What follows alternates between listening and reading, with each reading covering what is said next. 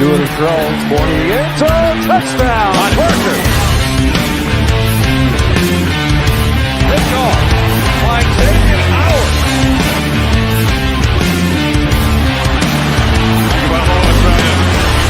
Pick up for it, fires to the end zone, touchdown!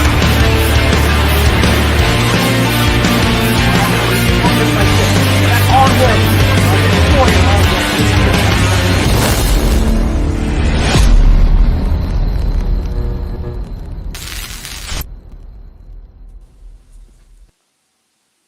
What's good, Fin Nation? What's good? It's your boy Reason, and going by Damien. What's good, homie? What's good, bruh? I'm speechless. Oh man, what a day! And Marlon Mack's officially off the board too, right? He's re-signing. 1 year, $2 million. Yeah. Whew. Yeah. Guys, if you didn't know why we sound depressed, I will show you right now why we sound depressed. Basically, the Arizona Cardinals gave up a third rounder to the Raiders for a seventh rounder, and Rodney Hudson, it's official, he is now an Arizona Cardinal. I mean, you know, I had someone say, "Oh, it's a third rounder, and you got to pay him $10 million." I said, "So he's a top 3 center in the league." Mm-hmm. Listen, this is where I'm going with this. Okay, if you wanna settle for mediocrity, you better expect it on the field. I'm just saying. Yes, Andrew's an upgrade over Karras, but is Andrew the guy he was 3 years ago? Not at all. Nope. So you can go get your Deshaun Watson. You can stick with Tua. What do these guys have to work with?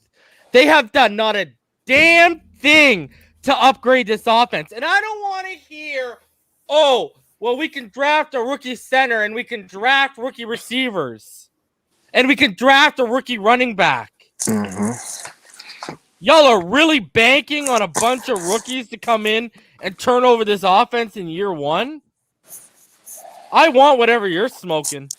Because, we got no veteran presence whatsoever right now. Who's our veteran? The backup quarterback? And DVP who can't stay healthy? Oh, man. All we can do is hope that they're not done, but it doesn't look that way. Looks like they're done. I mean, what else can they? I mean, as far as being done, I mean, what else is out there? Samuels. Let me ask you this. Does a one wide receiver, whether it's Samuel or whether it's Golladay, fix this issue right now? If the quarterback ain't upright. It makes it a little better going into the draft, but it doesn't fix it, no. And we got Wilson. We got Isaiah Wilson, and if they sign Andrews, who's upgraded the offensive line. Isaiah Wilson played 3 snaps last year. How is anyone calling him an upgrade over anything we have right now? No, one bad night out in Miami, and he's gone. Yeah, and y'all know how I feel about Hunt. Hunt's more of a proven commodity at right tackle than he is. Yeah, it's a lot of things to be up for question with the last couple of days. I'm just wondering what do they have? I mean, it has to be a plan. That's all we could say. It has to be a plan. Well, the worst part is how much the Bills have improved, right, Damien? Yeah, Bills have improved. And Benjamin Albright brought knowledge. He brought facts. Whereas Emmanuel Sanders isn't a player he's meant to be. But guess what? He's not going to be in that second role in Buffalo. You still have a Cole Beasley. You still have a Gabriel Davis who's ascending. So you're not really asking as much from Emmanuel Sanders. You just ask him, be that presence during playoff games. So, yeah. Yep. It's a different situation within New Orleans because you got to ascend Gabriel Davis, who torched us last year in that last game. You got a Cole Beasley. who's been reliable. So Emmanuel Sanders is going to bring that veteran presence and, be a guy who you're dependent on, to just give you big catches and big spots, but you still have other guys. He's not going to be in the number 2 role as he was in New Orleans or in San Francisco. Mm-hmm. So that's a good signing in that perspective. Yeah. Yeah, the signings aren't awful if you look at them individually. They're not, but it's not a step forward. Depth. They're all depth. Yeah, it's all depth. Yeah, it's Guess all what, depth. though? We're not pegged. Like, we don't have superior talent in starting positions on offense. It's like those are signings you make when you're just trying to fill your roster because you're set. We're not there yet. Mm-hmm. I can understand these moves going into last season where you're trying to fill out your roster, then you're going to draft or hit in the free agency next year on your big-time guys. Seems like we're doing it backwards. We had to have eaten about $15 million in cap space, right? 15, 10 at least, with all these signings. Yeah, about 15 million. So now we're down to about 22 and then 12 for the draft. So we have about 10, maybe 11 right now in cap space. So there's plenty of ways you can create more. Oh yeah, for sure. But I mean, just like, I don't know.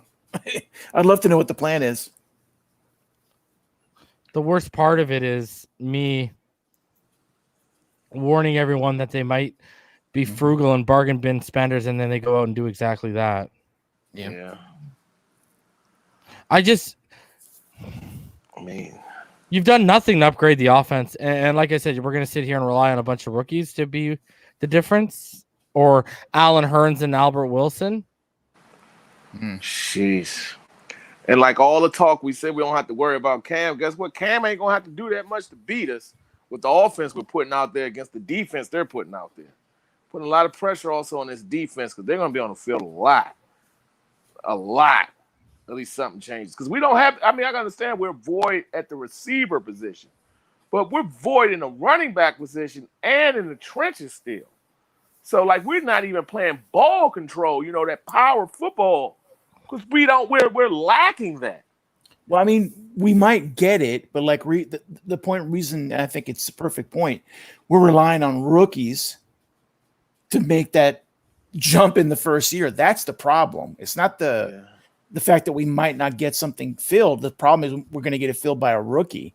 That's the issue. God knows. I hope they. Yeah. And I'm trying to be positive. So. We were already thinking about Arizona potentially being a team, but Albright threw a whole wrench in that when he said that the Broncos might be looking at Najee Harris. Oh, well, we wonderful. Right? He said if we trade back, Najee might be the guy because they really like him. Yeah, and they have him and Melvin Gordon. Yeah, it makes sense. I mean, if that's the guy you want, you don't give a damn what people say about a reach. That's the guy you want. If on your board he's slotted in that area, your board ain't got to mirror what everybody else the consensus is. It doesn't. We done pegged ourselves in this hole where, man, we have a lot of needs still, and we ain't got but so many picks. We have 4 picks in the top 50, just 4, not 7.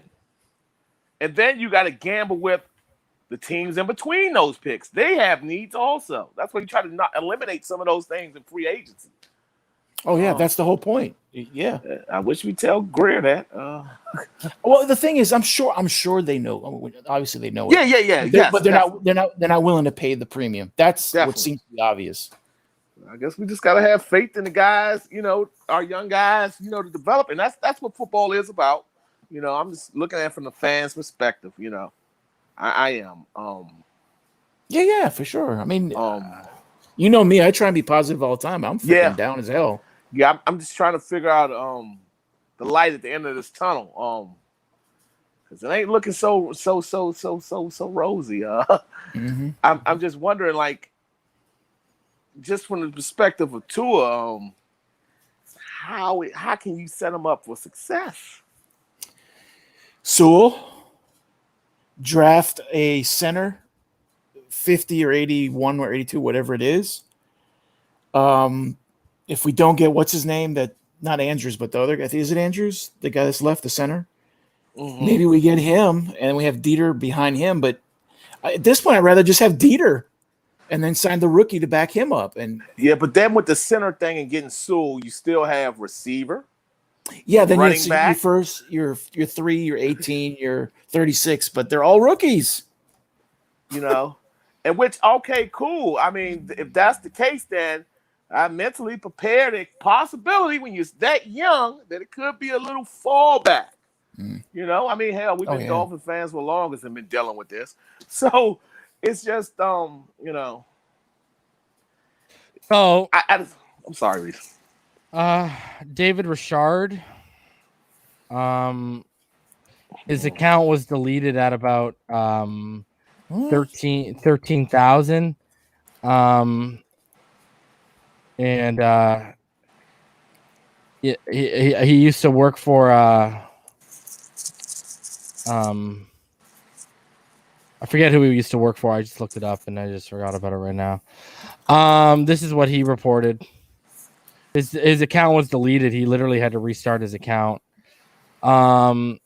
He said free agent Curtis Samuel has narrowed his choices down to Washington, Jacksonville, New York, and Miami. He said Kenny Golladay was a prime target for the Miami Dolphins, but as time goes on, that seems less likely. They will most likely target another wide receiver on the market. And then he followed up, the Giants have been near to signing Kenny Golladay for a couple hours now. A team could have potentially offered something better or in a bidding war. Definitely one of the most confusing free agent situations in a while. Wow. So just eliminating Golladay, just looking at it from the Curtis Samuel perspective. So we got to get it done. We got to outbid 3 other teams now. They're sticking to their money, right? Value. What I mean, Jesus. I mean, God, you can't die with the money. I mean, God, ain't like we have a stingy owner either. I mean, if they that sure if they're scouting in which they're supposed to be, that you're going to go into this draft and all 4 of those top 50 picks, you have to nail those picks. You have to nail them. I mean, it doesn't happen. You know, usually teams in that situation, they nail 2. Luckily, maybe 3. The third would be a fringe type starter or depth player. But to nail all 4, you're asking a lot. You're asking a lot. People are really, really, you know, I just can't get down with starting a rookie center, bro. And guess what? That boy, Dieter falls under that. He's never taken a snap at center at the NFL level. Yeah, he's essentially a rookie, yeah. Yeah, he's never called out communications. He's never snapped the ball. I'm sorry. I don't get where this is going in terms of you haven't done a damn thing to upgrade this offense. And this is my thing. I'm sorry. No, go ahead. No, this is my confusion. Like, okay, if you're even going young at line, we're not even getting the dynamic back. You know, who maybe can mask a little of that. I mean, it's frustrating, it's confusing, or maybe even the dynamic receiver that maybe can mask a little of that. Like we're it's nothing. It's just nothing.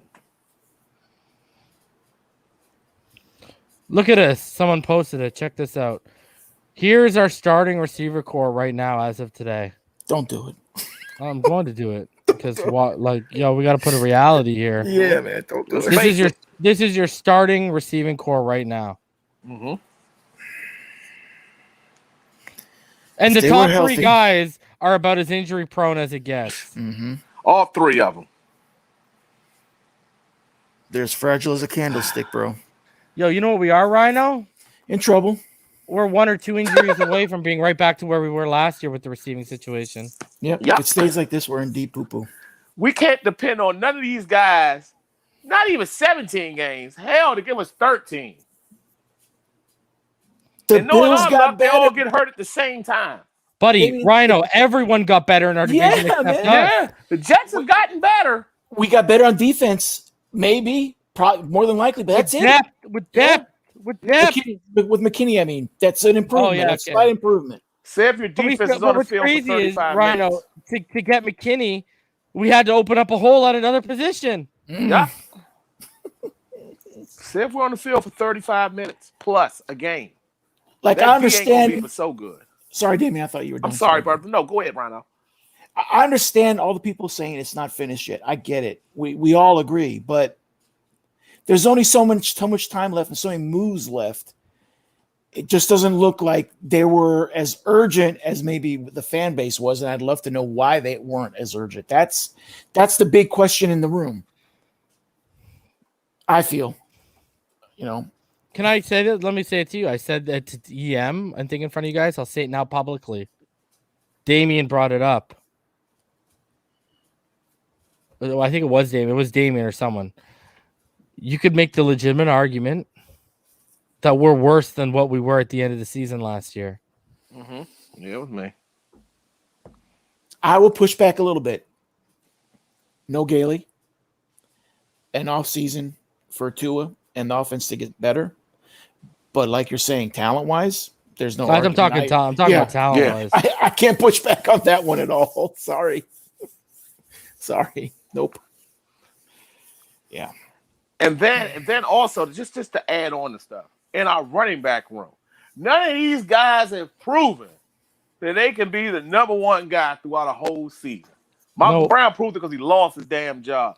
Gaskins, we saw that. And Ahmed, we saw that. They're great complimentary guys.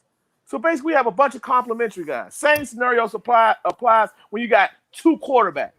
You have basically no number one. And that's what we have in the running back. Because it's basically not a number one running back. That's reality. Are there any moves they can make right now, either of you, that would make you feel not 100% better? I don't think that's possible, but even halfway better, a little better? Well, I guess getting Andrews and one of these top receivers, but I still don't think that's enough to catch up with the other moves. Trade for Kareem Hunt. I know we don't know this, the facts behind that story, and I guess we have to get Andrews and get Curtis Samuel. That's what I want. I want him over Galladay because he's a touchdown maker. He stretches the field. He opens things up for everyone else. And the injury history is not the same as Galladay. Give me Curtis Samuel between those two receivers. Haven't heard a damn thing about Juju either. Ain't heard nothing. I put Juju before Galladay also as well. Because Juju is reliable. Going across the middle and catching, getting us a crucial first down. He's reliable in that. That's something he does well. So, I mean, if those couple of moves happen, I'll be okay going into the draft. Well, I'll be super, ecstatic saying, well, damn it, 12-5 or 12, 13-4, whatever. No. Mm-hmm. But at least I can go in there and say, well, damn, at least we got a puncher's chance going into next year. Yeah. I like their stance on Galloway. I agree with that one 100%. That would have been awful to overpay for that guy. Yeah, I agree with that. Yeah. I'm totally in on that. I mean, once Allen Robinson went off the board, that legit guy the $20 million year guy went off the board. Once the Bears made the decision with Allen Robinson, the $20 million a year guy went off the board. So everybody else just falls underneath that. Not knocking Galladay. Go for the money. If you think you can trick a team into doing it, go for it. I'm just she's hoping DVP, man, can get healthy and him, hopefully I'm wrong about DVP. I pray I am. I hope I'm dead wrong. So, because I will admit to it and be proud of it. And I sent you guys Wesley Steinberg. You saw what he tweeted about Kenny Galladay going to the Giants and stuff. Mm-hmm. Yeah. So a lot of smoke going on there right now. Yeah. I don't know how they're going to afford him. I mean, well, again, teams, from what I'm understanding, like how Tampa Bay did, you can go into the cap for next year, like in some type of way and leverage that. Don't quote me if that's 100% sure. No, it makes sense though. Well, I tell you, a team that's acting like they don't have the cap room, the Miami Dolphins. Yeah. That's what's acting like they don't have the cap room. They're acting like they're the Saints. The Saints have been aggressive in a sense. There you go. They got 2 quarterbacks. They're trying to get Richard Sherman, and I mean, even they have been trying to be aggressive. If you want to look at it, yep. You know, I'm just worried about we dug ourselves in a hole. No matter what we do at 3, damn it, we might have to trade back to accumulate more picks. Because at 18, you're talking about running back, pass rusher, wide receiver. You need all these things. You can't fit all of them at 18. You can't fit all of them at 18. That's 3 needs that you need at that one draft position. That's when they're going to all start to fall. Receiver's going to fall a little early and probably maybe pass rusher. So how do you do it? 36 is a long ways away from 18. So then you got to bank on it falling again. 36 is still a few picks away from 50, so you got to bank on the luck up again with other teams with needs. Jeez, man. This team's going to end up with T.Y. Hilton and some other broke-ass receiver. Oh, yeah. I guess, yeah, he's broken down, too. Fuck. Just like, you know, I don't know. It's crazy. Just like Andrews, this isn't the guy who was here 3 years ago. Jeez, man. Fuck, man. Give me Chris Chambers and Arondé Gaston back, damn it. Oh, God. Oh, at this point, I'm waiting for the Julian Edelman trade to come through. Oh, man. You want me to relapse, don't you? Oh, yeah, really. God, oh, don't say that. Oh, no, I'm just joking. I'm just kidding, y'all. I'm just kidding. But I'm just like, honestly, like, this is, I'm in a loss for words. I'm trying to be positive, but it's hard to be positive, guys. It's hard. It's hard to be positive. Excuse me if I'm, being negative in any way. I'm not trying to be.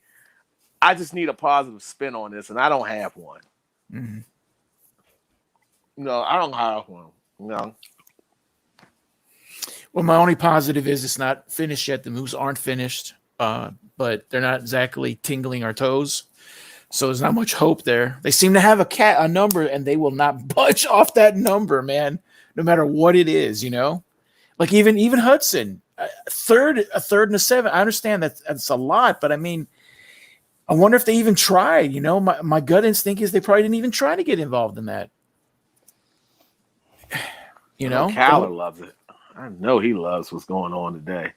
Because with Hudson and AJ Green does stay nicked up, but he's going to be a number 2 now. Mm-hmm. And he's going to open up for him. Indoors, too. So at least some team cares about the young quarterback.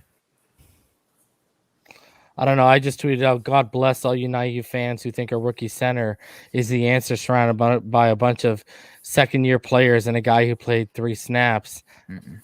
Don't forget to pass a Dutchie to the left-hand side. And right. Shit. Oh, man. Yeah. Hopefully, man, within the next anytime, probably. Or you can tell the people who are like, oh, you can draft a center. Y'all don't know the nuances of the game, clearly. If you think a center is going to walk in and change and absolutely make it better, you guys absolutely don't understand what's going on here at all. And then you know what? They're the same fans that when everything blows up in their face with the offensive line, they'll either be blaming Tua or then they'll be calling for names. Oh, 100%. And then also, let's just throw this out here. Landon Dickerson, injuries, Creed Humphrey, he did decline this year. Whether you want to call it what it is, you got to call it spade a spade. Yeah, Creed did not have good tape this year at all. You got to call it spade a spade. Bro, you know what they're going to end up doing? They're going to end up drafting Robert Hainsey, a guy who played tackle his whole time at Notre Dame. A guy who played his whole time at Notre Dame. He played tackle, and they're going to kick him in. Yeah, there you go. We're going to need touchdown Jesus down because we're going to need some type of help to help us, man, through this, man. This is going to be rough, y'all. Probably the same people that think Eric Flowers is good. That would help me out a lot. That would be a big win if for some way we can get off that contract. They must like him. I mean, yeah, it's that's what it is. Scary, but it's true. No, I it's don't know true, what else to Rhino. think, man. You're true. You're right, Rhino. Oh, They like them. God. They like them. Maybe they have different tape. I don't. I mean, you know, they're seeing a lot closer up than we are. You know, they're seeing a lot closer up than we are, and we have to, you know, respect that. They see it a lot closer up than we do. So At this rate, they better get David Andrews. You have no veteran presence at all. At all. I would like got, to know the big you got picture. Hunt that has concerns when he's at right tackle. You got Austin Jackson who showed you concerns when he was at left tackle. Solomon McKinley was the only steady stud. Yeah. Yeah. It's crazy to me, bro. I just can't get on board with that, man. I just can't get on board with being overly optimistic. You got to be a realist at some point. Yeah, like it's a guy in the comments saying I'm overreacting about the big picture. Tell me what the big picture is. Paint it. Yeah, for what me is the so big I picture? know. I'm Let me cool know. because I don't have a clue. I'm being honest. I'm just going by what I see. What's the big picture? Paint this out for me. Show me blue skies and happy little people. Show me what the picture is. The paint. Like everyone knows, we needed help on the offensive line. We needed help in the receiving room, and we needed our alpha running back. They've literally done nothing to move the stick. Sorry, to move the meter at all in that way. Like I told you, I didn't even ask for all of that to be solved.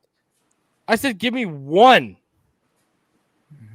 In terms of, I don't believe in overspending on a wide receiver in this because of the depth of the draft.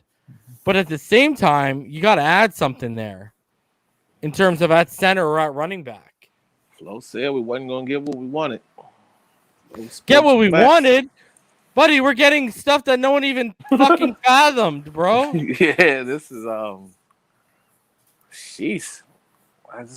We just got to, I mean, but one thing I can say, I guess, trust the process. I have nothing. And Jablu, who said we're overreacting to not overspending? What a fucking lazy take. It has nothing to do with that. It has to do with they've done nothing to address any hole on offense. And y'all really think a bunch of rookies are going to be the answer? Again, give me what you're smoking. Please. We're hoping. At that point, you're hoping. Buddy, it goes back to what I said. Look at this whole offense is hope.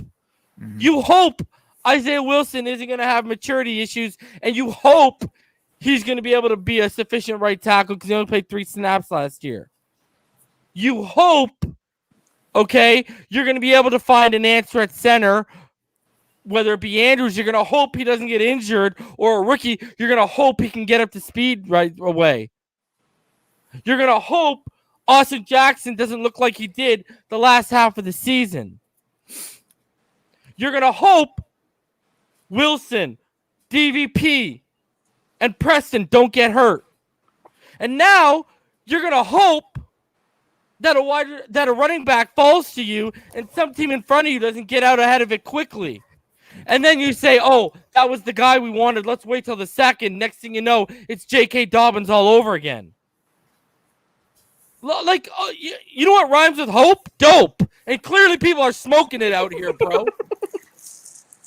Like you guys want to go in with a bunch of hope and no. Name one certainty we have on offense right now.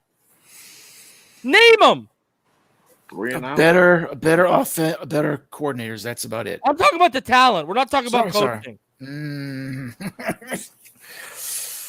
Name a certainty. No.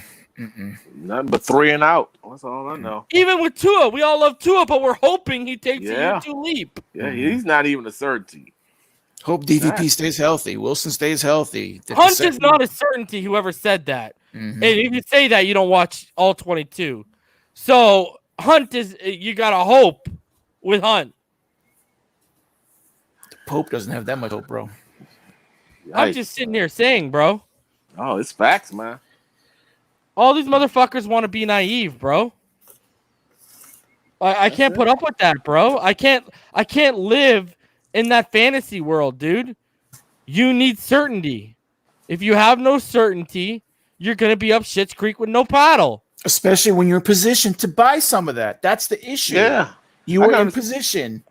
Yeah, I can Solomon understand we were Kinley like is the like Rams. Solomon Kinley is your only somewhat certainty, but the problem is it's a year 2 starter. You're hoping he doesn't hit a year 2 sophomore slump. Your biggest certainty is a year 2 player. That's scary. Like I said, we can build his defense. He can be top 3, but if it's on the field 35 minutes plus, It's a game. What good is that? It's for nothing because they're going to get tired by the fourth quarter. Them staying in the game, they're gonna unravel. That's just fact. See, I think people are missing your point.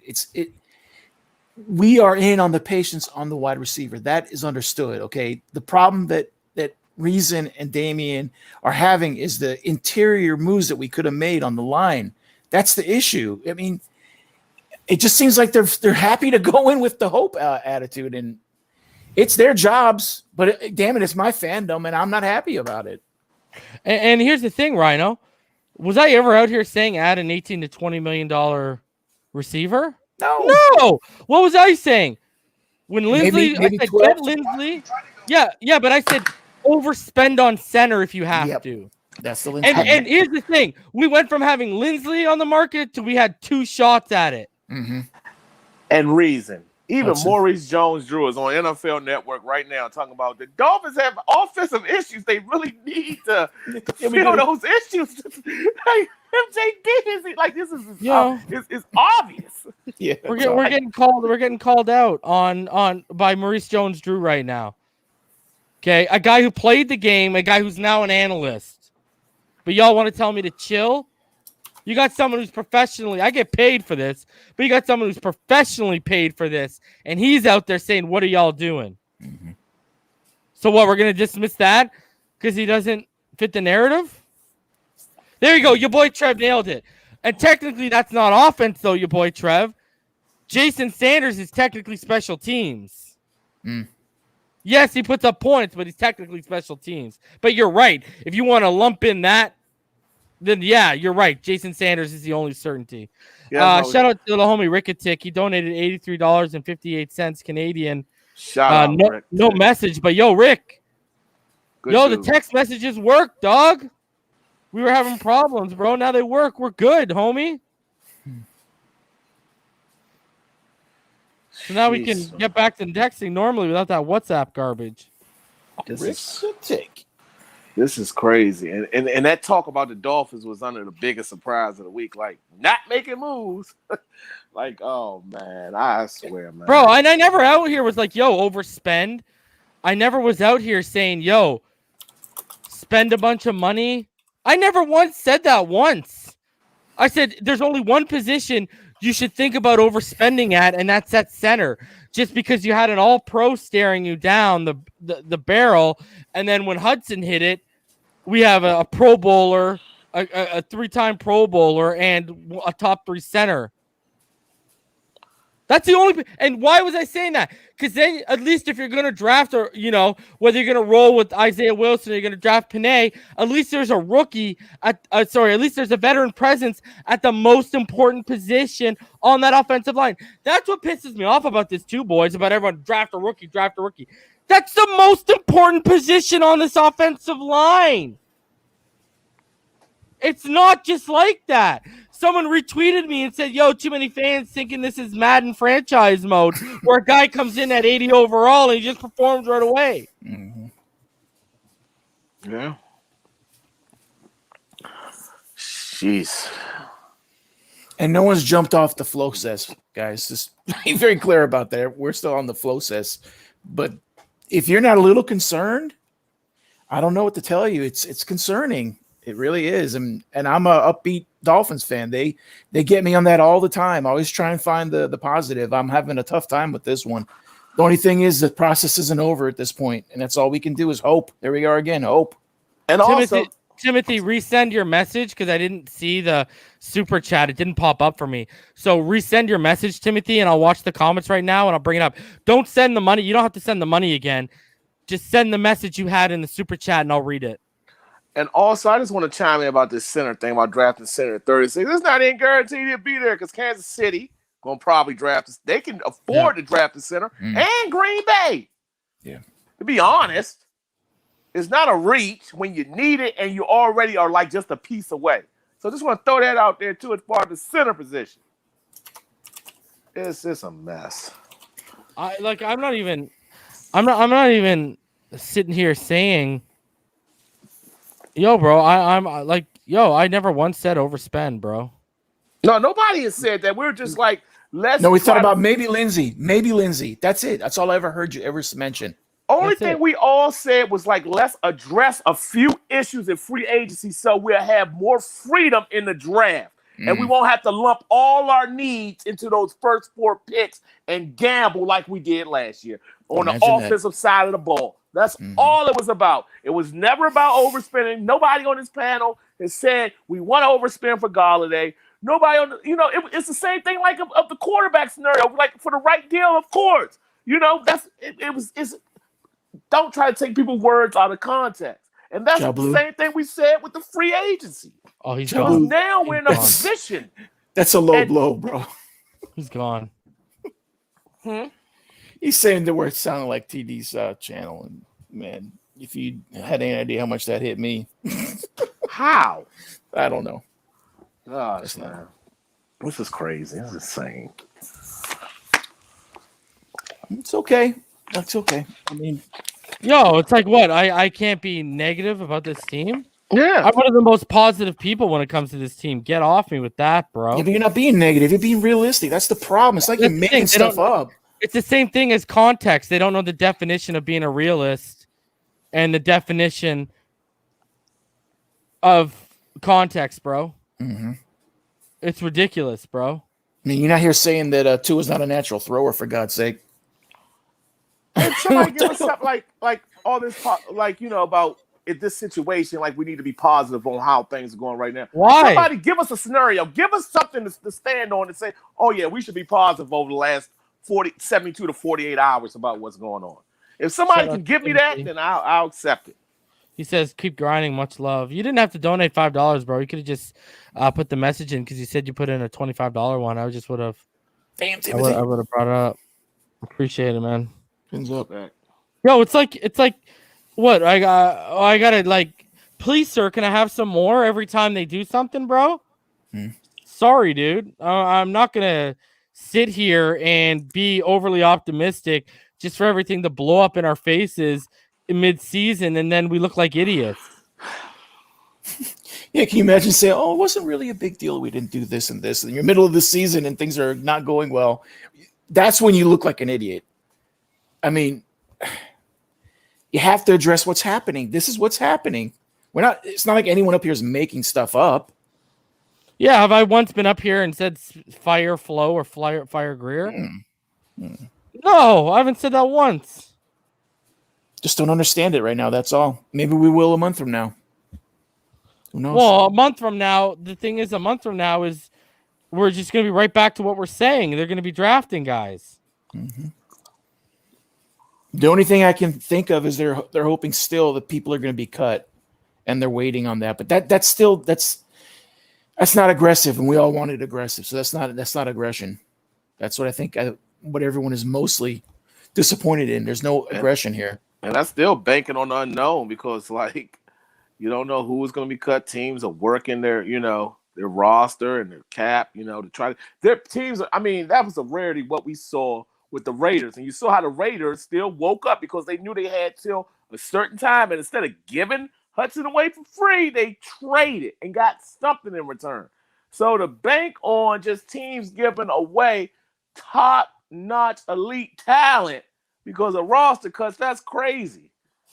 So, reason George wants to know what do you think they are doing? What do you think their plan is? Actually? I think they're going to sign Andrews, and I think they're being frugal with the wide receiver market. I think they're waiting for it to soften, which it's already started, and then they're going to try and swoop in. My problem is that could burn you in the face. Yeah, that's a gamble. Because what if someone says, "Okay, well, I'll just overpay you a little bit. Didn't know you were that low." Because 4 teams in the mix for Curtis Samuel that we know of, including us. You know, Yep. we know there's another team in on Galladay in New York. We know that. Well, Flores warned us. Flores did warn us. Buddy, but it's one thing to not get what you want, but he didn't even get a starter. Yeah. He's added all these pieces to both sides of the ball. Not one of them is a legitimate starter. Yeah, that's like me wanting a video, an Xbox or a PlayStation 5 and getting An Atari. or a box of Jacks or something for Christmas, man. This is jeez. I don't know, man. It's yeah. Hey, I'll drop the link. Jeremy Klump should be joining at some point, and I should EM Dolphin fan. Oh, there's EM right there. Never mind, I ain't gonna drop the link because it's a business about to pick up right now. Give us some positivity, homie. Yeah. Be the shining light. EM. Come on, EM, give us some positivity. What's going on, fellas? What's going up? on? Literally not much. That's awful. You gotta have faith, man. Where's the faith? Faith in God. what? Oh, ye of such little faith. It's very little. Man. You haven't really given me any. They haven't really given me anything to put some faith into right now. Y'all, man, the long faces, bro. Y'all are extremely disappointed, huh? I am, bro, and it's not even about. Like I said, I didn't want them to spend on a receiver. I didn't want them to do any of that jazz. I've never seen your face so long, bro. Man, this is shocking to me. Yep, because it's legit right now, bro. Well, let me kind of give you. I took a break to hop on here and try to kind of give my assessment of what has transpired the last 48 hours. You and I, we talked about this privately. You know, where we both talked about how we were disappointed in the lack of aggression of the Dolphins. But you know, I was sitting here. You know, as I'm sitting here today, I've had some time to sit and really ponder and kind of figure out what the Dolphins are doing. If you look at their strategy, okay, this year. You know, of course, nobody thought that they were going to be as aggressive as they were last year. No. We all knew that. Yeah. But what did we say, Reason, going into this offseason? Okay, and I'm gonna target the defense right now. What did we talk about? We needed 2 areas that we wanted. 2 objectives needed to be accomplished by the Dolphins this offseason. Okay, bringing in a piece on that D line, either a true zero or another 3 tech. To start, possibly, and that does 2 things for you. Obviously, if you bring in a quality starter, you know that can, that's good against the run, that that's a scheme fit, et cetera, et cetera. Obviously, he's going to have a place on his defense, and that improves the D line. But what that does is it frees up Emmanuel Agba, which is what I think the number 1 objective of the offseason in regards to this defense. You're talking about Adam Butler, right? Adam Butler. You know he's not good against the run, right? Right. But I think a big reason for that is they had him playing too many. He got too much repetition. He had 0. Now if you put him in a 3-tech role, I think you'll get. I think that'll pay bigger dividends. I think you leave Raekwon in the middle. You have him either as a starter or you can have him as that rotational piece to start Zach Steeler. Anyway, whatever route they go, the objective is to get Agba in a situation where they're standing him up primarily, because that's the way you maximize a player with his talent, and that justifies the kind of contract that you're gonna give him ultimately. So I think that problem has been solved. Check. And 2, you get that instinctive dynamic middle linebacker, and they did that. So I think. You know, they bring. I know I might be in a minority on Vince Beagle, but I think bringing him back. Something happened here. For the Dolphins. Something happened here. Something happened here. Productive player in 2019 for us. Something happened to your voice. On the contract like that. Now again, I have to get my hands on him. We have to get our hands on him and see where he is physically. Obviously, Dolphins wouldn't make this kind of commitment to him when being back if they didn't feel he couldn't get back to his 2019 form. So another depth piece check. So you have, I think, going into this offseason, I think the defense, the front seven, again, with Agba on the outside and the addition of Bedard McKinney, I think the defense is going to improve. So now the offensive side of the football, okay, I forgot. And you bring in competition at the slot, who's got a track record of, he's been productive in this league in that role. And I think that tips up, I think ultimately they need to get moved to safety, but that's another conversation for another day. But the offensive side of the football. Do I have permission to yell at him? I understand. And I'm disappointed too as of right now. Now, hopefully they sign, they bring in, Andrews from New England. Obviously, Rodney Hudson is no longer an option now. So I think the move to make is to bring in Andrews, and hopefully that's that veteran presence. It might not be the player that we all wanted, but he's been a productive player in this league, and hopefully the addition of him that stabilizes things up front for two. Yo, are you far away from the mic? I might be in the minority as well in terms of. Yeah, I think he stepped away from something. Alfred Wilson the most opting in, and Alan Hearns opting in. I mean, that's when you're talking about if you're talking about 1 through 7, 8. If you kick him, he might recognize. That's a lot better than what we had last year. So people are quick to forget that Alan Hearns and Albert Wilson were extremely productive in their roles in 2019. Yo, you're far away from the mic. Yo. We can barely hear you, bro. You're far away from the mic. We can barely hear you. I've been trying to tell you for like 5 minutes. What's that? Can y'all hear me now? Now I can hear you. Dude, we could barely hear a lot of the stuff we were saying for the really? last 5 minutes. Damn, my bad. Hang on. I'm back out and come back here real hear quick. you trying to sell me on the wide receiver core, and I'm not smoking that one. Okay, that's fine. I'm gonna back out and come back in so I can put my earpiece in. Okay. All right. Legend Klump.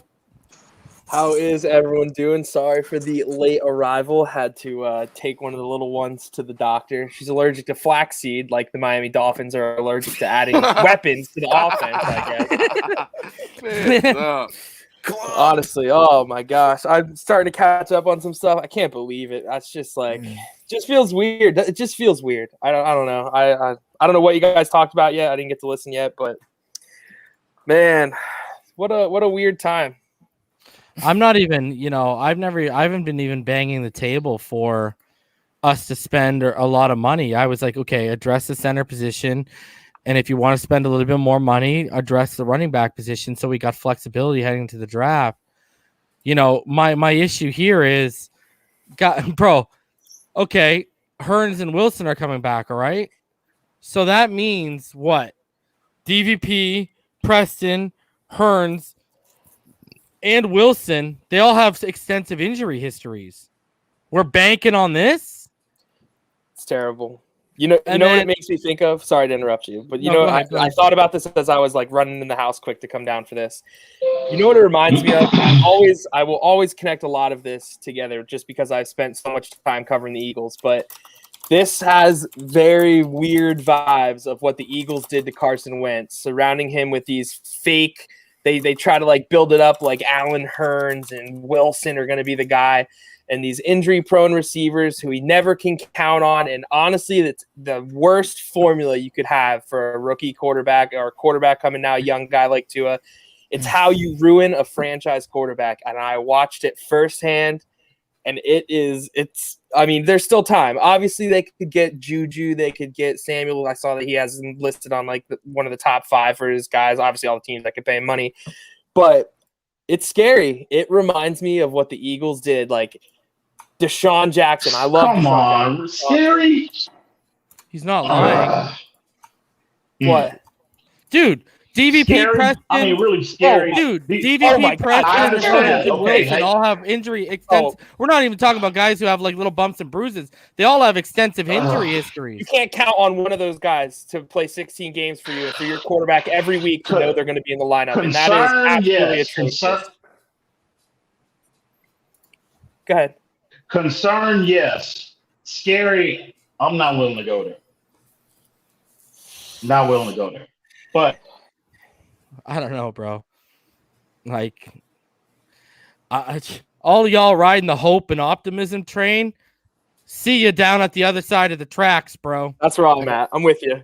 I got half a toe on there. Just a half a toe. Sorry. Can y'all hear me all right? Yeah, we can hear you. Okay. They've done nothing to address. Nothing. Dude, and if it stays still, and again, like Jeremy said, you still have more time. If your additions to the receiving core before the draft are guys coming back from COVID,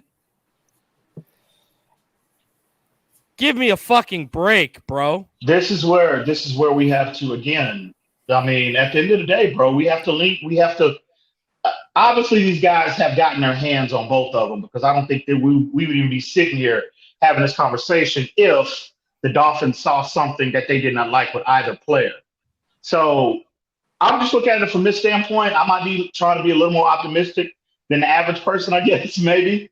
But I look at it like this. It's not scary to me. It's concerning, yes, but not scary. I'm not willing to go there yet. But, I mean, people are forgetting. I mean, if Albert Wilson can return to his 2018 form, we saw that him trending in that direction at the end of 2019. And if he comes back and he has that second gear that he had in 2018, bam, box checked. And he can give us, and again, it's a big if, I get it, but bam, that's a box that's checked. Because we all know what type of player he was. And Allen Hurns, he was reliable. I mean, this year, do you think Tua Tagovailoa would not have liked to have Allen Hurns at his disposal, considering what he had to deal with? He would have liked you at his disposal, bro. What do you mean? What he had out there, bro. You don't think so? He's reliable. You could have made the team, bro. But he gets hurt. Allen Hurns gets hurt. Go back to Jacksonville, bro. I get it. This is what here's my thing. Okay, let me put it this way, because I said this before you joined. Look on the offensive line as it stands today. Mm-hmm. We don't have one certainty on offense. Tua, we're all hoping he takes a second-year leap.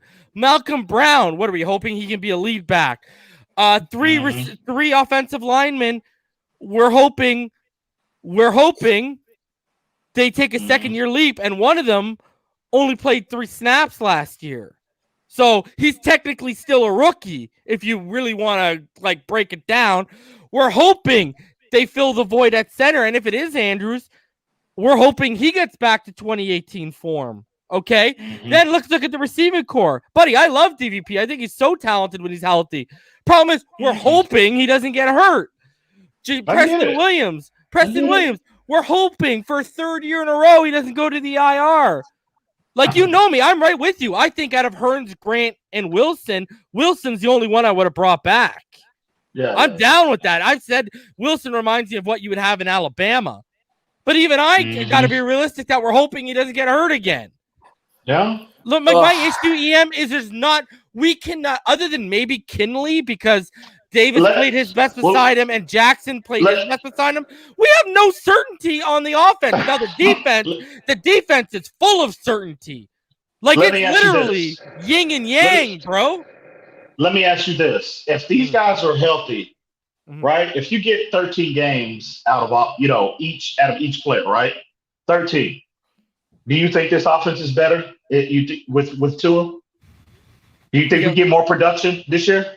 Well, we got 17 games. Damn, that's not good. Excuse me, 14. You get 14. If we get 14 games out of each individual player, is this not a more productive, considerably more productive in the passing game? Okay, are they fully healthy, or are that's what I said? 14 games. Are we dealing with bumps and bruises? No.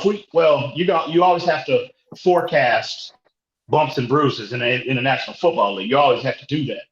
But my question is, if these guys are relatively healthy and you can get 14 games out of each one of them, I think we get way more production than what we saw last, which probably not saying much. But with the addition of Lynn Bowden as well, just saying, bro. We're hoping on Lynn Bowden to take a second-year leap.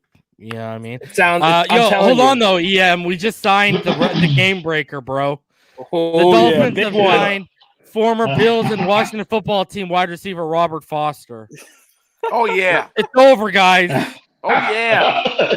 Pack it up and go 72 home. Dolphins, here we come. We coming for that undefeated season. Oh No, man, but your question, EM. It's your question, EM. If we get 14 games of full health, I mean, obviously, we're gonna have an uptick in production.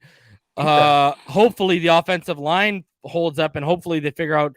I don't care what anyone says. I like Malcolm Brown, but like Benjamin Albright said, I forget what the running back he referenced, but what was the running back he referenced? Say, Damien, you would know the old school running back. Who was it? The one who averaged 3 yards per carry, and the coach went up to him and said, "I need 2 yards," and he said, "Okay, I'll get you 3." And then he said, "Okay," comes back and says, "I need 4 yards." "Okay, I'll get you 3. Like that's what Malcolm Brown is, bro. No. But that's what Malcolm Brown is, right? Like, yeah. Like, yo, I like Malcolm Brown, but we're all lying to ourselves. That's why he lost his starting job last year. He's a top dog, right? He lost his starting job last year. I'm not.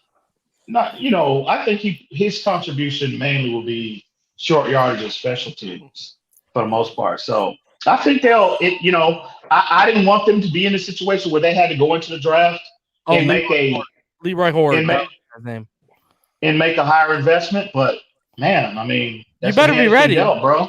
And I don't know if you saw been dealt to us, bro. I don't know if you saw what Albright said, but he said the Broncos are trying to trade back, and Najee is in their sights if they trade back.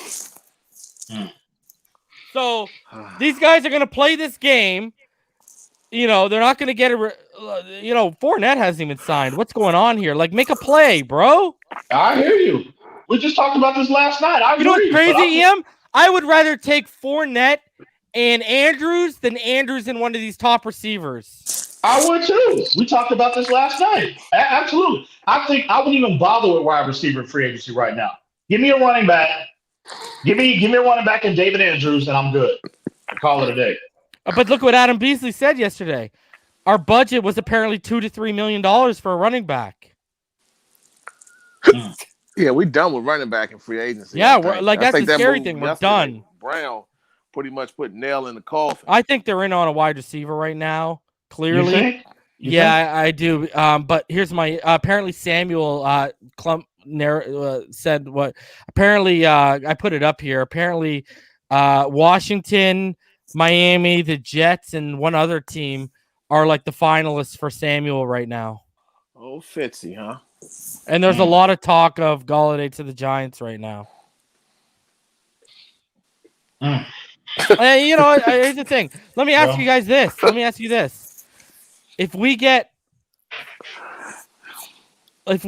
one of those 3 receivers and Andrews, is everyone still going to be? Are you guys going to be satisfied? Because I don't know if I will be.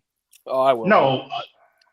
No, I'm not. I'm not satisfied because I wanted Fournette. I wanted Leonard Fournette, and I wanted Joe Tooney, and we didn't get either player. So, I'm not going to say. I'm not going to say satisfied. I'll just say this. I'm not satisfied, bro. I'm not satisfied, but I'm good. You know what? Did you see what Rodney Hudson got traded for, bro? Did you see what Rodney Hudson got traded for? I didn't, bro. I didn't. He got traded to he got traded to Arizona. Hudson is 7th for a 3rd. I'm okay. I'm third, really. If they get Juju, I'm gonna be fine. This guy, yeah. I don't know if I'll be fine with Golladay. I don't know. The problem is you had the best point, hope, and it literally is the scariest aspect. You're talking every person the Dolphins have added, pretty much. You have to hope that they're good. That's not good. I mean, even I'm big on Isaiah Wilson, obviously, but let's be real. Who knows if he's even going to play this year? Does he even want to play football? We're counting on guys that can't be counted on, and that's not a good thing. I hate the idea of there's just way, way too much uncertainty of what you're going to get. And you said if they all play 14 games, I agree, that'd be great. But now think about it this way, and this is where the Eagles ran into their problems. Which 14 games are they going to play? Is there going to be games when Tua's running out there and has one wide receiver he practiced with all week. You know how impossible that is as a quarterback? I mean, Carson Wentz was strolling out there. My fat ass could have went out there. I could have been running routes for him again. That's how bad. No. I will always remember. Hey, Travis bro, I saw Fulgham. those high school clips. You lose some weight, I'm drafting you, bro. Never mind. I'm ready. No, but for real, there was the game. I think it was against the 49ers last year. Carson Wentz had one receiver that he practiced with all week. He gets injured. Carson Wentz threw a touchdown pass. I had no clue. In my first time in my life of watching football, I had no clue who the player was. Travis Fulgham caught his first touchdown pass. I didn't even know who he was. You don't want that for the Dolphins. They need someone they can count on.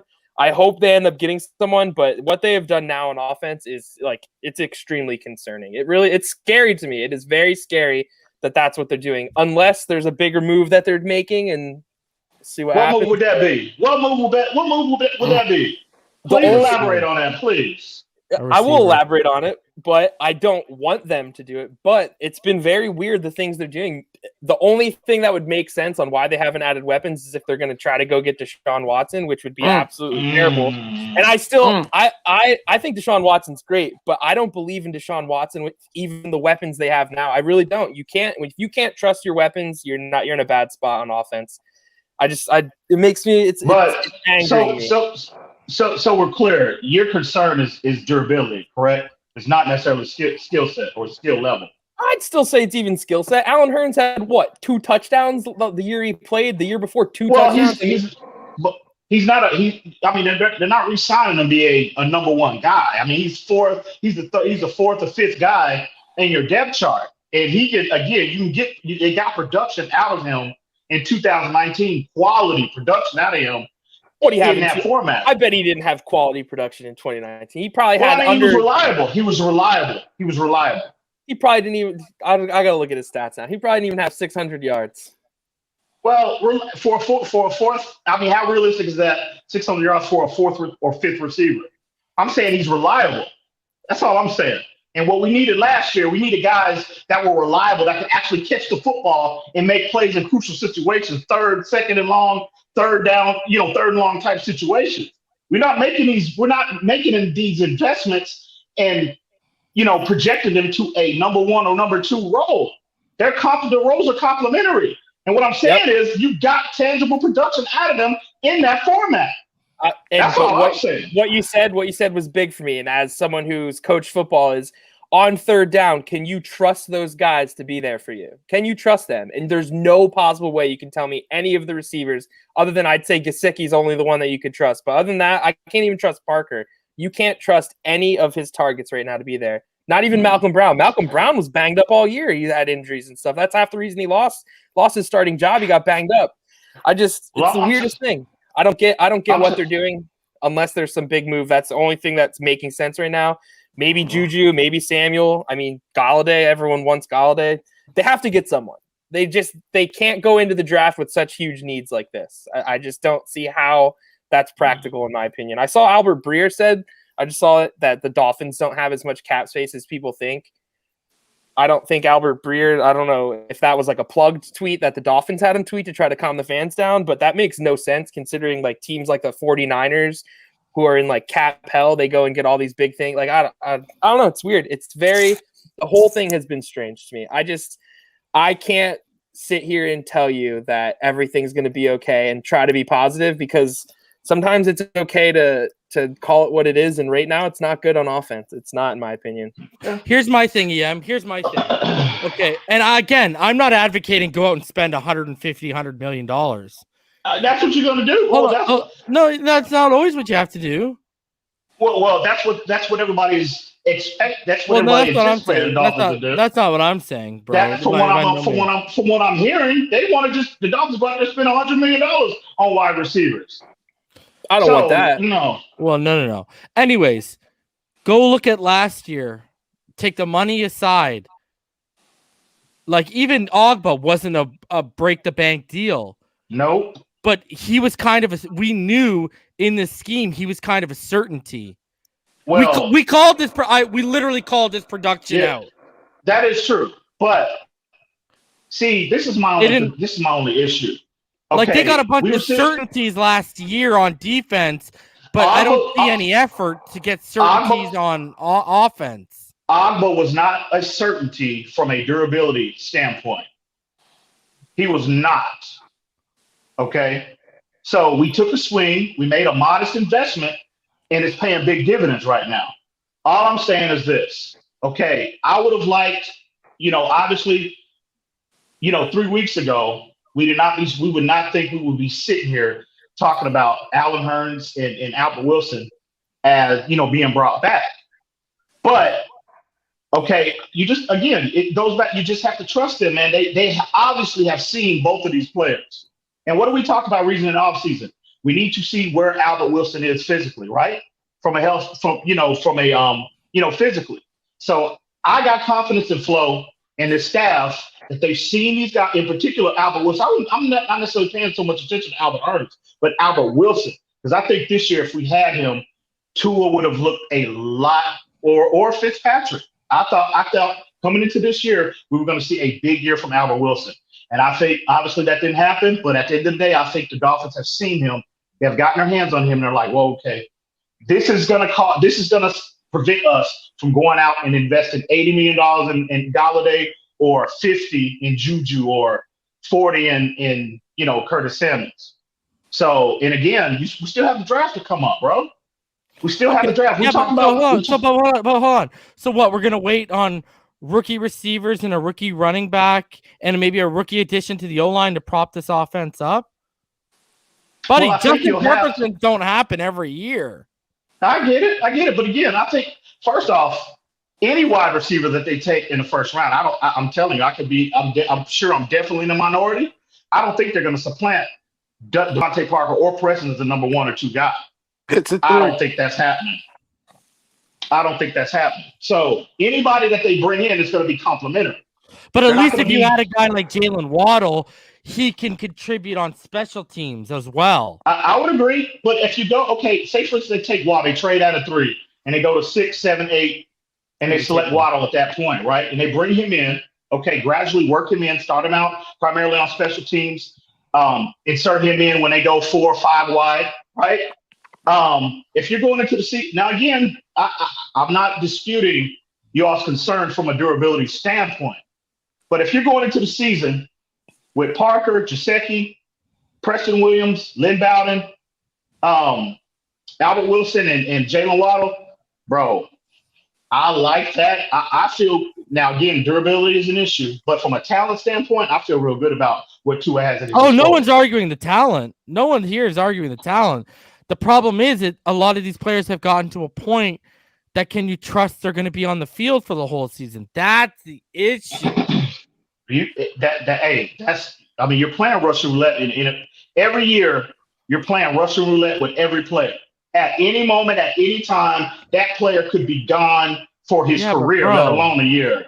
Dude, listen, we're dealing with, but we're not dealing with guys who have been hurt here and there. We're dealing with extensive injury histories. For like not even multiple, because multiple means 2. For like 3 or 4 of the guys, like that's what's crazy about it. Like I understand. Listen. Y'all are not wrong for your durability concerns. And then what's that going to do, EM? That's going to bump Jalen Waddle or whatever rookie we draft up, and more expectations and more weight's going to be put on that guy's shoulder. And it's like, here we go. I mean, y'all are automatically making the assumption that the first play of the game, all of these wide receivers are going to go down for the rest of the year on the season-ending IR, bro. Come on, man. There's a good chance one of them might, bro. Not all of them, but one of them, bro. Yeah, but bro, like, okay, what year are we? What year is this for DVP? Is this year what? What year? 7. His career, 7. Okay, 7, and he's had 1 healthy season in 6. I understand. Okay, here we go.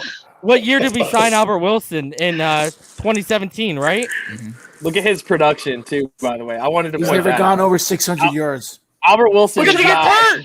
Because he gets hurt, he doesn't have a chance to go over 600 yards. Even look, I think he had 13 games one year. Look at his 13-game year. I mean, I think he only had 2 touchdowns or 1 touchdown that year. I'm not counting on Albert Wilson. I'll say this: Tua will utilize, if he's healthy, Tua will utilize him better than Tannehill did. I agree. I will say. I agree. I agree. Did you see Preston? Cameron? Preston has even played a full season out of the two seasons put together. No. And I love the guy, bro. We all heard about him balling out in training camp. Every time you bring it up that he's a first or second round talent when undrafted because of that domestic case, I don't argue you because he is. But what the fuck good's all the talent in the world if he can't hit the field, bro? Well, like the crazy thing is here. And I hate to be the one to say this. Why can't Grant be one of those guys and one of those guys have the healthy build that Grant does?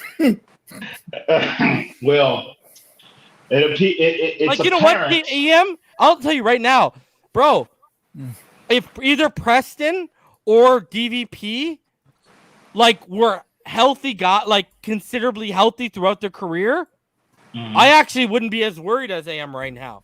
But I know we're an injury to Preston and an injury to DVP away from being right back to where we were last year. And Lynn Bowden is going to be our most reliable guy. What if he pops off? Scary thought. What if Lynn Bowden pops off? We don't need to rely so much on these other targets. Brother, when you say your prayer to your Lord tonight, put that in there, bro. I'm right there with you, bro. Already done, bro. And you know what's crazy, EM? So he might be the only one healthy enough to actually do that. Yeah, maybe. And I think he's going to take a leap this year, too. I liked what I saw from Bowden last year. He's just done. Mm-hmm. I'm not going to. Fins up 399 says, who is this wide receiver Foster we just signed? He's a speedy guy. I think he has only 38 career receptions or 36 career receptions or something like that for 300 and something yards, and he's been with the Bills and I can get excited about him. Cameron Wolf just tweeted about him. Oh, interesting nugget, he said. What did he say? Ready? Oh, yeah, I saw that. Yeah. Here we go. What did he say? Robert Foster played his last year at Alabama with Tua. Now wait, Here it is. This is what should really get Dolphins fans excited for the move. No guarantee Foster makes the roster. Yeah. Yes. Oh yeah. No guarantee he makes the roster, but he does have at least one former teammate to throw the ball to in training camp. Yeah. I mean, Dolphins fans, if that doesn't get you excited, I don't know what does. And shout out to one of the mods here, Tyler. You can follow her on Twitter, Cali Girl, and she's a Bama fan. And look what she says. He couldn't stay healthy, though, his entire college career. The talent was clearly there, but he couldn't stay healthy. Oh, my God. We're going to go right back into the conversation we were just having. I hope we have a good medical staff because we got the IR squad, man. Listen.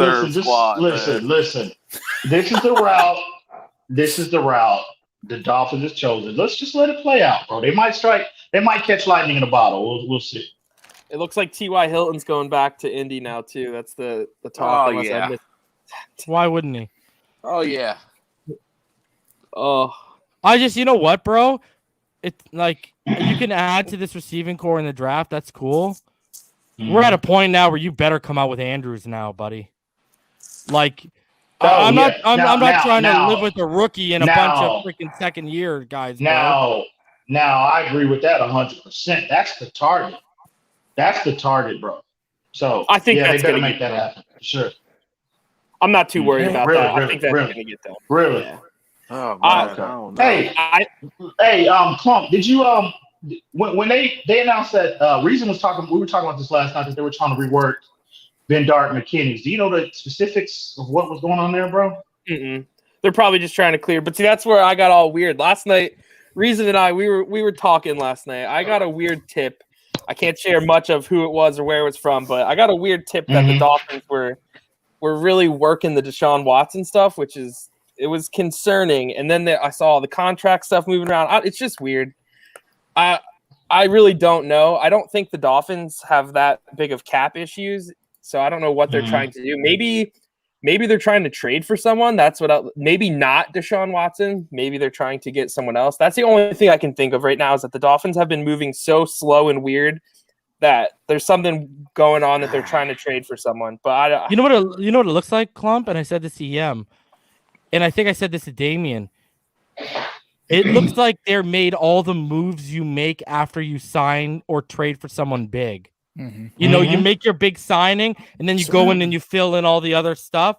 Yep. That's what it looked like they're doing. It like in reverse. Yeah, which is what's weird. And the whole, I wonder if they knew about Deshaun Watson's legal issues coming up either. That's what else makes me concerned, is that they had a plan for getting Watson, and now it blew up on them, and they have no free agents that they were really reaching out to. And I don't know. No, I think they had to have known about this long before yesterday. They had to. So, and also, with this alleged incident happened, over a year ago? And now it's a civil case. It's not a criminal case. So, did you see the Texans? Didn't the Texans release a statement that they didn't know? They just found out last night. Oh, really? I think that the Texans released a statement that they just found out last night. I find that difficult to believe.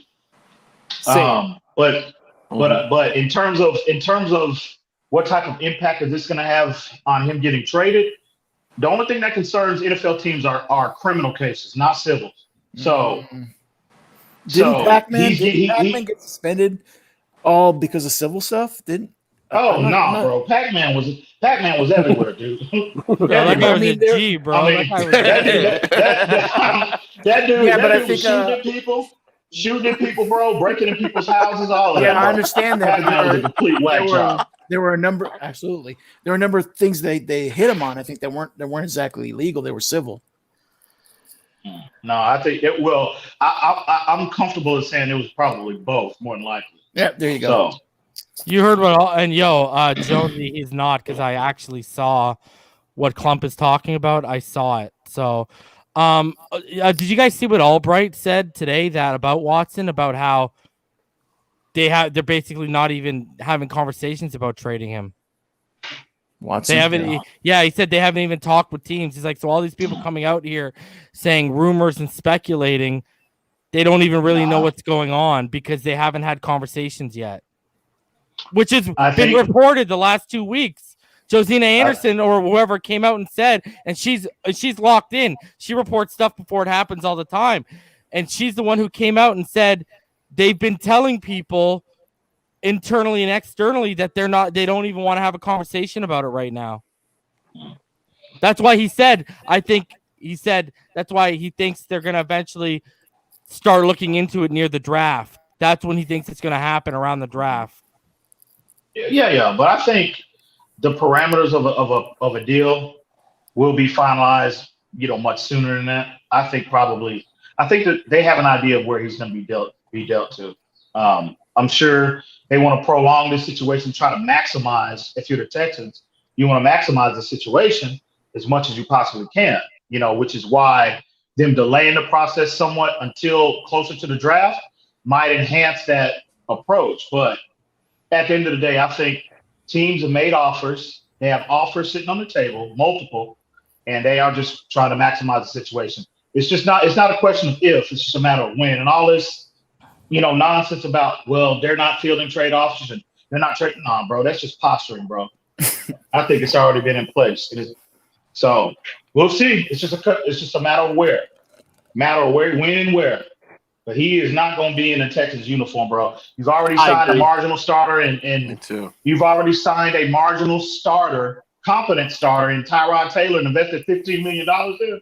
Nah, bro, he's gone. He will not be in Texas. So they didn't sign him to tell Watson you're ready if you sit out? You don't think that's why they signed him? No, bro. Oh, okay. No. This is the time to move it. You want to, in terms of maximizing the trade, why would a team, if he sits out, right? Well, I don't think they want to move him, but what do you do? He's not going to have him sit out. Have him sit out. If an employee tells you, "Fuck you, I'm not coming to work tomorrow. I'm not coming to work ever," what are you going to do? You're going to fire him, right? Well, you know what happens if they call him situation. Like Ben Albright brought up today, if they call his bluff and he sits out, they save money, right? Mm-hmm. How much? A lot. A lot. I think his whole salary pretty much for next year. Yeah. Well, you compare that. What is his salary now? What, 30, 20, 25? 20? The problem too is I think from what I've understood, if he does that, he can actually make his contract voidable. Yeah, it'll money be back. conduct detrimental to the team, and they can void all his guarantees. You remember Ricky had to give money back. And they can cut him, really? Mhm. Okay. Well, if you cut him, you don't get no compensation for it. Yeah. Yeah, that's it. That's it too. No, he's going to be dealt, bro. Yeah, they're going to have to deal him. That's going to hurt them more Can than you anything. imagine the PR nightmare if they let this man sit out For a year nothing? sit out a year and they cut him and they get nothing for him? Really? Can I give you can I give you an alternate possibility? He sits out for the year. He goes, "Damn, I'm broke. Let me sign back up and go play some football," and they give him a raise at the same time, and everyone's happy. He has allegedly what? Don't he has $8 million in the bank? Not if he has to give it back. 60, $80 million of their dollars in his bank. Not if he has to give it back. No, he don't have to give up. Yes, he does. $80 million. I don't know how much That money has already been earned. No, sir. You have to give back money. Yes, Ricky had to give back, I think, almost $5 million of his money that he earned. Calvin Johnson had to give his money back too, right? So that happens all the time. This is nothing new. So what, the whole contract? Your You have to signing go- bonus, your guaranteed money. You have to go. Guaranteed money. You have to go get it mediated, but there will be a decision on that if it goes that far. The problem is he has to go down that road. Is he willing to screw his career? That's the point. And I try to tell you guys that before, but no, I just don't see the upside with the Texans playing hardball, making them sit, bro. I don't see the upside from an organizational standpoint. It's all bad. You have teams you have multiple King's ransoms that are being offered to you for this player, and all you have to do is say yes. Yeah, but if you wait a year, it doesn't change. But if you wait a year, it doesn't change. No, it doesn't change. Oh, it changed. Oh, his trade value goes down a year removed from football at that position. If certain quarterbacks get hurt this year, this upcoming season, and we know they will, his value could go up. I could argue. Okay, let's be real. I don't think so. I don't think a team is willing. A player that sits out a year at that position, as good as he is, bro. There's no way that enhances or maintains your trade value. Well, there's no way. I just gave you a scenario. You want to admit. Now's the time. This is the time to if you're the Texans, to maximize this situation. The time is now. So I would say that's fair. Okay, I would say that's fair.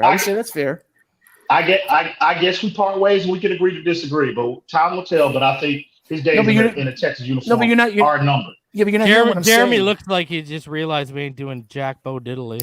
Nah, I saw some weird stuff that I don't even want Kenny Golladay, but it's looking like he's going to the Giants. Which is so what the hell? Did you see Paris Ford's pro day today? Mm-hmm. Paris Ford ran a 4.8340. He had a 2.85. Wow. He had a 2.85, a 28.5-inch vertical. Oh. Bro, hey, Jeremy, because you're the only one who probably knows it out of these guys. Do you ever look at that guy Kent Lee Platt who does all the RAS scores? He does all the RAS graphs and stuff. Like, is that like the spider chart things? The relative athletic scores, where he does, where he's got like all the marks or whatever like that. I've seen it, yeah. Yeah, okay. Check this out. So they've been doing it from 1987 to 2021. Oh no. Okay. Paris Ford scored 711th out of 734 prospects done. He got a 0.33 RAS relative athletic score out of a possible 10. Not great. Oh my god. Oh my god, and some fans wanted him, bro, and including me on late day 3. That's gone. Undrafted free agent. Yeah, out the window on that one. What is he gonna play, Lon? He's a safety, strong safety. For safety? Yeah, he's a strong safety. Yeah. What is he gonna play? What is he gonna play? Fullback in the NFL? Yeah, really. Damn. And he's only 197 pounds. I don't know, so boy. let me ask you this. Hey, Klump, let me ask you this, man. Klump looks as happy as I'm not trying to put. I'm not trying to put you on the spot and try to get you to reveal any of your sources or anything like that. But I'm just going to ask you your gut feeling in regards to Deshaun Watson. Just your gut feeling. If he didn't have this legal trouble, I think the Dolphins trade for him. 100%. I have never. I'm the way the Dolphins are making moves. like Reason said. It's like they're doing it in reverse order to acquire someone. And it's like they're just waiting for the Texans to finally say, okay, enough is enough. And it's very strange because that's a huge risk that they're taking, because if it doesn't end up happening and then they got no weapons and didn't spend the money that they should have, I don't know. I would say my gut feeling is Deshaun Watson is 100% getting traded. And if he didn't have the legal issues, I think it really was going to be the Dolphins. And it's weird. I said that's a reason last night. My source is connected in some way. I can't give anything other than that.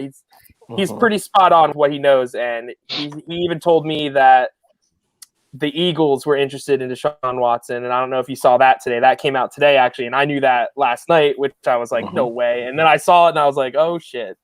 The Dolphins really are trying to get Deshaun Watson. So I don't know.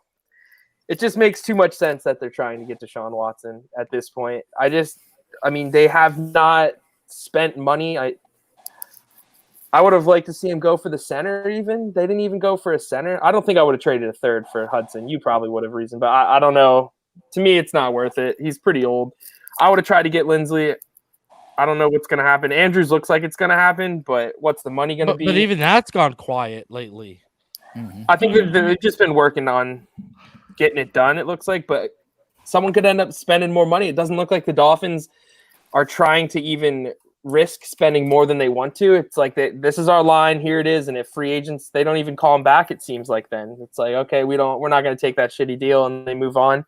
So I don't know. We can see what happens. If they don't sign Andrews, I'm going to be extremely even more worried than I was. I mean, you're talking about major significant holes entering the draft, and that's how you get fired, is when you enter the draft and you need a position because you don't have a starter. You're going to you're going to get the wrong player, and it's not going to go well for you. So I don't know. I really thought the Dolphins were going to be so aggressive and so fun, and they haven't been. It's somehow been the New England Patriots have been the fun team. Boys, are you ready for it? Are you trolling? Don't be trolling me, Reed. Oh, it's not for us. It's Deshaun Watson. I thought it was a new. It's not good. It's not good. A second. What happened? A second massage therapist now has accused Texans QB Deshaun Watson of sexual assault in a separate lawsuit. I'm expecting video at some point. Did you not hear? Damn. Did you not hear what Albright said earlier, boys? Did you not hear? Albright said with the first one, there's text messages. No, the text messages are confirmed. I read the lawsuit. I actually went through and read it. I'm a psychopath. And the neighbor thing seems to be a lie, but that he's neighbors to the owner. It was Bob. It was Bob McNair, the one who died. Mm-hmm. I wouldn't even focus on that whole lawyer thing. Anyways, that guy's legit. He literally, he represented the governor of Texas. Yeah. Like he's legit. I read the lawsuit, and there are text messages of Deshaun Watson allegedly. Now I didn't see the text messages, but the lawsuit states there are text messages him apologizing for what he did. That's what it said. That he apologized for how things went weird. And then what went weird? Is that what he said? This guy likes happy ending. Is it clear? Oh, it's clear. So allegedly, so this is here. I'll bring it down for him.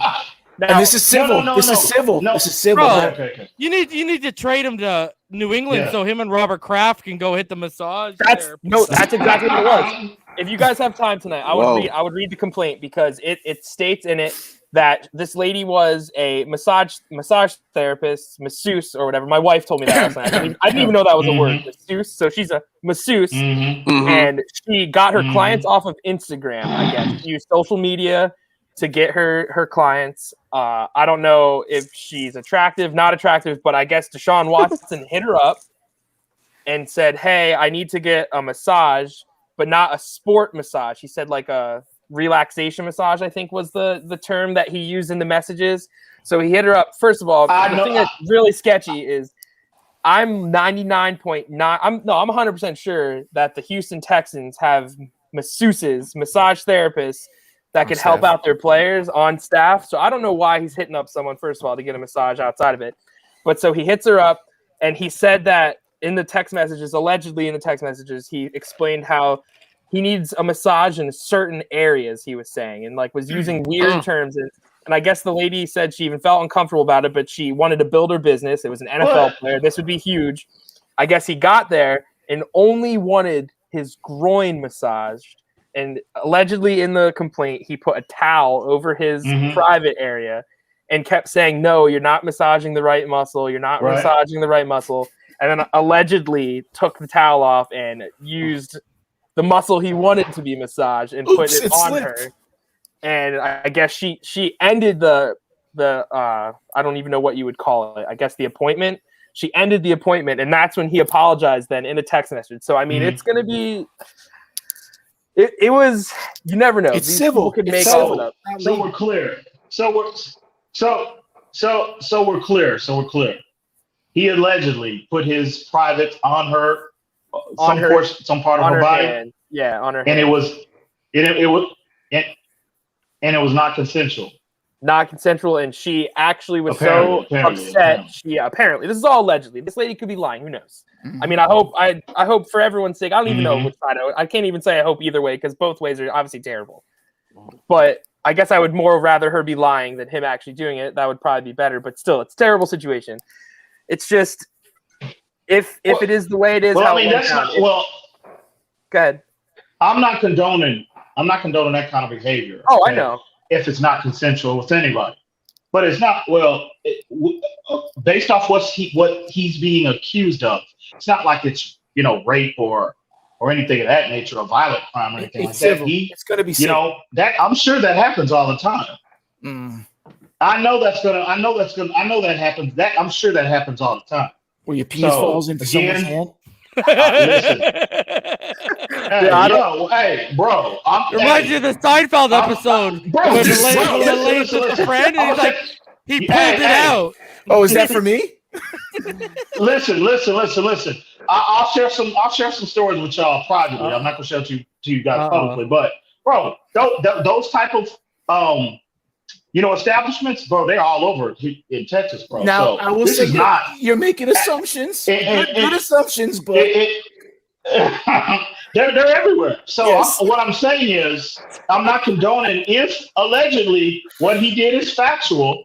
I'm not condoning it. I'm just saying. I mean, that's not a violent crime. I mean, it's not like he's raping anybody. I'm not saying yes. It's going to be civil, right? And again, in terms of, I mean, does not look good. But No. we've seen players get accused of murder, bro, and wind up on rosters, manslaughter, and wind up on rosters. So we shouldn't just automatically start assuming that that's going to impact him being traded to whatever team the Texans designate. So Well, the problem is if you have a second person now coming out. Just saying. A I second didn't person. see any of that. I got to read up on that. Well, I mean, I'm not surprised. This is not.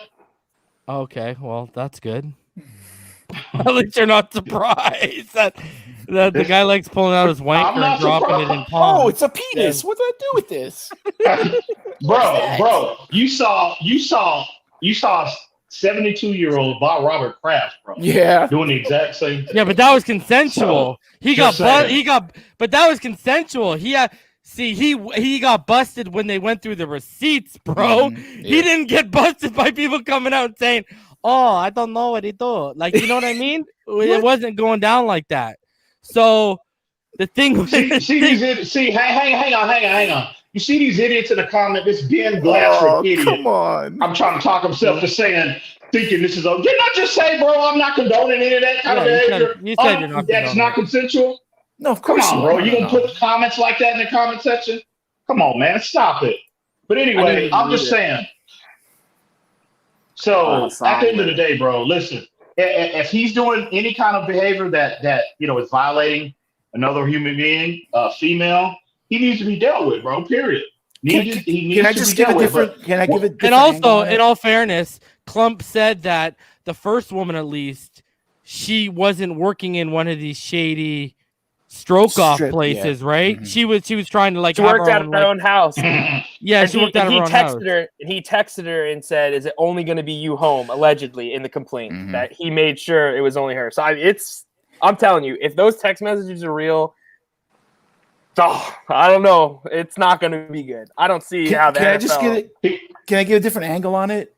It's not so much the actual act that he would do this.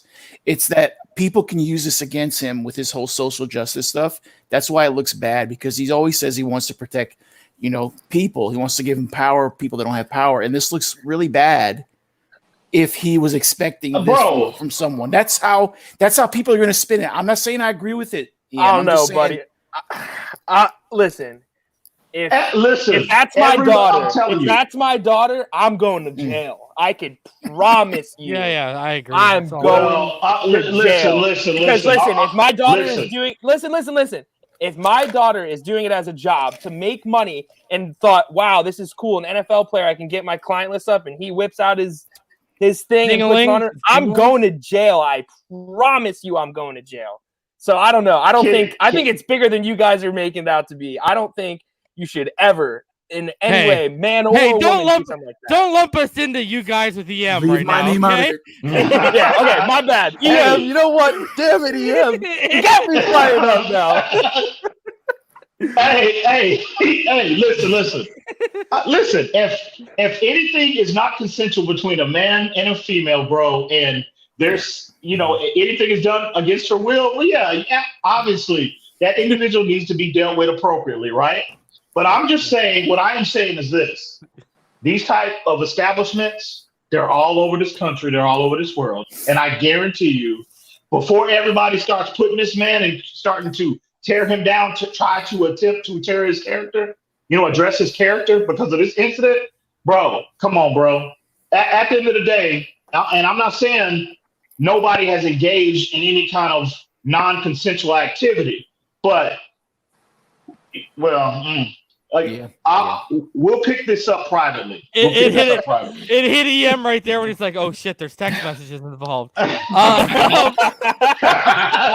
Allegedly. Now, allegedly, if the text messages are fake, but if the text here's the thing, real, Klump. Here's the thing, Klump. If that attorney is as legit as we all know him to be, he wouldn't be going this far if those didn't exist. I agree. 100%. I am extremely concerned that this is. And for all we know, they could be photoshopped. I'm just sitting here saying, I'm waiting for the video. He wouldn't have gone that far if he didn't see something. And like I said, it could be photoshopped. She could be a liar. I don't know. But like I said yesterday, innocent until proven guilty. I'm not taking any side on this until the facts are out there for all of us, right? So what if what was initially stated, that they tried to approach him with a 6-figure settlement out of court. Nobody ever has to hear about the situation. That doesn't concern you? Well, it said, so yeah, I thought at first when I read that last night, I was like, that's weird. That's concerning. In her complaint, the reason they said that is because she doesn't want to ruin her business now because she's afraid that Deshaun Watson is such a prominent figure that he's going to make sure no one ever talks to her again. But because allegedly he said to her that, I have a career. Don't ruin mine, and I won't ruin yours, or something like that. Allegedly. Well, if that's the case, obviously her rights. She didn't feel like her rights were violated enough. That's all I'm saying. If you're going down a dangerous path. So guys, hold on a sec. I gotta say this. You know who you're starting to remind me of? Dave Chappelle.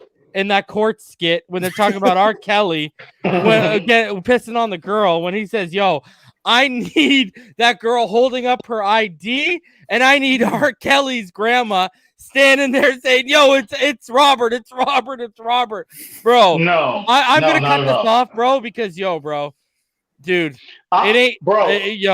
I'm just saying this. Take it how you want. Yeah, we're going up a dangerous path. I get it.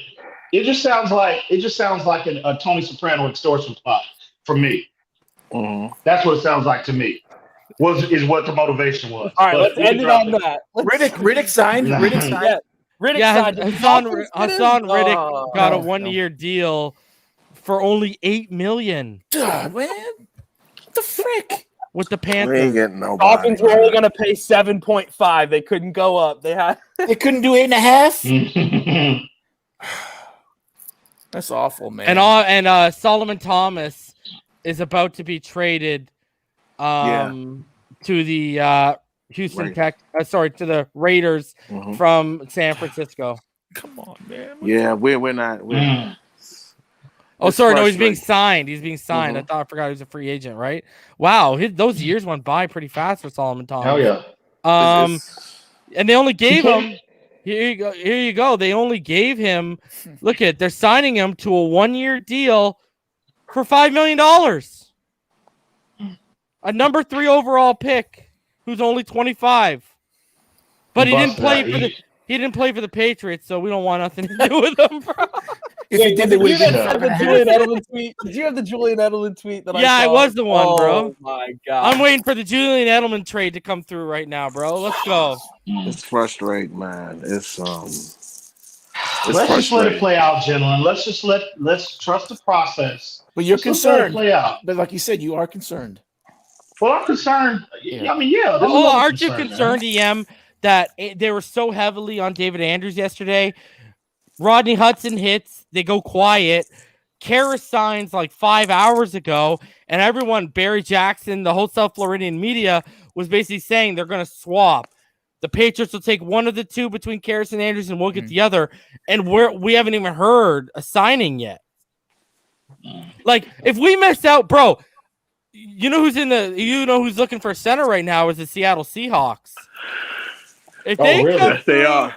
Yeah, they were in the Wow. Hudson. They were in on Hudson, and they were they were in on Lindsley pretty hard. If they come through and they add Andrews, and we're stuck with like Matt Skura from Baltimore, God help me, bro. Come on, Greg. Give me Andrews, and I'll leave you alone, bro. Like now we're I can not even sleep- asking for much. We're asking for David Andrews, bro. I can sleep better. I can sleep better. Please, My just give us David expectations are Andrews. down. And it goes back to what And, EM you said. know. Remember, EM wanted us to trade for Ryan Ramczyk because he wanted us to move forward with Dieter, but he recognized Dieter's not the veteran at that position, and you need a veteran presence on the offensive line. Yep. Like, let me ask you this. Let's say we draft Creed or Landon Dickerson, and we got Michael Dieter. And then let's say Isaiah Wilson, he shows that he's competent enough. And then you got Hunt kicked in at guard, you got Kinley at left guard, and you got Jackson at left tackle.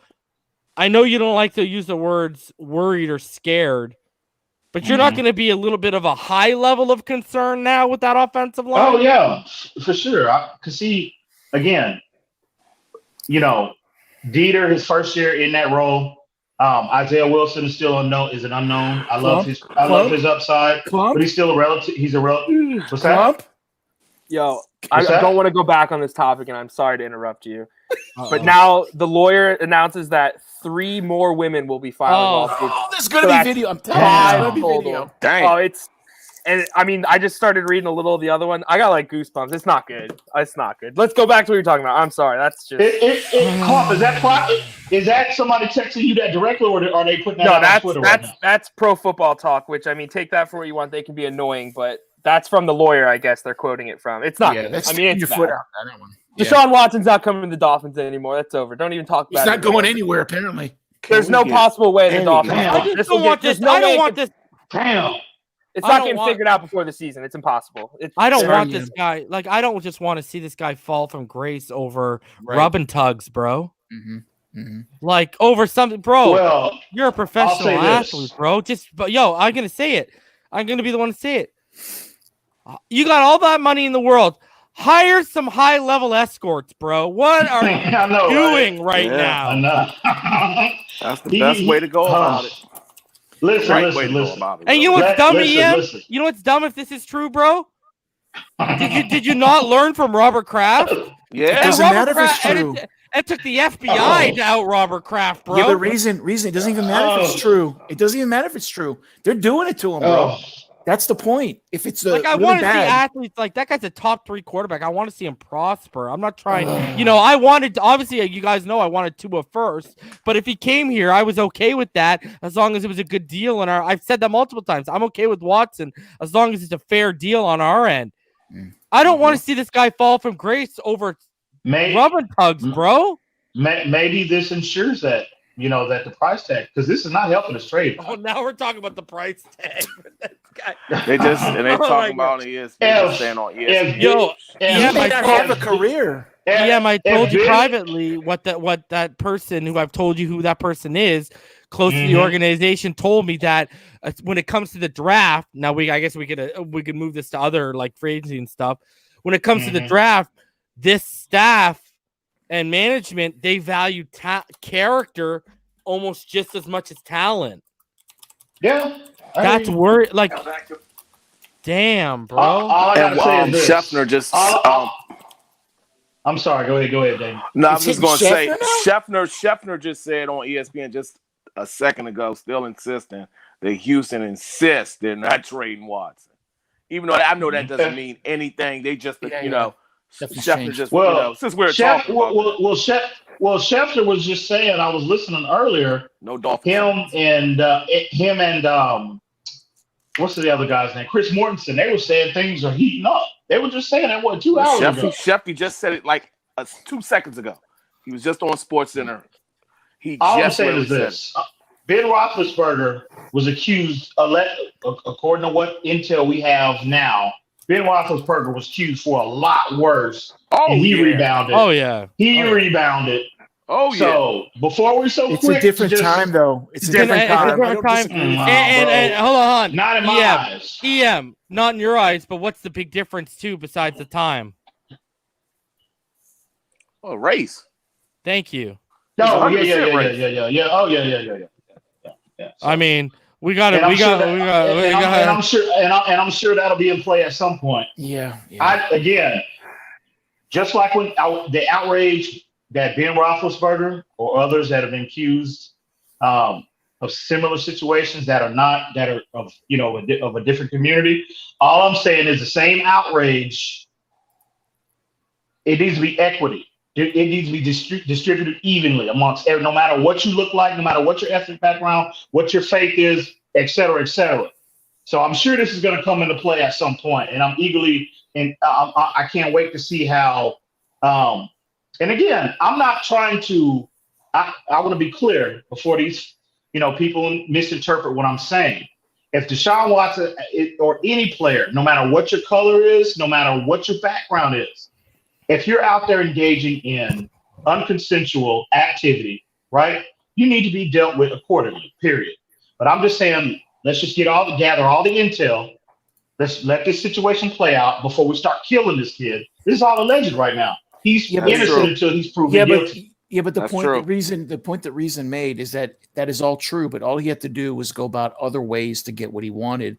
And I understand. Now, problem. If it turns out that this is accurate information and he could have avoided this, by going that route, Reason suggested, well, he's an idiot. You know what I mean? Yeah, he should have. I agree with that 100%. Buddy, if you were Watson and I was your boy, or like one of your close associates right now, buddy, I'd be giving you the Three Stooges, Modus Shrimp smack in the back of the head, bro, right now. I would agree. You know what I mean? Agree. Like, here's my thing. Why aren't the people around you stopping that? Yeah, I would agree. His people supposed to make sure he has everything he needs as far as prostitutes, whatever you want to call it. They're supposed to take care of it. And Albert Harris says Peyton Manning got accused for sexual assault too, and I agree. Yep. The problem is when you start with the Me Too movement and you got a trove of women starting to come out, that's the issue, man. Yeah, that's what's different from Ben too. If Ben had, and again, let's be honest.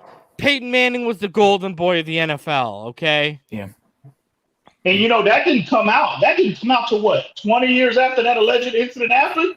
After he retired from 10, and he's always after he freaking retired, bro. They put that story on ice. They put that story on ice for 20 freaking years. Come on, man. Just saying, man. If anybody is out there engaged in any kind of, they need to be dealt with appropriately. But I'm just saying. Oh, here you in go. In terms of outrage, we got some. Sorry, from Cameron Wolf. From Ian Rappaport about Galladay about to visit with the Giants. Yeah, it looks like he's going. He's going to the Giants. They just want to check his medical. I'll pull it up right now. Cameron Wolf, he said the Dolphins haven't made a splash free agent signing yet, focusing on depth, cap space dwindling, but they are still in the mix with multiple notable free agents. Brian Flores foreshadowed this week, saying they may get priced out on players they like early in free agency. They're not done yet, though. Oh, shit, ain't gonna be nothing to be left. We'll see. And then let's bring up right now what the homie Damien sent. This is what Damien sent in return to in regards to Kenny Golladay. It says the Giants have been in talks with Lions star free agent Kenny Golladay. Source said and expect them to bring him in for a visit prior to signing him to a deal. There is mutual interest. Well, that's they're just gonna check his hip. Say that again, Klump. They're just gonna check his hip. Doesn't he have? He's got a bad hip, right? Isn't he? Is that what he had surgery on or something? Hey, Klump. Hey, What Klump. up? Start that train up, homie. I wasn't even gonna talk about him today, but you know what? Start that train up, homie. Pitch at 3. Pitch at 3. Yo, Listen, let me ask you this. I gotta ask EM this because I already know where Klump sits. Albright said, from what he's hearing, first of all, from what he's hearing, Caleb Farley might fall out of the top 15. Another thing he said, he basically said, from what he's been told, teams are higher on Horn and Surtain. And then, okay, here we go. Let's keep. Yeah, now you're thinking about him at 18, aren't you? You son of a bitch. All right. So let me hit you with this. You know what he said too? We might get stuck at 3. I heard him say that. Really? Yeah, he said that today, that we might get, from what he's understanding, we might get stuck at 3 because from what he's been told, he believes they actually are in on Hurts unless someone falls to them. And he doesn't think the Lions are moving up. He agreed with me that they'd probably move back instead because they're going to give Goff one more year. He said your best chance is the Panthers if they can't get Watson, right? Which, I mean, how the way that's looking. So he said you guys might be stuck at 3. So I got to ask you. He said I would still pencil in Devontae Smith at 3 is what he said. He reiterated that today. So let me ask you this. Devontae Smith, Jalen Waddle, or Kyle Pitts, or Penei Sewell at 3? Waddle. Pitts. At 3? Waddle. At 3. I can't. If you're stuck. I can't go anywhere. Yeah, you're stuck. He did say a cool part though. I was watching. He said that the Dolphins are one of the teams that he knows from talking to some people in the organization that they're okay with if they have to stay at 3, even if they thought they could get the player at like 8 or 9 because they're okay with drafting the player they want. I did hear that. But is Sewell there? Is Sewell an option?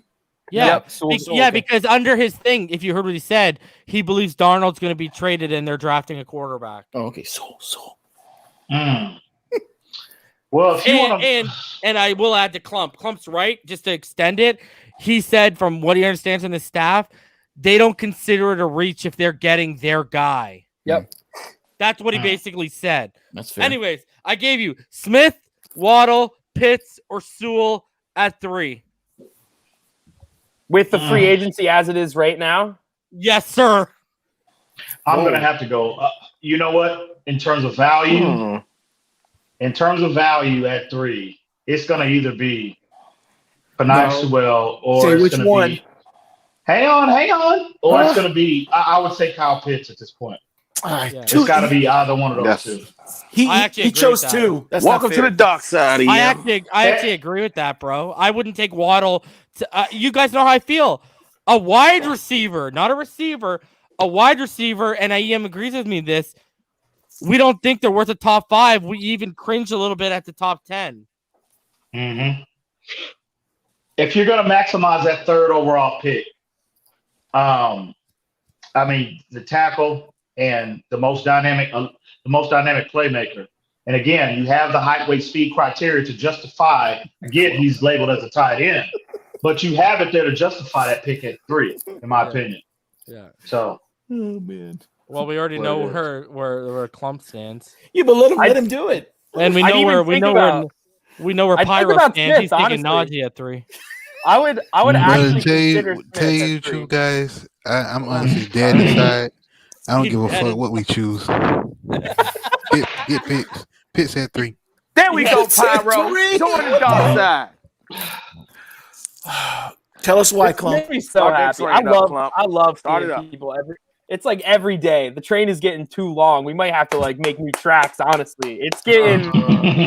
It's every day. I see all these people too that are like, maybe Kyle Pitts isn't a bad idea at 3. Oh, thank you. I like that. However, if it is like it is, I would consider Smith. I know I wouldn't. I don't know. Just because the Dolphins have done absolutely nothing at receiver, but I would still go Pitts. I think the big thing for me on why I'd go Pitts is if you're planning for the future, number one, Pitts is the best player in the draft. I'll keep saying that. I don't care what anyone says. He's the best player in the draft. But if you look at these tight end contracts that are getting thrown out there for players who probably aren't worth it, I mean, Gesicki, I know where you're going with this. Are you going to pay him $13 million a year when you won't even sign the best center in the NFL for what, 12? Come on. I think if you're going team building and you're sitting at 3, Pitts not only is going to help your offense the most in year 1, right away, he will help the offense more than any of the other receivers. He also will help them in year 2 because you can tell Gesicki, listen, you're a number 2 tight end. Go somewhere else if you want. We'll figure it out. We'll get someone later in the rounds if we have to. And you know what? Hey, you know what? They might have already tipped their cap. They re-signed Shaheen, and from what we haven't heard any negotiations for a contract with Gesicki from the Dolphins. Mm-hmm. So the writing might be on the wall for Mike Gesicki in Miami. Can I go next? Yeah, you can go next. Because you said where we're at now with who we have now, I have to go with Pitts. There we go. But I don't assume that we're not going to get a receiver. And if we get a receiver, like say Samuels, I think it'll be Sewell. So if EM got 2, I'm getting 2. And that's why. Can I chime in also? I would just like to state my. There's only one EM, Rhino. There's only one EM. You do realize that, right? Go ahead. I'm kidding, Rhino. I'm kidding. Go ahead, Jamie. I just think Pitts at 3. I agree with Klump that he, out of all the receivers, he can spend year 1 just on athletic talent alone. He can get by until he learns and acclimates into the NFL. Plus, he's a capable blocker, and he's a mismatch. That's one thing about it. He's a mismatch, and it will help the production of Gesicki even more also. It helps everything around it. And if for some reason DVP or Preston get injured, we still have that big, dynamic receiver, and he's a better athlete than both of them. And he's probably going to run a 4.4. I mean, all these things are in line. And what other safety blanket could you want for your young quarterback than somebody that's, I mean, you want to talk about generational, you haven't seen nothing like this. You haven't. You have never seen nothing like this. At that speed, at that side, that route running ability, you haven't seen it. That's a unicorn. You haven't seen it. And we don't get Pitts at 3. What would you do? Start that train up, Jeremy. Come on. Start it up. If we can't get Pitts at 3, what would you do, Damien? Huh? If Pitts goes at 2? If we don't get Pitts at 2, give me with the 3rd overall pick, we take tackle out of Oregon, Penny Sewell. That's what I take after that. Plain and simple. How disastrous would that be? Miami gets stuck at 3, and Pitts goes. I mean, you could get obviously the tackle, but that would be heartbreaking. Yeah, and that's why I hate the Jets. Pitts isn't going to. He's not. I know. That'll be a shock. It won't be a shock for me. I love that. Yeah, after the way stuff going, Pyro. Yeah. But don't get it twisted, Dame. I'm dead inside, so I really don't care. And you know what? I'm not going to stomp on you or take advantage of the situation. I kind of am. But at this point, listen, Dame, at this point, I don't care about Najee at this point. I don't care. I don't care. Because it wasn't going to happen. So what, you on the ETM train now? Whatever. There we go. Okay. Whatever. Okay. If we get him, I'm with it. Okay. I was like, what's football? I don't know what football is. What's free agency? What is free agency? I like this Pyro right here. Humble. What is cap? What is cap? Wait, so who you think? I can't get on this. Oh, everything's sunshine and fucking lollipops. It's not, homie. It's not. I mean, what's a center? Do we need a center? We don't need no center. I'd rather look right for being pessimistic in the long term than look wrong by being optimistic in the long term.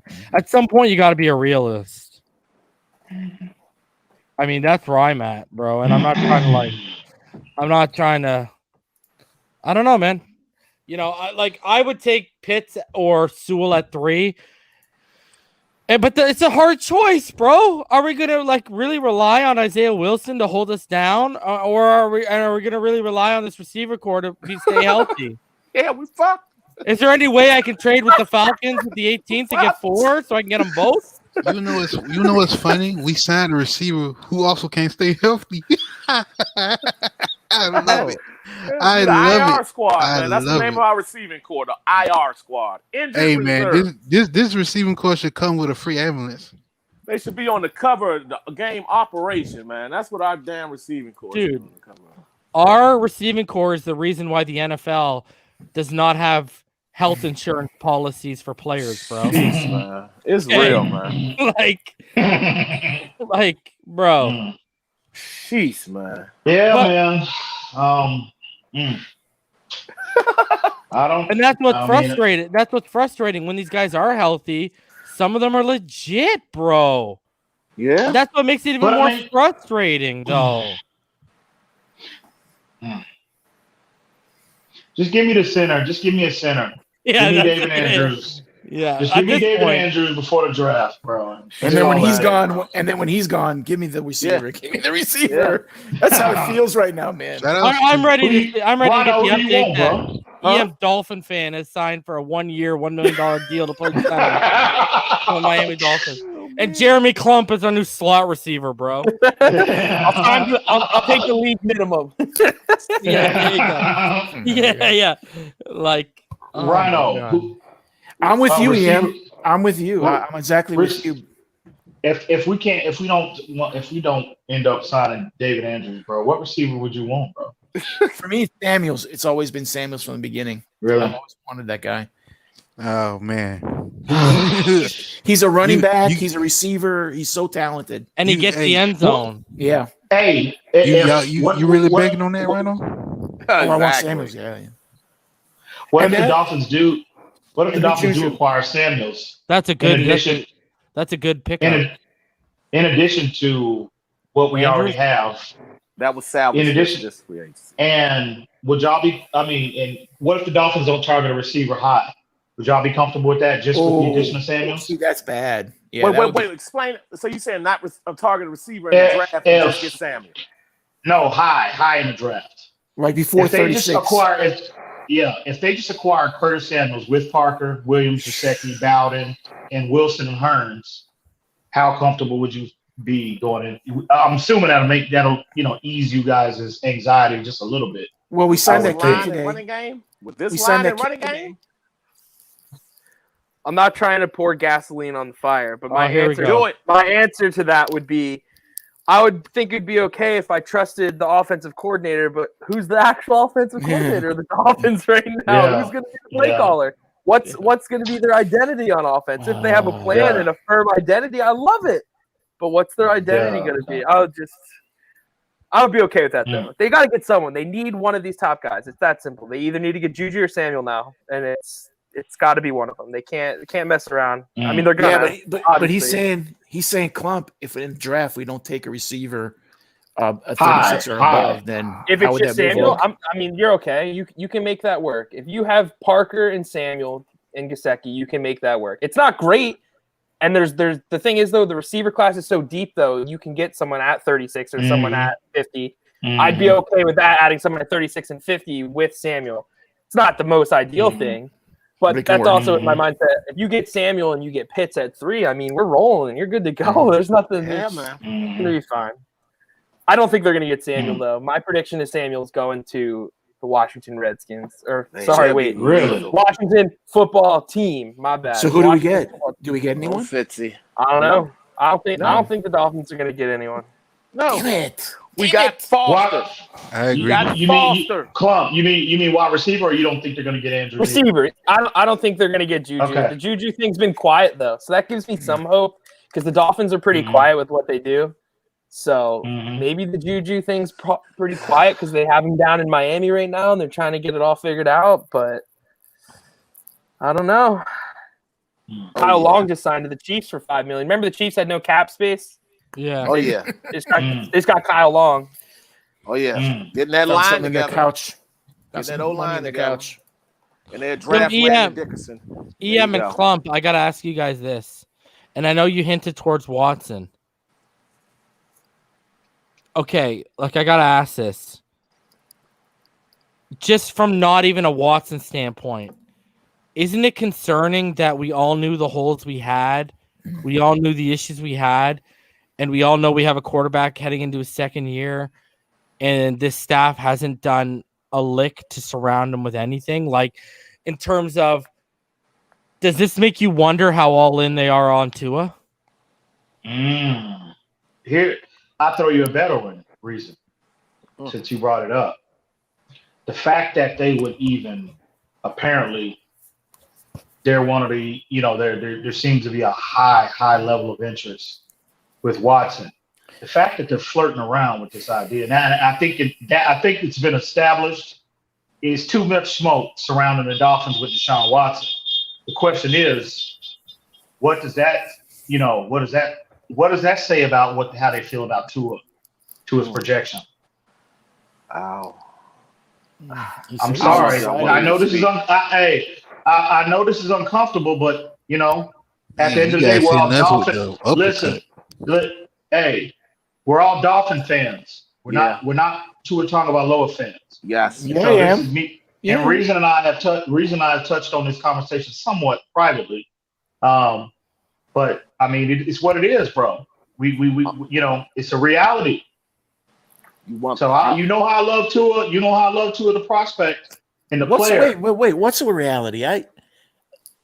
What are we talking about here? We're talking about if the Dolphins are going to draft a quarterback at 3 and move on from Tua. Damn you, Klump. Damn you, Reason. If they take Trey Lance at 3 and then they trade Tua to the Dolphins and then they have 18 and 50. No. I don't know. I don't know how sold they are on him either. I mean, yeah. It's just I don't know how they're not building around the quarterback. I told you, I bring it up again. The Eagles situation, I watched them ruin one of the greatest players I've ever seen enter the NFL. Carson Wentz Carson Wentz was voted, the top 100 is dumb, but Carson Wentz was voted the number 3 player by his peers in the top 100. People were talking about him like he was the next Jesus in the NFL, how great he was. And the Eagles were like, you know what? Whatever, we'll cut corners. Let's get Alshon Jeffrey. Let's get Deshaun Jackson. We'll get to these injury-prone guys. They all got injured. They all weren't there. And they had no production at the receiver position. And it really ruins – it will ruin a franchise quarterback. I hate the whole excuse, if your quarterback's good, it doesn't matter. That's absolute bullshit. Because if your quarterback is getting hit every play, if your quarterback, when he doesn't get hit, is about to get hit, delivers a strike, and it hits the receiver in the chest and he drops it, that goes so much farther than you could ever imagine. Mindset for an NFL quarterback is huge, and they just completely ruined Carson Wentz's mindset. And I'm worried, especially because Tua's getting it. I've made this comparison on Twitter before. Tua is getting the Carson Wentz treatment by the media already, which is very strange. It's almost like you would think Tua is the worst person in the world sometimes. The way that look at that guy, look at that Patriots writer. That Patriots writer, he's an idiot. Honestly, I'm not even joking. I don't know him, so I mean, Klump, he wanted Tua for the Patriots pre-draft. See, I don't know any of that stuff, and I don't like to disrespect people because realistically, I went in on him, and I know you saw me go in. But listen, that is such a scumbag thing to do. Honestly, to just for no reason. Like, there's no reason, and he wants to trash Tua. And I don't know, can his mind handle it all? And now that they're not going to have weapons, if he starts to struggle this year in Miami with the weapons they have and it's bad, I mean, if he starts to they're going to use that as an excuse to get off him, Klump. I don't know. I saw it happen with the Eagles, and what happened was there was the one side, you were either a Wentz fan or you knew that the Eagles needed to move on from him, and it turned into this disgusting, toxic, fractured fan base, which is kind of what it is with the Watson situation anyways. But it got so bad to the point where every throw Carson Wentz made was under a microscope, and I hope it doesn't happen for Tua. I hope they get him a number 1 receiver, and we don't even have to ever mention stuff like this again, but it's not looking like it unless they draft someone early. But you can't count on the receiver early anyways this year. So I'm worried for Tua's development next year. I really am. I'm concerned. This is a reason we talked about this last night. I mean, if you go back 3 weeks prior to free agency, the word was the Dolphins were going to be just, they were going to start, restructuring contracts, freeing up money, and they were just going to be ultra aggressive in terms of adding offensive weaponry around Tua Tagovailoa. And they did the exact opposite. I'm just saying, man, it makes no sense to me. If you have a guy, look at this tweet. The Bengals, they got an offer on the table for Golladay right now. You know what I'm saying? Where's the Dolphins' offer if you have your guy in-house? And you want to be in a position to maximize this kid's ability if you are sold on him.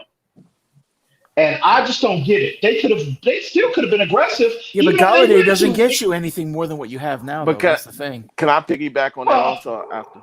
I think Golladay would add to. I mean, he's obviously. And you know what it does, EM? Not only does it add to the talent level, it shows that your quarterback. Never mind us fans. It shows your quarterback. All right, I'm willing to invest and upgrade around you. Exactly. And can you imagine being Tua, bro? Can you imagine being? Can you imagine being Tua, sitting here, hearing shows like this, monitoring social media about the lack of movement that the Dolphins' big investments that they were projected to make once we got to this place, and they do nothing. In addition to all the Deshaun Watson talk. I'm just saying, bro. I mean, bro. I said this. It just doesn't. If you're all in on Tua, the moves they made just don't make sense. It's obviously a move is coming down the pipeline at some point. Now this civil situation might delay it somewhat, or might alter the trade package somewhat. But that move is coming. That move is coming, and I'm more inclined to believe. I'm more leaning on, bro. I think it's coming. I think so, bro. It just based off what they're doing, what they've done, it just doesn't make any sense.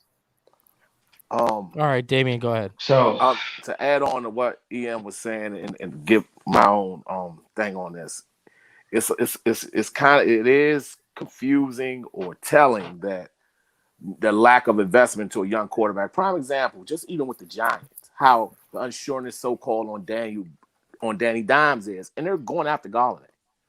And if the situation in Cincinnati is true, then you got to ask yourself, even with the rookie struggles with a Burrow or whatever you want to say with Herbert, or even with the kid out of Buffalo, Allen, because he struggled his first 2 years, can you picture and say that they will really get off their quarterback? Can you say that can you really say that any of those teams would get off their young quarterback and even put their name out there in a trade situation, or even allow their name to be out there in a trade situation?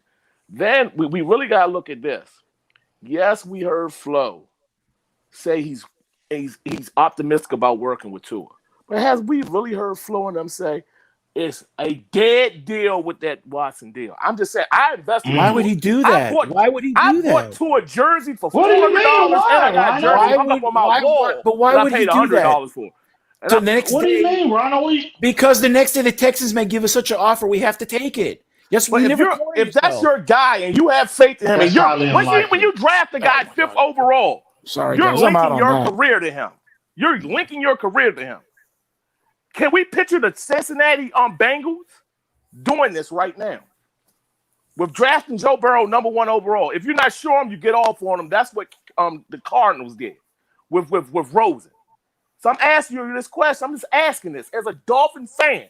And, I've spoken up for Tua. I purchased his merch and everything, but I'm a Dolphin fan.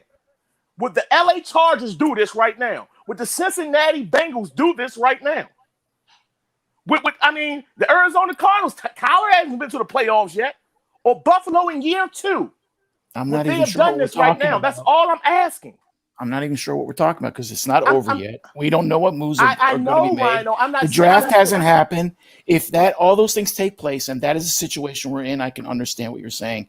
And I understand the skepticism right now. But the assumption that all this is happening because of a big trade, very possible. It's also possible they had marks that they wanted to meet for price and they weren't going to budge from it. And they've that spent Bengals news is real. It's on ESPN. I'm sorry for cutting you off right now. I just wanted to go there. But that's it. Like Galladay, we were just saying about 15 minutes ago, he's not really worth overpaying for. So but it's the effort for your young quarterback. We're not even. But we making don't know effort. what they're doing. For all we know, they're check making this. moves. Check this, Albert Breer about Galladay. Wow. Oh my God. Dude, the Bengals offered Kenny Galladay a 1-year prove-it type of deal per sources. Yeah, I just Prove seen it deal. I just seen on ESPN. What does that mean? 10 million, 8 million? But I think that's all he's worth. That's crazy if it's that low. Well, remember what we saw yesterday? That report that people that with the Jets report that I put up here. The Giants report when the guy said the Giants aren't all in on him, and remember he said teams have a price point and they have questions about Galladay. Yeah. My thing is, confused. If he's getting 1-year deals, what are Juju and Samuel out here getting? Yeah, exactly. Yeah. I just want some assurance for Juju's what better I'm than doing, Galladay. you know. But I mean, at least, okay, if you don't want to make that kind of investment in a wide receiver, at least go all in on the line, stabilize That's things what up I'm front. saying. Yeah. You You're know what not I'm doing saying? anything. I don't disagree with that. I literally asked for one signing. At least Isaiah Wilson. stabilize the line for him. Exactly. That's all I'm Give 'em asking for. something. That's all Isaiah I'm Wilson. asking for, bro. If Isaiah Stabilize the Wilson line pans out, for him. That's all I'm asking. if So, Isaiah Wilson I'm pans just out, saying- that's 2 moves. Hunt moves into guard, so let's wait a little. I'm worried Isaiah Wilson isn't going to pass his physical. I'm still shitting bricks about that. Yeah. Jeez. I literally, it keeps me up at night. I'm like, if he does not pass his physical, I'm deactivating my Twitter for a day because my phone will not stop going. People are going to be coming at me. That is my biggest fear, which weirdly enough, I said my biggest fear entering free agency is that Isaiah Wilson won't pass his physical. Never in a million years I think my fear would be that the Dolphins are just going to say, yeah, whatever, Tua, good luck. We'll see what happens. Hope your guys stay healthy and they catch passes. It's like crazy. Did you see? You don't think he's already met the criteria For his physical? I Yeah, don't for know. his physical. Failed Did you see physical Paris betrayed Ford numbers? pass. Reason? What? Paris Ford ran a 4.9. Yeah, I said that earlier. Oh, sorry, I didn't miss that. I'm a little worried. And he has like a 28-inch vert. And here's just Go ahead, Klump. the Jacoby Sorry, Brissett. I'll let Klump go, but just the Jacoby Brissett 1-year deal with the Dolphins, $2.5 million signing bonus, 2.5 fully guaranteed, up to 2.5 million in incentive, base 5 million, max 7.5. Nice. People were mad at me yesterday for saying that he's not that good. Klump, they're always mad at you, bro. I know. If I don't agree with like everything being positive for the Dolphins, people are mad. I mean, Jacoby Brissett stinks. I'm sorry, he really does. I got to be honest. I mean, he's your backup quarterback, so whatever. But I don't know. Everyone was like, "Oh my God, he's gonna come in and win games if he has to." It's like I don't know, guys. He had a solid he had like some solid pieces around him, and Indian couldn't and he still was not good. Yeah, I mean, you can make the argument he had better pieces around him in Indy than we are putting around him in Miami. Well, I don't know what people are expecting, bro. He did. And he never was in top 20 for passing yards or passing touchdowns, and he started 15 games 2 years in a row. 30 games, was never in the top 20.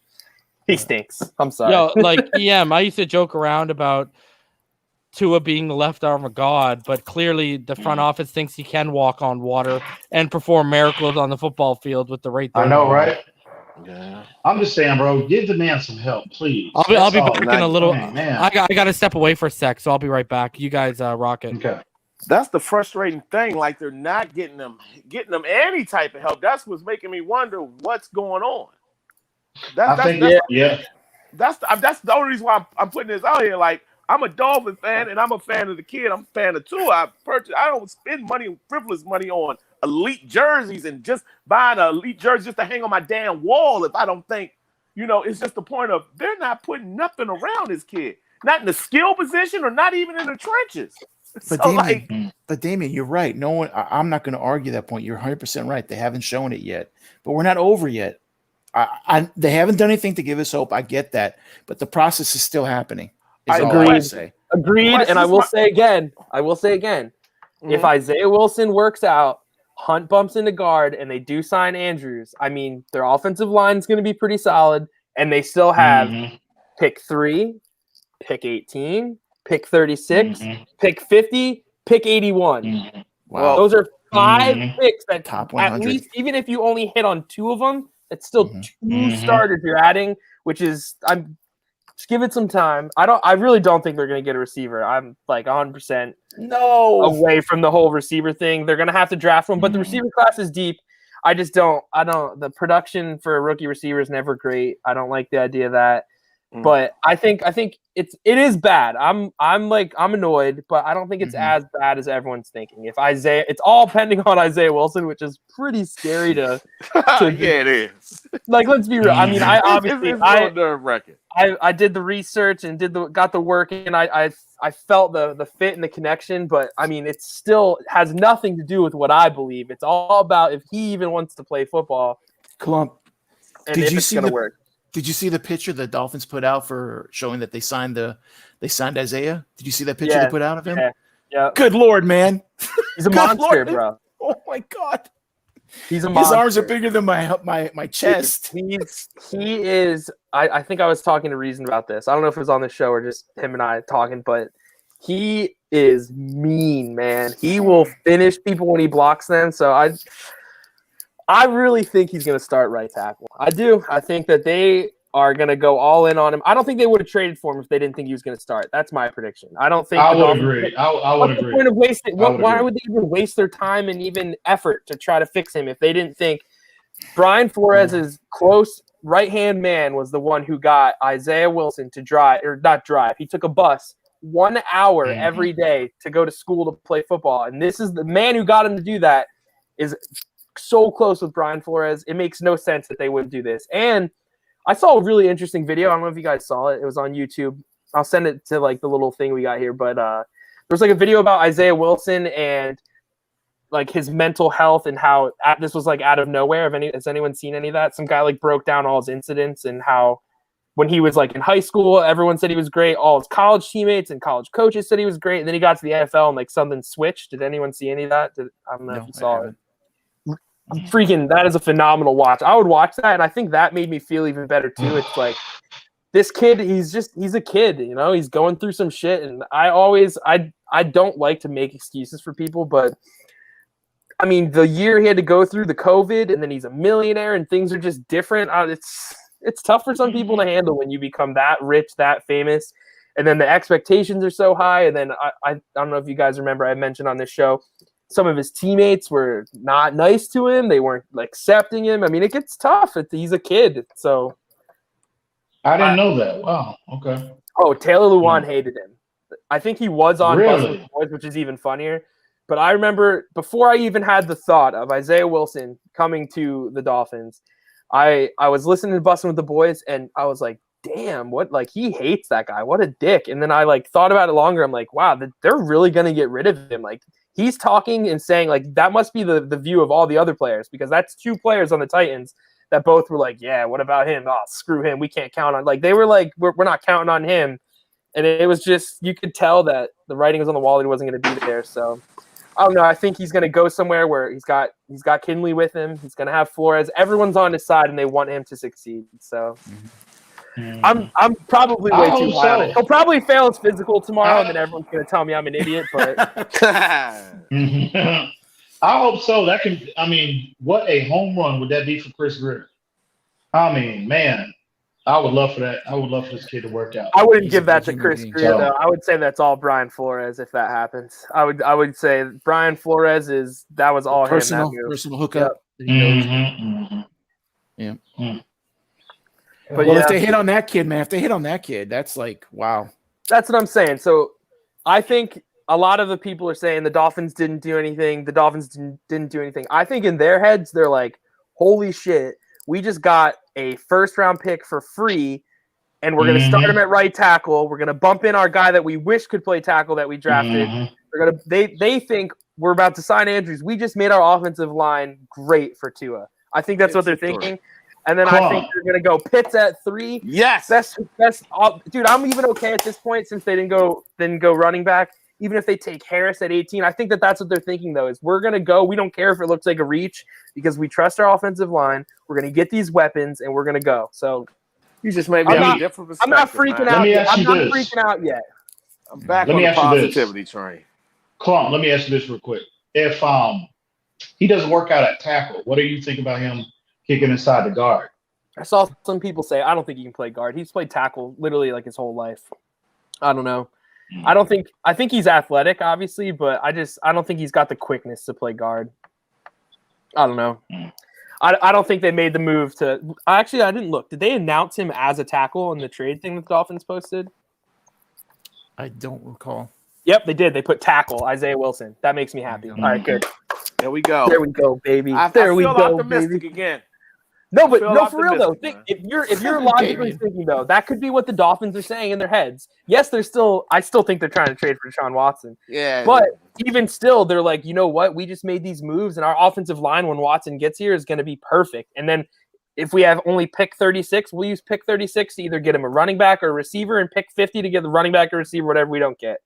I don't know. I'm more optimistic about the offensive line than everyone else is because I selfishly too want Wilson to do great because then I can just tell everyone, haha, all you idiots who said I'm an idiot. But I want him to succeed though too for the person. You know what I mean? Like I feel like it just spiraled down for him. I've never seen such like a mess. And then I saw he posted some stuff on Instagram about like not wanting to live during his times in Tennessee. Like that's dude, he needs help. He's a kid who needs help. Yeah. Maybe the Titans they play that whole Belichick way where they're like, you know what, you got to do it maybe they just didn't give him the love he needed, and I think Flores is going to be that guy. That's why I said they were going to trade for him. They traded for him. I really, really do feel strong about it. So we will see.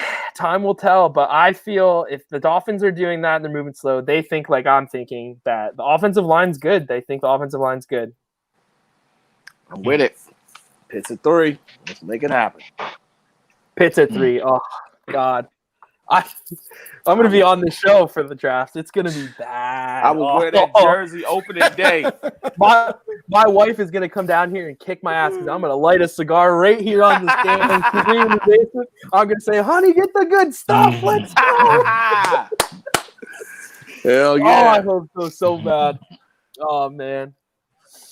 All right, gentlemen. I'm out, fellas. All right, man. I got to go. get All right, bro. I don't know how to – is Reason still here or no? No, he stepped away for a second. I don't think he can even end the show, so I got to head out too quick, actually.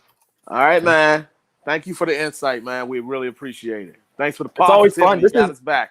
Yeah, listen, I am pretty upset they didn't get a weapon, but that's my thinking on why they didn't get a weapon. Either that, they want Watson, but the offensive line's going to be fine. I think Isaiah Wilson's going to be a beast, and I think people are going to love him. Like, I think he's going to end up becoming the fan, or the fans are going to start looking at him and, like, it'll be what he wanted when he was in the NFL, like what he thought it was going to be. Because even when he entered the draft, he even mentioned, like, when he was in college, look what he was doing to these guys that are getting drafted early. Like, he was better than them, and that's why he went early. Because a lot of people wanted him to go back to Georgia for another year, but he said, I'm ready to do it. He's raw. He's talented. I think the Dolphins develop him, and he's going to be the starting right tackle. I do. But, all right, on that, I'm heading out. Phinside train, baby. Let's go. Let's go. I'll talk to you guys all on Twitter. I'll see you. And do I follow all of you? I want to make sure, right? Yeah, I do follow all of you. I think so. If I don't follow you, everyone DM me that's in this panel so I know who's who on Twitter so I can talk with you more. All right? All good. Adios, boys. Take care. Fins up. Damien, you doing better? Yeah. I'm back to being positive right now, man. It's frustrating and confusing, man. So I'm like, are they going to get the kid help? Like, what the hell is going on? I don't know. I was just going through the motions, man. I love this team so much, man. So. But yeah, man. Also, man, prayers up for Sean Bradley, man. He's paralyzed, man. Got in a car accident, man. Somebody hit him. Oh boy. Yeah, just saw that on ESPN. But yeah, man. I'm back on the optimistic thing. Hopefully, I still would like Samuel. I still hope we can maybe land him, but we're going against other teams in that aspect. I'm starting to fall off the Galladay train. Definitely. Plus, that's the guy I least wanted. You know, especially now with the Bengals in play now. You know, them and the Giants can bid it out for them. It's a little bit it's interesting that the Juju thing has really quieted down. You know, maybe they're waiting for the Galladay chip to fall. Why don't you start putting some questions and we'll try and answer some of them. Yeah, I think that's true. I mean, no matter what anyone can say up to this point, we really haven't shown the love we expected for Tua. Yeah. You know, I mean, that's the puzzling thing about it. Like, okay, like no love at all. And that's just, you know, the puzzling thing. But you know, again, like we have to trust the process. It can be it's a bit frustrating, but we have to trust the process. And it is still early. This player's still out there. They are players still out there. Only position I don't think that we are going to address in free agency is running back. I think running back is pretty much it is what it is in that aspect, and we should look forward to hopefully in the draft for that. But the Andrews thing is still out there as far as the center position, and the receiver position is still out there. You know, basically the top guys are still out there. The three top guys that we wanted. I don't know how everybody felt about Galladay. I wasn't on the Galladay train really, but he was third for me. Yeah, the top two guys are still out there. Mm-hmm. Schuster, who we hadn't heard nothing on, and then Curtis Samuel, you know, is linked to 4 teams. We're one of them, so we always got that to hold on to. So yeah, man, I don't know. I mean, we could possibly hear something tonight, definitely tomorrow. I think with this Samuel thing, that and Galladay, those one of the two or both will probably we might hear something tonight about them. Possibly early morning, if the latest, on those two. So I think we'll have a better perspective at the latest by the AM. But it's interesting. What do you think about this? Do you think Flores believes the defense will be able to carry the offense, and he only wants the offense to not turn the ball over? So he's saying a running game, efficiency, and let the defense win the games for us. I agree with that's the approach they want. I mean, and I think that's a winning formula. I'm for that solid top 5 defense. Power run game, and you can suck the team in, and on third down, you can go vertical. That's a perfect success to winning. But my problem is we got to get these trenches shored up, or hopefully the young guys will fall into place, and maybe we can get an Andrews, and hopefully we can get one of these backs in the draft, or Malcolm Brown has an out-of-body experience, or Gaskins, you know.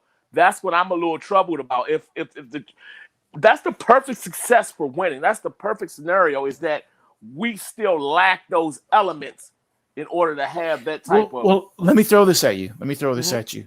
If that is true, and I believe who Flo is, I tend to agree that is what he's trying to do: defense, rushing attack, and efficient offense. If their plan is to get a running back high in the first round, I think that makes it a reality, because if you get Najee, not so much Etienne, but if you get Najee or Williams, you have that back where you can make it work, and you have a tight end that you can lean on. Okay, Gesicki. Maybe you get baby Gronk, Fairmouth. Maybe you get him in a 36. This is the thing why the only pushback I have on Fairmouth that I rather would get Pitts, because we're running that power, saying Pitts is a matter of fact, he's a better blocker than Gesicki. So you're talking about moving up or taking him at 3? Yeah, or taking him I mean, it's even probably taking him at 3, or we're not taking him. Mm-hmm. So with that power run game, like it opens because he's going. You know, you can't put a linebacker on him, and he's too big to even put a safety or a slot corner on. So you're like, what if you double him? Then that leaves Gesicki running the seam wide open, and it opens everything up on the boundary for Preston and for DVP. And it opens everything up on the running game, because the attention that I believe this kid will have towards him, it opens everything up. We're not predictable. You're not gonna, in those 3rd and 5, 3rd and 6 predicaments. I mean, you can load the box up and dare Tua to throw if you want. When you have this 6'6", 240-pound mismatch that is slotted at receiver, slotted at tight end, but runs like a receiver, it's kind of an issue. Then you got this tight end who's very athletic, and you got the 2 trees on the boundary. it really would that now in that scenario that would open everything up and help. Then you got a Najee you can come out the backfield also. And also that's why I hinted 3rd and 5, because with a Najee, if this line sticks together, we can get into that 3rd and short how we want to be in that 3rd and short where we can, capitalize on those things. That's why I'm saying Pitts at 3 is my option if we're going to go this approach. If Wilson works out at the right tackle and we move Hunt in, Pitts in 3 is the option because the adjustment will be easier for him because just on mismatch and raw athleticism at that size, we haven't seen that size, that speed, and the route running ability. That's another thing we have to credit Pitts with. The route running ability at tight end, that is outstanding. He outruns corners. This has been seen. Go back and watch Florida game. Mm-hmm. Watch the Georgia game especially. Watch the Bama game. Like this kid does that. We haven't seen anything like this. He's a weapon that can play tight end. He's a weapon that can play tight end. Yeah, he's a slotted as a tight end because of position. And no, I'm just saying he can play anywhere. He can play out. He can play X, Y. He can play tight end. And I don't have a knock against Smitty. You know that, Rhino. That's the guy I was pushing for over Waddle. But we have to, after really going back and looking at Florida games, and really looking at him, he stood out, and just going back and watching him, and then thinking about the approach that we want to take and how it would help Tua out. What do you think? The longer it goes, does that mean Andrews is coming to us or not coming to us? Well, I think at least there's a secret team out there that's going to overpay for Andrews. I would think we're the only one in the market for Andrews. Now you do have Seattle that needs a center. I don't know how their money situation is. Kansas City could look to upgrade that position. I don't know if they're going to go in the draft. Apparently only the Dolphins have a cap. Everyone else doesn't. Okay. I mean, for God's sakes, man. Yeah. I think Andrews will really, hey, this is crazy. That would be our big sign. That's like something that could really help us. But like at this point in time, Andrews will make the most sense. I would like to see a Juju, and I like to see a Samuel. I don't think that changes anything for if we would take Pitts at 3. And that doesn't change anything. I think that would help. About Fuller?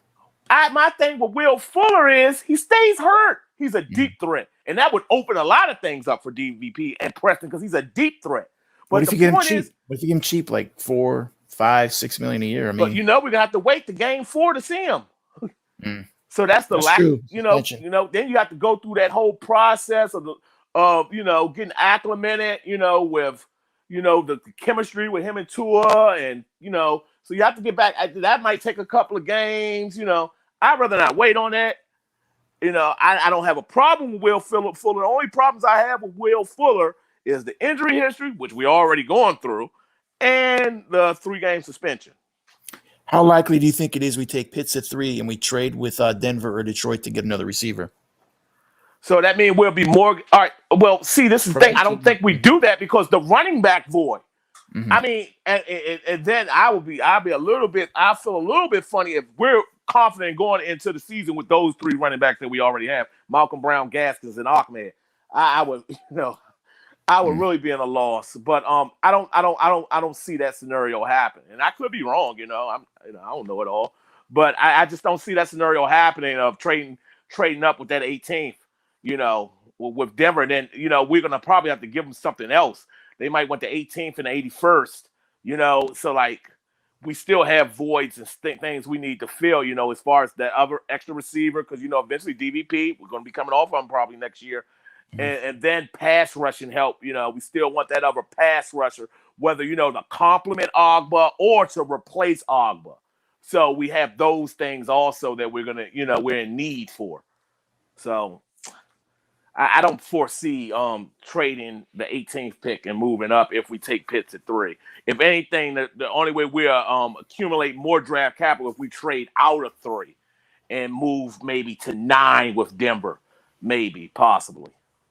If we get Pitts, are we going to see Gesicki just stay in his slot, or are we going to see them kind of move around all over the place? You're definitely going to see the moving around, and probably Pitts even more moving around. because of the mismatch. Because Pitts is a better coming out of college as of right now he's a better route runner than Gesicki, and he's more athletic than Mike Gesicki. But I could imagine it would help Gesicki out a lot, especially going into a contract year. That even if he's not coming, I'm assuming the way Gesicki would look at, even if he's not coming back to the Dolphins, it's going to help. It's going to open things up even more for him, which will probably cover up and mask those deficiencies in route running, and will open things up for him. So that will probably pad his stats even more with that weapon, taking all the attention. Sir. Do you know where Cosme's projected to go? Sam Cosmi, I'm assuming first round, late first. Tackle out of Texas. Late first, top of the second, max top of the second. But definitely probably top towards, in the 20s. Yeah, man, I love Sam Cosmi, by the way. Yeah. I mean, I assume him that because I'm counting Slater as a guard. So I'm assuming that Cosmi will probably be the third tackle going in the draft, and then you got Mayfair from Michigan. But I'm assuming Cosmi will be the third tackle gone in the draft because I'm counting Slater as a guard. Someone's asking, can you mention one playoff team who did anything special in free agency so far? I'd say the Chiefs. The Chiefs made the Chiefs moves. And Tampa Bay by signing all the damn players back. I'm gonna give credit to the Rams for restructuring a lot of things. Playoff teams. However we want to feel about Fitzy, Washington upgraded because who would you rather have, Heineke or Fitzy? And they're in the runnings for Curtis Samuel, and they also signed Lamar Miller, for a 1-year deal, but that's going to spell Anthony Gibson. So Washington did some sneaky little things. Buffalo, and I will say this with that signing of Emmanuel Sanders, it's a different situation. They're not asking Emmanuel Sanders to be the number 2 wide receiver on that team. You have a Gabriel Davis who was ascending, and you also have a Cole Beasley. So you're asking for Emmanuel Sanders to be possibly that 4th wide receiver, but he's going to help Josh Allen along come January in playoff time in those big games. Or in a game where you're fighting for the division, 4th quarter, you need that big 3rd and 6. That's where Emmanuel Sanders will come in at. And what do you feel about the prospects or the thought of trading for Odell? Again, I think Tua's personality is strong enough. I do think he can handle that. I have all confidence in that kid with that. I don't know. I trust Flo as far as holding the locker room together. But until I think Odell is super talented, but still coming off that injury. Right now, I don't want to deal with nobody coming off an injury. We have that problem already. But is Odell better than DV? Better than any receiver we have? Yes. If that's what you're looking for, yes, that's the answer. If I can answer it, that with that, he's the best receiver, better than anybody on our receiving staff. Alshon Jeffrey, what do you think about him? No. Okay. No. Let me see here. What else? If you had to choose right now, who do you think we're going to sign with what's left? As far as what, including Andrews, or are we doing just receiver? Just any of them, all of them. David Andrews. And hopefully Samuel, too. Hopefully, God knows, hopefully. Or, God, I just don't want to see like a Sammy Watkins or something like that. I will be fucking done. I don't blame you. The thing is, like, I listen to the logic about, Wilson coming back, and that's fair, It kind of what you were talking about makes me think about him a lot. When the guy's healthy, he's amazing. But like you said earlier today, he's never gone over 600 yards in his career on a season. So, and that's the issue that I'm having with what Flo and Greer are doing. We're banking on all our receivers have one thing in common: they all stay hurt. Imagine, so we're banking on them not all having a period in the season where out of 4 of them, 2 of them not being hurt. I mean, that's asking a lot. Yeah. I mean, we went stretches where DVP was out, Preston was out. This is all at the same time, and Kaseki leaving the game. We went through a period of that. Why would we want to go through that again? That's the head scratching thing. Now, of course, draft day, this could all change. Yeah. You know, this could all change. But gosh, it's just, it's a bit frustrating. What was I going to say here? Of the players on the roster that we have now, because we don't know what's going to happen. Yeah, that's true. Or in a draft. At this point, who do you think is going to be the comeback player or a most improved player besides Tua? Oh, well, Kaseki's in contract here, correct? So I definitely think it no matter if it's Pitts or not. I think even more with Pitts, but if not, Kaseki will step up. If Wilson can stay healthy, because I think Tua would definitely take advantage of that talent. Lynn Bowden, I expect for him to improve. And I know I'm calling out a lot of names, and I'm gonna narrow it down to one guy. And Preston and DVP were coming back from, injury. I'm gonna say, I'm gonna say who's gonna step out the most. I'm gonna say Mike Gesicki. Between those people already on the roster, this is not, if things could change come draft day on who we get. Amen. But as of right now, or even a free agency, but as of right now, Mike Gesicki. What do you think, Martin? Did you hear the question or no? Oh, I'm in. I'm sorry. I was drinking some water, bro. I'm about to drink some myself. Look, it's getting to that point where this feels like Buffalo Bills week 17, and we're all kind of like, oh my God, what's going on? The world is falling. Yeah, give us how you're feeling. However, yes. However, all these signings just screams, Brian Flores is committed to his ideology, which is team first.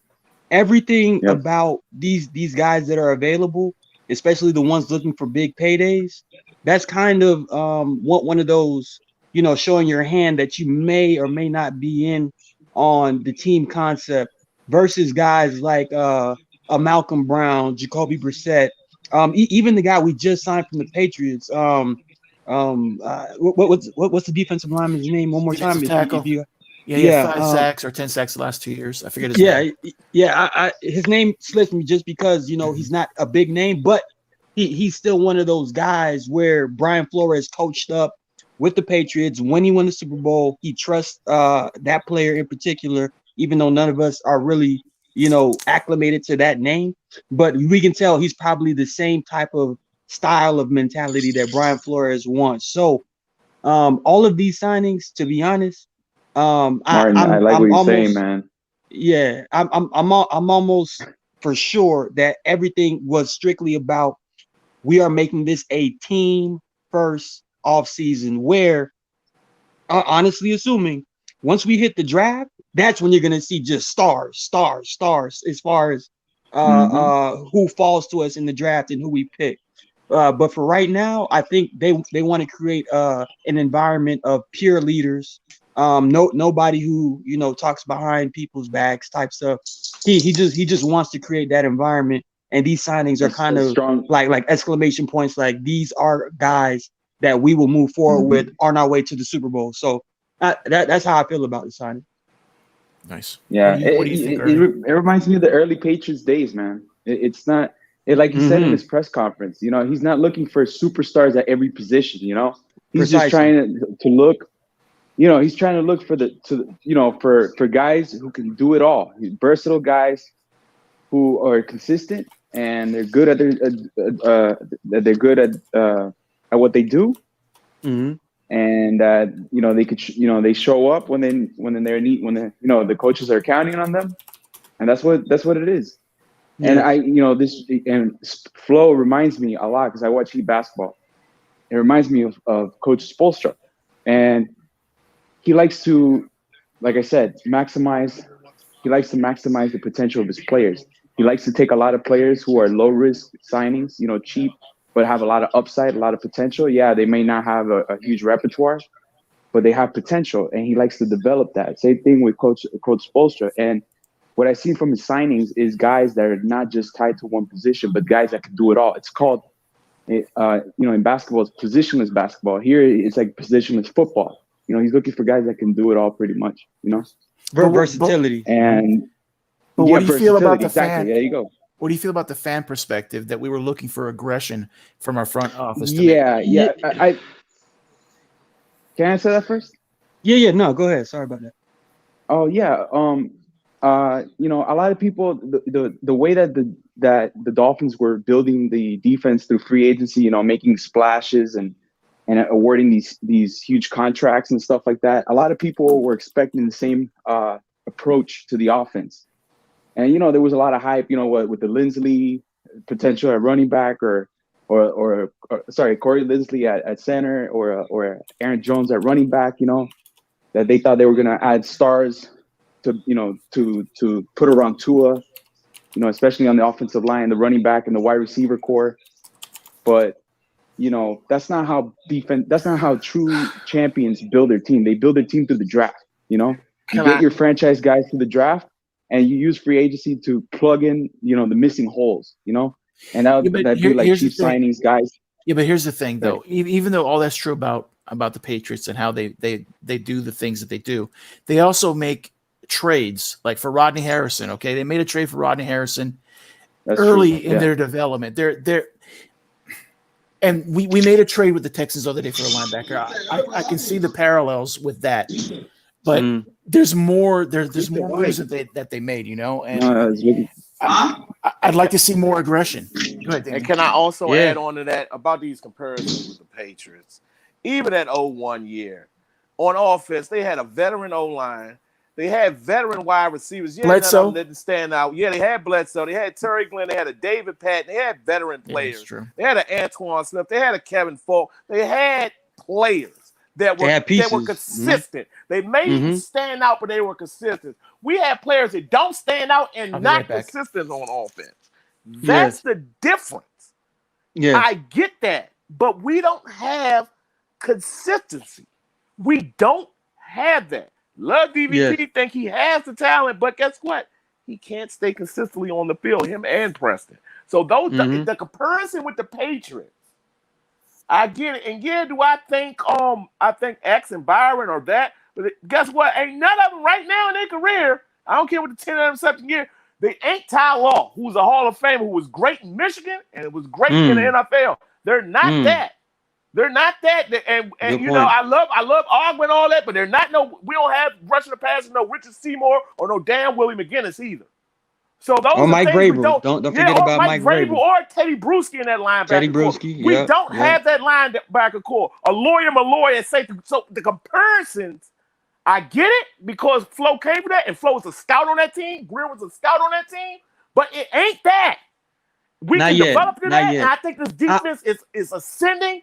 And in this age of NFL, it's a top 5 defense. But guess what? They had on offense a running game and reliable receivers, not standout, dictate coverage receivers. No, but they were all reliable and decent at what they did, and they stayed on the damn field. We don't have that yet. And also, Brady didn't just come in. He came in and fitted into a veteran team. When Bledsoe went down that Sunday night when he got hit by Mo Williams for the Jets. So we're putting a young quarterback with no consistency on offense and not that veteran presence. I'm with you, Damian, and I will say this about the Patriots, and not so much the Patriots, but let me just talk about Bill Belichick specifically.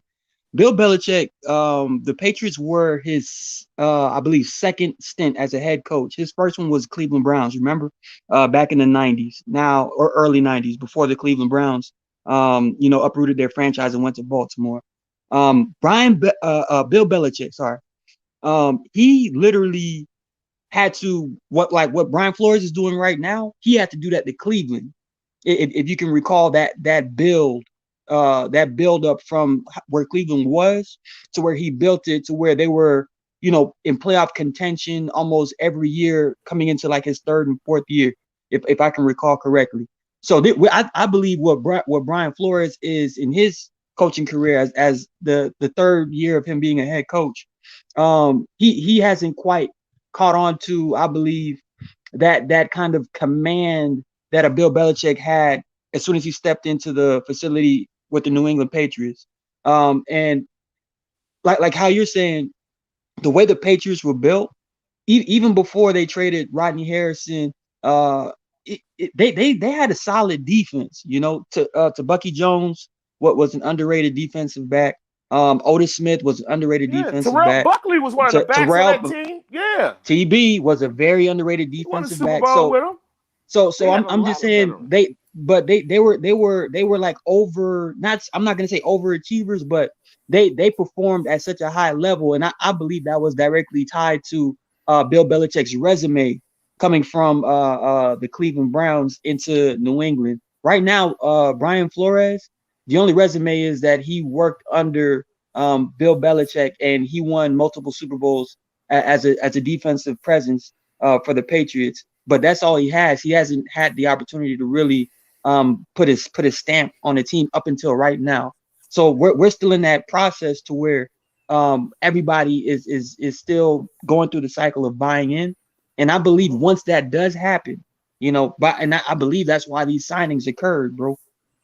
When you sign players, especially nowadays with a Brian Flores team, Brian Flores wants to make this his team. He wants to coach up his players. So agreed. This is literally the first couple steps towards when you put on those boots, and now you're stomping in the NFL like, yo, we are the contenders year in and year out. Right now we're still a work in progress. This is year 3 of the rebuild. Yeah. And I believe, with all the signings that we may or may have not missed, we're still trajecting, we're trajecting in the right direction. And I still believe that.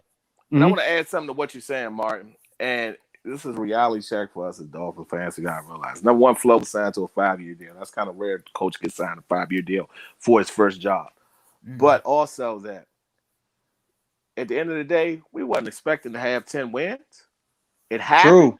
It happened. We had a last place schedule. We beat one playoff team. It happened. We won a lot of games. Rare that your team can get a turnover every damn game. That is a rarity. It happened. So if, and I hope it doesn't, we do take our win-loss record falls back just a notch. The trajectory of us being a successful franchise and going towards that crowning achievement of winning the Lombardi Trophy ain't over if we don't make the playoffs this year. Is expectations set? Yes. And that's the thing about it. And it might have caught them by surprise. Expectations are set. But we have to look at... That's where I disagree. I don't think there was any record expectations for me this upcoming season where we start now, but I do expect playoffs. And if they don't make the playoffs, even with the improvements with the Patriots and the Bills, I will feel disappointed. And that's why I said, like, they may didn't think expectations were set, but they're set. It is now. Yeah, and that's what I'm saying. Like, yeah. But it could be that they're set on their plan. We said a 5-year rebuild, and by the 4th or 5th year, damn it, we're there. If that's what they're stuck on in their mind, do I want playoffs? And damn it, my expectations are set for playoffs? Yes. Yes. But at this approach, going this young on offense, I mean, maybe they could be the first to do it and have a. I actually, and this may sound a little off or a little, nuts, but I actually like the fact that we're going all young. You know what I mean? Only because I'm like, obviously college to the pros is always going to be different, but I can recall, the national championship game when Jalen Hurts was sat in the second half and Tua came in. I can just recall the entire second half of the Alabama's offense. It was nothing but freshmen out there, like true freshmen. That's college, though, Martin. Yeah, that, and I know I just mentioned, I know it's different from college to the pros, but what I'm saying is I can just recall them starting all freshmen, like with Tua, not starting, but in the second half when they finished the national championship, it was Tua, Najee, Judy, Ruggs, and Devontae Smith caught the last touchdown, right? Those are all true freshmen at the time. I truly believe in young players getting that knock in the mouth experience, like how the offensive line did last year with Jackson, Kinley, and Robert Hunt. I truly believe all three of those guys are going to come back super solid this season. With experience, doesn't growing pains come? Yeah. So that's we're exactly expecting. So you know. Yeah, that's exactly where I was getting at. We need something like veteran presence sprinkled in, don't we? Well, I'm just glad Ted Karras went ahead and took his veteran presence back to New England, because we didn't need that type of veteran presence. But if we do have a veteran presence, and I know exactly what you're trying to get to, it's best to have guys that's been there and done that to just know how to react when things don't quite go your way, or when things are going a little too good. What do you mean by been there, done that? Like just veterans. Like for instance, I wish we would have gotten like a Rodney Hudson who just got traded to the Cardinals, I believe. Yeah. If we had like a Rodney Hudson, for instance, in the locker room for the offensive line, Rodney Hudson's the kind of guy where we can get beat like on a third down or something. Like offensive tackle just misses a block or lets a guy through and gets sacked. Instead of bringing that energy, like, oh, I got to start, blocking a certain way, come the next drive or the drive after that. Rodney Hudson, like the veteran presence, you literally can read energy when you're on the field and you're on the sideline. And veteran presence, meaning been there, done that. They have that energy to where they just find a way to calm people down. There's a calming presence when you have a veteran on the field. Body language. I have a question, guys. Yes. I have a question. Maybe y'all can answer this, and also in the chat. Being a playoff team, you don't need to be elite in every position. But maybe you do need to maybe have in one position, have a player in the top 10. I ain't talking about no PFF or none of that. Maybe one player on this offense, the top 10 in their damn position. One player. Gesicki, maybe. Yeah. That's one. And that's shaky. That's What else? That's it, and that's the issue I have with giving this DVP kid, 2 years ago. Yeah, I'm saying from right now. Maybe, yeah. And that's the problem with like everybody tries to help their young quarterback. Herbert has a guy, Keenan Allen. He has a guy, or at least friends, or at least has been there. Joe Burrow, they trying to get Joe Burrow a guy right now, and Higgins. As the guys that he had last year as a rookie, they kind of, they were decent, not top 10, but they were decent. But they're trying to get him a guy. What are we giving to him? I know. They have a top 10 guy. They have Joe Mixon out the backfield when healthy. Cincinnati does that. But what does Tua have at top 10? Like they could be number 10, and only maybe we have is Mike Gesicki. I'll be damned. His biggest knock is his consistency with being consistent. Not injury, but just being consistent. Can you even say he's a top 10? The guy's never even sniffed 1,000 yards. Facts, man. So that's the issue that I have. How can we say, and I don't mean to sound like Jim Moore, playoffs, and we don't have one damn person on offense who's top 10? So what would you want to go after, like a free agent that's still out there, like an AB? Like, cause I wouldn't mind AB. And we take anything now. AB produces though, buddy. Yeah. He does. Yeah. And he was with the Patriots, just before he got the snip. So maybe there's a certain scouting report that Bill and the boys can relay to Brian and be like, hey, this is what he does, and this is what you should expect out of him. I'm just saying, if you want to bring in a top 10 talent at whatever position you want, AB is the one that comes to mind immediately. And him coming to Miami, I don't know, maybe that experience with the Buccaneers probably calmed him down, and he can be a team guy again, because who knows what happened these last couple of years with AB. My reply to that will be though, and good day guys, how y'all doing? What's up, man? What if we get the line that blocks and Tua makes any receiver better? Have we got a few quarterbacks in the NFL who do that? What about Tua? I trust Tua. He can make them better. What about that? Yeah, but we've already gone over this. What's good what's good if they're going to be hurt? Yeah. That's Man, literally, if you go listen, DVP, Preston Williams, Jakeem Grant, Alan Hearns, Albert Wilson, Lynn Bowden, okay, are 6 right now. Literally only Bowden and Grant have proved to us they're not injury prone. That's a That's shame. a scary thought. Yeah. What that And the is. running backs too, reason. I mean, they're milky bones. You said Malcolm Brown, he's a big guy. And I mean,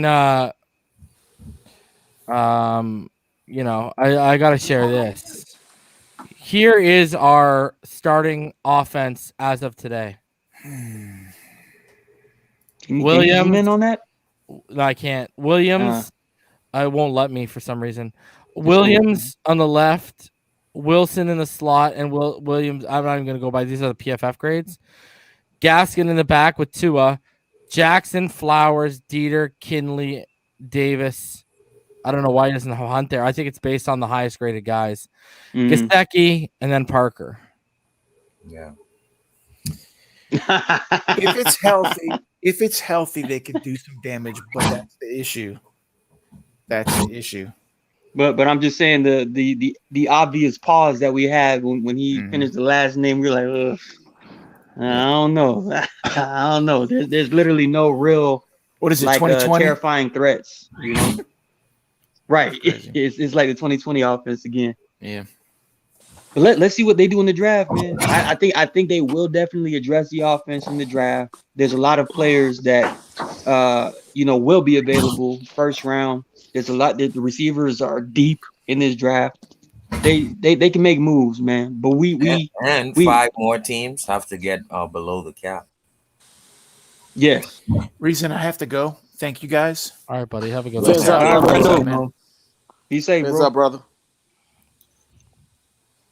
Yeah, man. What's up, Josh? What's up, Power? What's up, Esther? What's up, fellas? What's up? Hey guys. What's up? Sad day. Oh, what's man. up? What's up? Is it the Twilight Zone? Yeah. This is yesterday. Wait, you know what someone hit me up with on Twitter when I dropped that article about, the more people stepping up. He said there's 2 sides to the story. I said, bro, there's literally text messages involved. That's both sides involved. What are you talking about here right now? Like, you got people out here blindly defending this guy all because they want Watson in Miami. It's crazy. Yeah. You talking about the allegations? Yeah. Hey, so now that girl was, that Houston fan that I told y'all about, y'all remember I said that maybe there was something behind. She said that he was a POS, man. It's like straight up. Because now there's 4 girls. 3 more have come forward.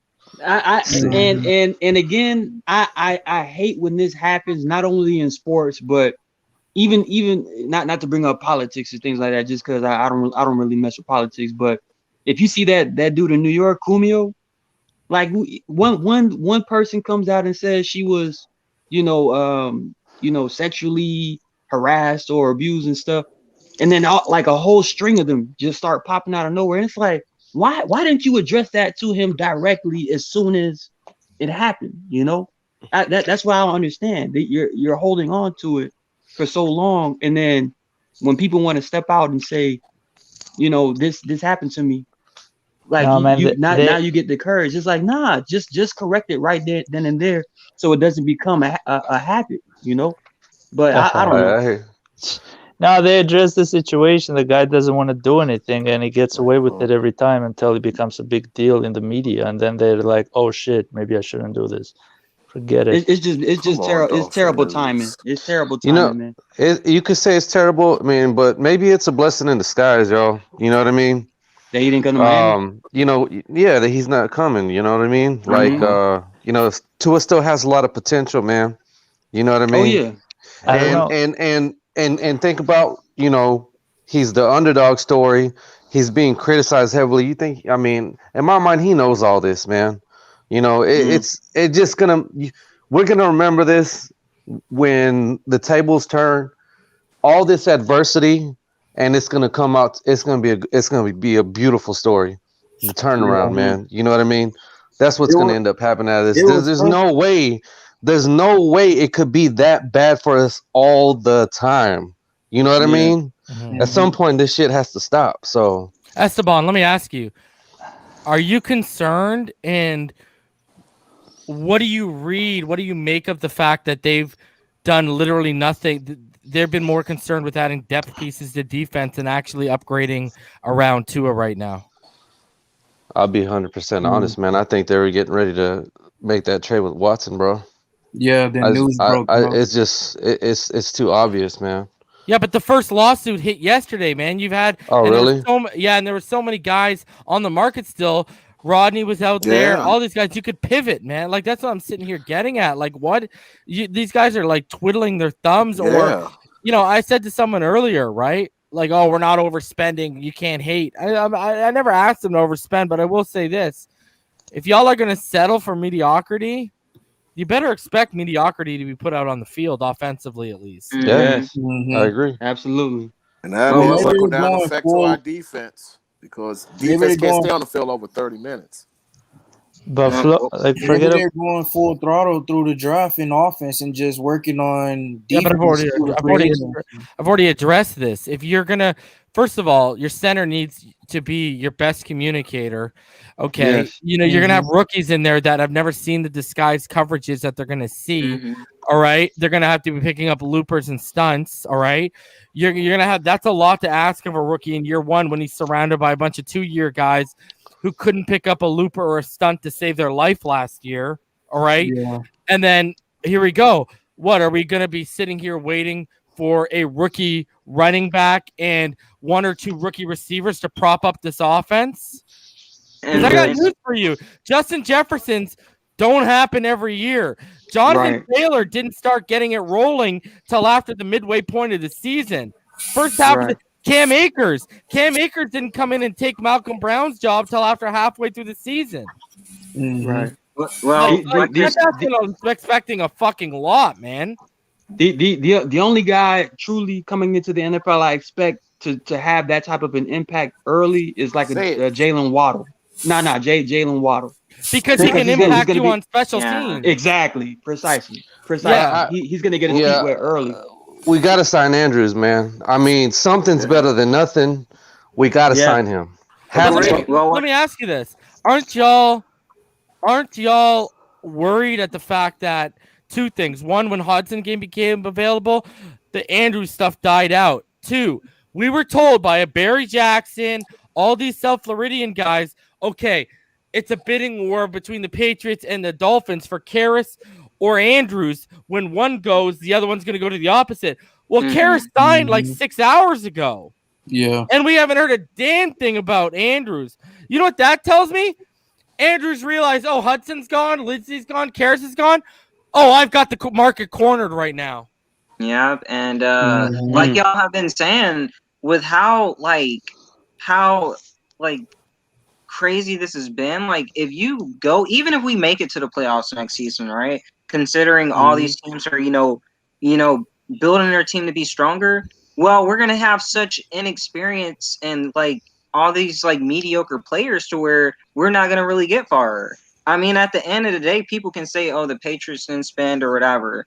I mean, you got to look at everything as a case-by-case basis because we are not the Patriots. We have a different team. And with different teams, you got to go for what you need and say we make it to the playoffs. If we would have made the right moves, then maybe we could get to an AFC championship. Maybe we could, get to the divisional round. But if we don't make the right moves, and even if we do make it through our schedule, then guess what? When we get in the playoffs, we're going to be a first-round exit like we would have been this year because the team is just completely unbalanced. You're going to be relying on the defense again. Offense is just going to be mediocre. Hey, Damien, I want you to answer this, bro. Are you there? Yes, sir. Yeah, I'm here. So someone's in here saying Clyde Edwards-Helaire was a stud from day one. No. If you want to count, because the first game of the damn season, he popped off against a pathetic run defense by Houston, and then you saw that decline. Yeah. Then you saw that decline. He popped off against a horrible damn run defense, first game of the damn season. He was a good rookie, though. He was a good rookie, but he was good the first 6 weeks. but he wasn't that spectacular. But guess Not what? at Yo, all. Jonathan Taylor finished with more yards. Agreed. Look, Yeah, he had a and better guess what? season. You can't use the Edwards-Helaire comparison because guess what? We don't have no dynamic receivers. No. We don't have None. dynamic tight end. And so Damian, we can't bank on maybe winning on that. And Damian, how good was their offensive line before the injuries piled up? Solid. Yeah. Solid. Outstanding. We don't. Do we have a suck 'em. Fisher or Schwartz right now? No. See, Nothing. no. Don't they have Mahomes? Oh That's yeah. And they got Mahomes. Yeah. So. That's why I understand why people constantly want to compare Patriots to us. Well, that's why I ran down the Patriots 0-1 roster reason when you were gone. Or comparing other teams. We're not that. We're not that. That's the issue. That's why it's so frustrating. We're not that. We just heard our draft I think we slow play too long, and I don't know, man. Linsley lost should a have bunch been of chips at the our main table. focus. Hold on a sec, RD. What were you saying about slow play? You cut him off. What are you saying about slow play? No, I just think we slow played it too long at the table and we lost chips. And to be honest with you, I think it's to the point where they need to start considering using some of the draft picks from, next year for this draft. They should come out of here with as many picks as they can. Yep. That's where I'm at. I mean, and the best running back last year was a UDFA when you want to talk about rookies, okay? Yeah. James Robinson. Robinson. I the agree. thing is that the problem with this offseason so far, it's been very crystal clear. Two main positions you need senior, you need seniority, you need experience, is the center and the quarterback. Now we got a young quarterback, like that's what we have, so we're gonna build with this guy. You can't have a young quarterback. This is not Maurice Pouncey that you have at center that you're gonna get this year. We're just gonna get an average center at best, and it's just gonna explode from within. And we're taking one step forward, two steps back. They're getting their defense right, the way they're molding it, the way they're getting the right pieces at the right places, the chemistry, everything, the play calling. But we've been behind the 8 ball on offense since day one, man. And I don't know, Coach Flo is not giving me a lot of confidence in, and same thing with Greer, as far as these guys making it happen offensively. Because last year, let's face it, it was abysmal, and majority of 2019 was abysmal, and they've made changes every year to play calling, but you can only do that so long. At some point, you have to look at the main guys and be like, what are you doing? The center, you should have done that. Forget about these small pieces. Give me the best center in the goddamn game. Hey, Reason, I got a question. Are they actually high on Tua? Because they're not showing it. They're not showing us. Yeah, I don't know, man. If they really like want to protect Tua and really give this guy, like, if they really see a future with him, they would have addressed this offense. So far, they just addressed defense and depth at best. Yeah. Like remember when we made the change and EM was arguing with me and pushing back? I said I felt like management stepped in and this wasn't a flow call. And yesterday when EM talked, he said, "Yo, Reason, you might have been right, because the real question is, we know Greer loves the kid, we know Ross loves the kid. Does Flo love the kid?" Yeah. And you know what, Reason? A point you made probably like 15 minutes ago, and this is the puzzling thing. Okay, if you were all in on Watson, and then like this stuff surfaces, why are you still stuck? Shouldn't you then start to go in on players like to move on past this scenario? Like they're just stuck now. That's the confusing part about this. It feels like it, yeah. It does. We messed her up. McKinney restructure. Like these guys haven't even made an effort in terms of restructuring. It's like they asked Kyle Van Noy to take a pay cut. He said no. They're like, okay, that's all we're gonna ask. Moving on. Yeah, that's what I was gonna say. Like they're doing on defense, they're making the right moves. They're they're trading guys. They're releasing guys to create cap space. They're making trades that fit their scheme. But on offense, it's non-existent. Look at this, Irving. The Bucks had no cap space, and they managed to re-sign guys like Levante David, Shaq Barrett, franchise tag Godwin. Like, what the hell is going on right now, bro? Yeah. Even the Saints. The Saints aren't even making moves. And they were in cap space hell.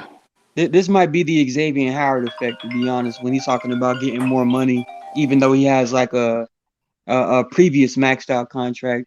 I don't know if they're trying to leave enough to where they can pay Xavier, which would suck because now we're just letting guys just slip through our fingers because of that thing lingering in the back of our mind. Like we still got to pay Xavier.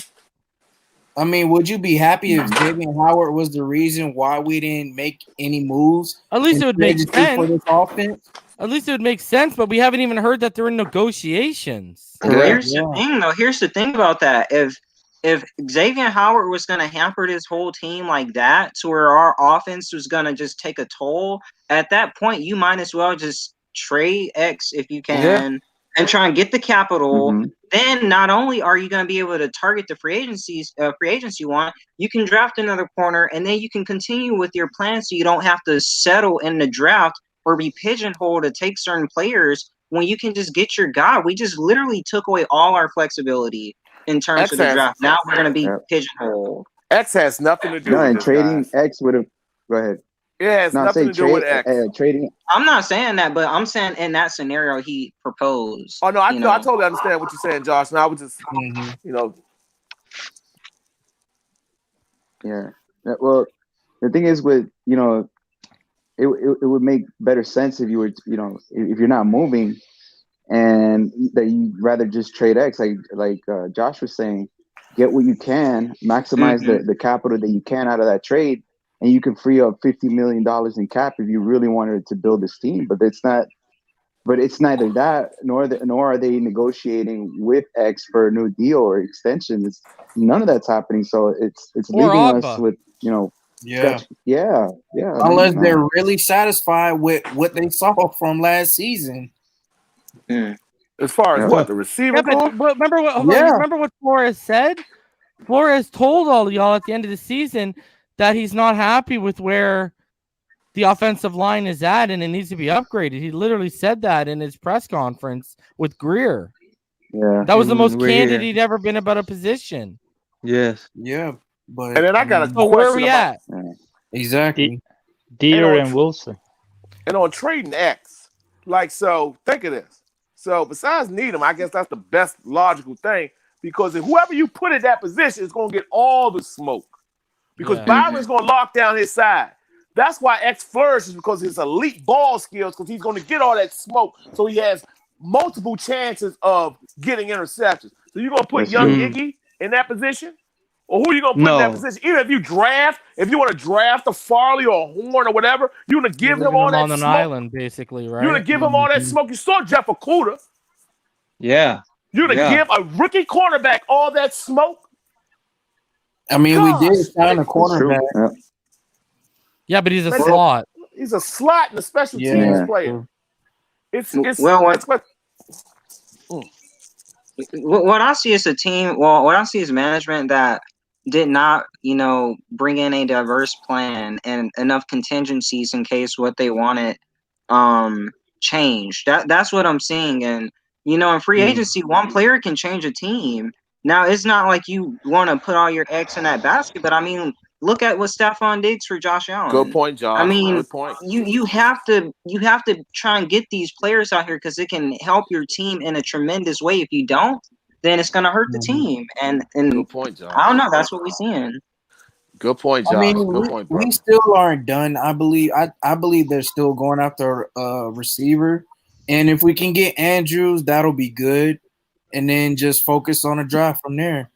It sucks that we're in this position, but what receiver though, Powerhouse? Like what receiver? We're in a bidding war now because Curtis Samuel's still out there. You got three other teams interested in him. No, the Juju talks. That is something that's interesting because nobody else has been linked to Juju, or we haven't heard anything about Juju. What about OBJ? I saw this tweet. Someone said I don't want nothing to do with that guy. I've gone over this multiple times. Yeah, I'd rather take Antonio Brown. Yeah, and he's coming off a bad injury too. Gotta put that in consideration. Not to change the subject too much, but I'm seeing that more people are coming out against Deshaun Watson, and this is from the Houston area, correct? How many people in total? I don't know the total. It just says like 2 more suits were filed and things like that. There's 4. Now there are 3 more. Came out. Yeah, three There's more 4? came out. Three more. Wow. This is what I mean by I just don't like Oh, this is how big, man. I don't like how when someone decides to move on from the relationship that the ex wants to do some of the most grimy stuff ever, like to say how bad of a person you were in the relationship. It's like, yo, just let this man breathe. If he don't want to be with you, move on. You know, don't try to tarnish this kid's I young know, but legacy. when there's 4 girls now, 4 different people, it's the person, man. It's not the women, right? I mean, I can't say that. I don't know. I don't know until he's like proven guilty. I don't know if Well, he sounds like did it. it. It's not a criminal case. I don't In the know. first lawsuit, like Klump said, if those text messages come out, it's a wrap, buddy. Yeah. But we do have to look at the legitimacy of the text messages. Buddy, That's I was just joking around when I said Photoshop, bro. This lawyer, bro, you got to look at the lawyer, bro. He's represented the governor of Texas before. I mean, he's not gonna take this on unless he knows he can win, bro. No, he's a big shot lawyer. Yeah. I mean, I'm not gonna crucify the brother until if he's guilty. Then what he did was horrible, and he has to suffer the consequences for that. Anyway, it goes. He was stupid if he did do it or didn't do it to put himself in that situation. That's stupidity. So suffer the consequences like Ben Roethlisberger. I agree. But I will say this, and I will say this, and I have to speak. It's different on this though, right? Ben Roethlisberger being accused of rape is a federal charge. These are civil suits. Yeah. You know, but what happened to Ben? You know, buddy, has any of you ever been to Pittsburgh? Pittsburgh, I've drove. Nah. Okay, so obviously I'm a Penguins fan, so I go down to Pittsburgh for Stanley Cups. When we go to it, I go to the playoffs. Curtis I go Samuel regular going season. to Washington. Sorry to cut you off. Reason. What? Curtis Samuel was going to Washington. Well, no. Oh, there you go. So anyway, what are the numbers? I'll bring it up right now. Pittsburgh is a massive football city. I would not be surprised if they're sweeping stuff under the rug. Oh yeah, most deaf. I mean, Houston is too, though. Houston, like the numbers aren't out yet. Curtis Samuel is signing with Washington per source. Oh, God damn it! That was our guy. That's the guy.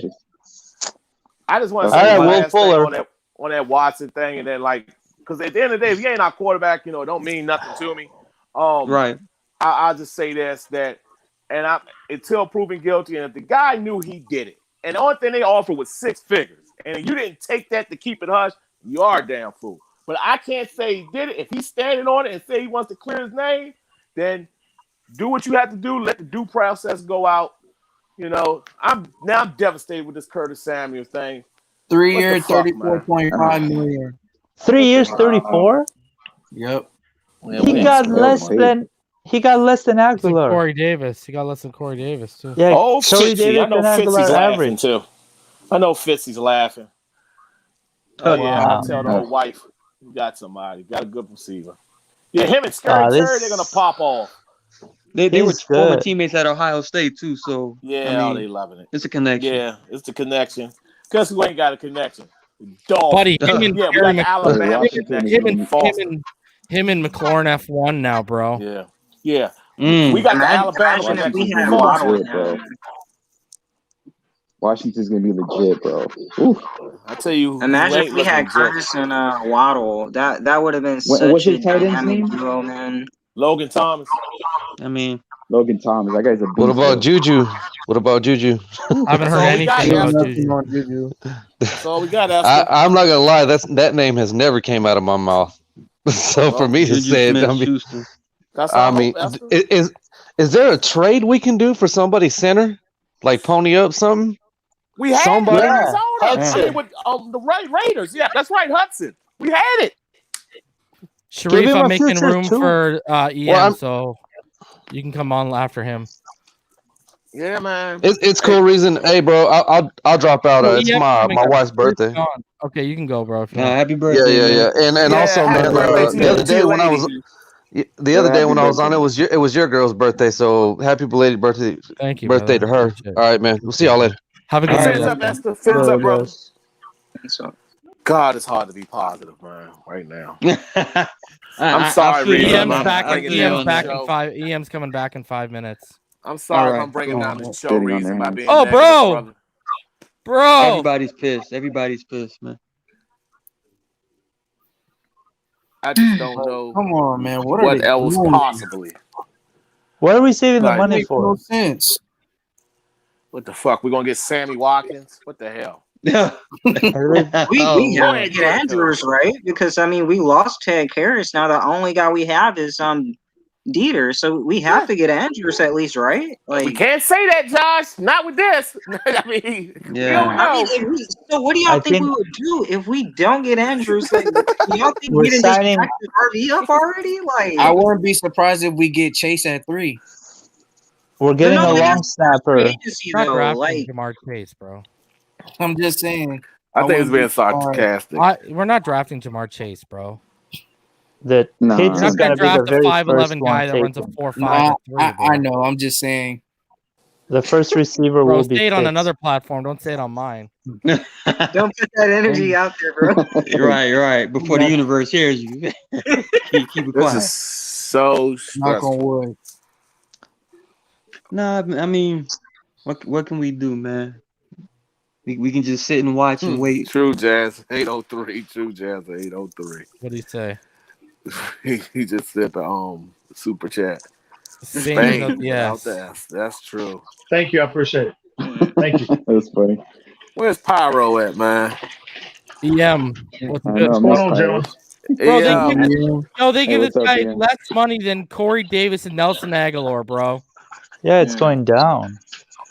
Bro, he got like 11. He got 11 million a year, 11.5 million a year, and he's 25 years old.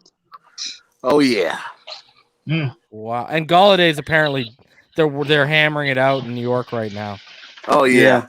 Oh yeah. I don't know, man. I don't know, bro. What about Leonard Fournette? Like, has Leonard Fournette been re-signed yet or no? No. We don't have the money. It's in the air. We can't get it. Yeah, why does Galladay want to go to New York? That's horrible, man. New York is fucking horrible. With that state income tax, bro. That's ridiculous. I'm telling you, right? Trade is always a possibility, though. You know, you would think the Dolphins would make. I mean, you would think they would have to make some move, whether or not who's behind center before the draft. You know, they were mesmerized with the guns from Tua. They're like, he doesn't need anything. I think we got Shane Gailey as our GM right now. I think we got Shane Gailey. I'm telling you right now, if I was the owner. Yo, but y'all don't know. It could be Greer saying, yo, don't spend. Don't allocate resources to there. And Greer's just following his coaches, because you got to think Flo has some kind of pull. Well, next year is going to be a big off season too, right? Like, there's a lot of free agents, big price ticket, offensive linemen, and the cap is going up. I don't know, man. I just wanted a center. Could they just be content with what we have? Not at center. Could be. No. I'm talking about a wide receiver. Fine. I'm not even worried about wide receiver. I'm not even worried about. I want them to stabilize the line. Yeah, I want a center right now. Yep, I don't even care about wide receiver, bro. So they double up in the draft. They don't care. I didn't want to spend big money on a receiver, and I've been adamant about that. But when you see this guy go for only $11 million a year, that is a very fair contract he just signed. Do you guys think that we're gonna try and wait for training camp to try and pick up some players like we did? There ain't gonna be no one around. They're all gonna be signed. But these are the creme de la creme. Like, unless you're gonna re-sign Mac Hollins at training camp. The homie, put some respect on that man's name. Stop I that. can't, bro. Don't you do that reason. I can't, bro. Don't you do that reason. Stop that. Well, there we go. That guy dropped the ball like Biden did when he came in office with the stimulus check, bro. Stop that, man. That's the homie right there, bro. Buddy, the guy has that one nice catch in the end zone. I'm like, oh, here we go. And then never, ever again. Yeah. I thought that was the reason. I was like, who would you rather have him? Who would you rather be stuck with, him or Jakeem Grant on his roster? Matt Collins all day, baby. Let's go. Let's go, Matt. Yo, I like your theory, and I like how they lined him up. You can use him in a tight end in an inline role. I like that hybrid size. role, bro. I love that hybrid role. I'm telling you, I hope they. And again, bro, he's not going to cost you anything. He's a special teams. He's a special teams contributor. Right? Yeah. Why not bring? He's arguably the best in the league. So why not bring him back? You're not making a big investment, but continue to develop him in that hybrid role. That's all I'm saying. I mean, he does have his issues in terms of ball security, but him lined up in line, bro, in a 12-13 personnel pack. I think that's his role for this team in the league, period. Kind of like Chase, that Chase Claypool type role. He can do a lot of things for you, bro. And I think the Dolphins are developing him in that role. So, well, he's not even on the roster right now, right? Is he unrestricted or restricted? Yeah. Really? Man, I don't know, man. I don't know, bro. On the Phinside, dropped the ball big time. Say again, Todd. I couldn't hear you. What was that? On the Phinside, I did not like what they said earlier this morning. What'd they say? Yeah, I didn't listen. They started talking about Bernard McKinney. And they're like, yeah, it's good to get a linebacker that's good for 30 snaps a game. I'm like, hold up. 30 snaps a game? Yeah, they compared him to Raekwon McMillan. The linebacker that injured that might not be able to play again. I can't think of his name. Landon Roberts? Yeah, they compared him to. Are you serious? Yep. Wow. I can believe it. Oh my! I can't. God. You know what? You know I what? Gotta cancel them, bro. It's already done deal with me. You already know. You already know it. Done deal. See what I mean? Are they? This guy averages near 1,000 snaps a year. What are they talking about? He was our best signing so far. I'm already in a bad mood. Now I got to listen to idiocy too. Their exact words was he's a souped up Landon Roberts. I'm like, wow. Souped up a Landon Roberts. Let's see. He's had what? 120 plus tackle season, 3 Pro Bowls, second team all NFL. Yeah. Okay. Souped up a Landon Roberts. Wow. Landon Roberts wishes he was that good. Yeah. And the guy had in 2016 he had 129 tackles. In 2018 he had over 105, and 2019 he had 101. I don't know what those people are talking about, bro. Yo, you want to talk? I know you just said it about Matt Collins and you're joking around, but I'm being serious. Put some respect on that man's name. He is our best linebacker. What are these guys talking about right now? The guy's a fucking stud, buddy. Pro Bowler. Hasn't he been an All-Pro? Yeah, he is. What? Highly productive. Buddy, the only time Landon Roberts is an All-Pro is when he plays with himself in Madden, bro. Let's just say I stopped watching as soon as they said that, and I unfollowed. I'm done. They lost me. Yeah, dude, that's Yo, and I've let some of the bad takes they make slide. Like these guys are talking about kicking in Austin Jackson left guard. Are you high? Now you want to come out and say this about McKinney, bro? Bro, Paul, if you were listening, I was already gonna hit you up because you gotta straighten things up with my boy EM here. But now I'm gonna hit you up and say you gotta straighten your takes up because that is bad news, man. For recent EM, do y'all think will start in preseason, or do you think he'll just wait till like week 1 or 2 or so since he came off of the surgery in October? What's that? I'm sorry, I couldn't hear you. Do y'all think that Bernard McKinney will play the 2 preseason games or however many they are this year, or do you guys think since he came off the surgery in October that he'll probably be like a week 1 to week 3 starter? Are we gonna have? He'll be ready by training camp. Oh yeah, I think he'll be ready. Yeah, he'll be ready by training camp. But he's a veteran, and a lot of coaches they don't press veterans in preseason for the most part. That's so I think what'll help him. Obviously, he's coming to a scheme that he's familiar with. The only thing he has to learn is just the differences in terminology, but pretty much the same scheme he's been in his whole career. So that'll help him. So hopefully they can rest him a little bit in the preseason. They won't press him as much. So I just want him rest up. And Mac, I want, from a health standpoint, I just want him to be all systems go come, the first game of the season. Yep. Do we even have preseason games this year? I think there's 2, right? There's 2 of them. Yeah, 2 of them. This year's 17 games this year. I'd be 17 games. Yep. Okay. But that is crazy because we could have saved that 18th pick for another middle linebacker. So then with Bendard McKinney having that shoulder surgery, we would have had depth at that position to where he wouldn't have had to take as many snaps early on, and that would have been a lot more beneficial for him. So now we can't do that, I don't think. Man, all the gloomy faces, man. Everybody, all the gloomy faces. Well, you know man. what it is? Now we're seeing a guy like this go off the board who's ideal to what we need, and he's not overpaid in the slightest. He got a fair market value deal, bro. So who are you talking about? Curtis Samuel. I don't know why we're going so cheap right now. I don't know why. I literally just had someone message me and say, "Yo, this Dollar General spending is crazy right now." I know.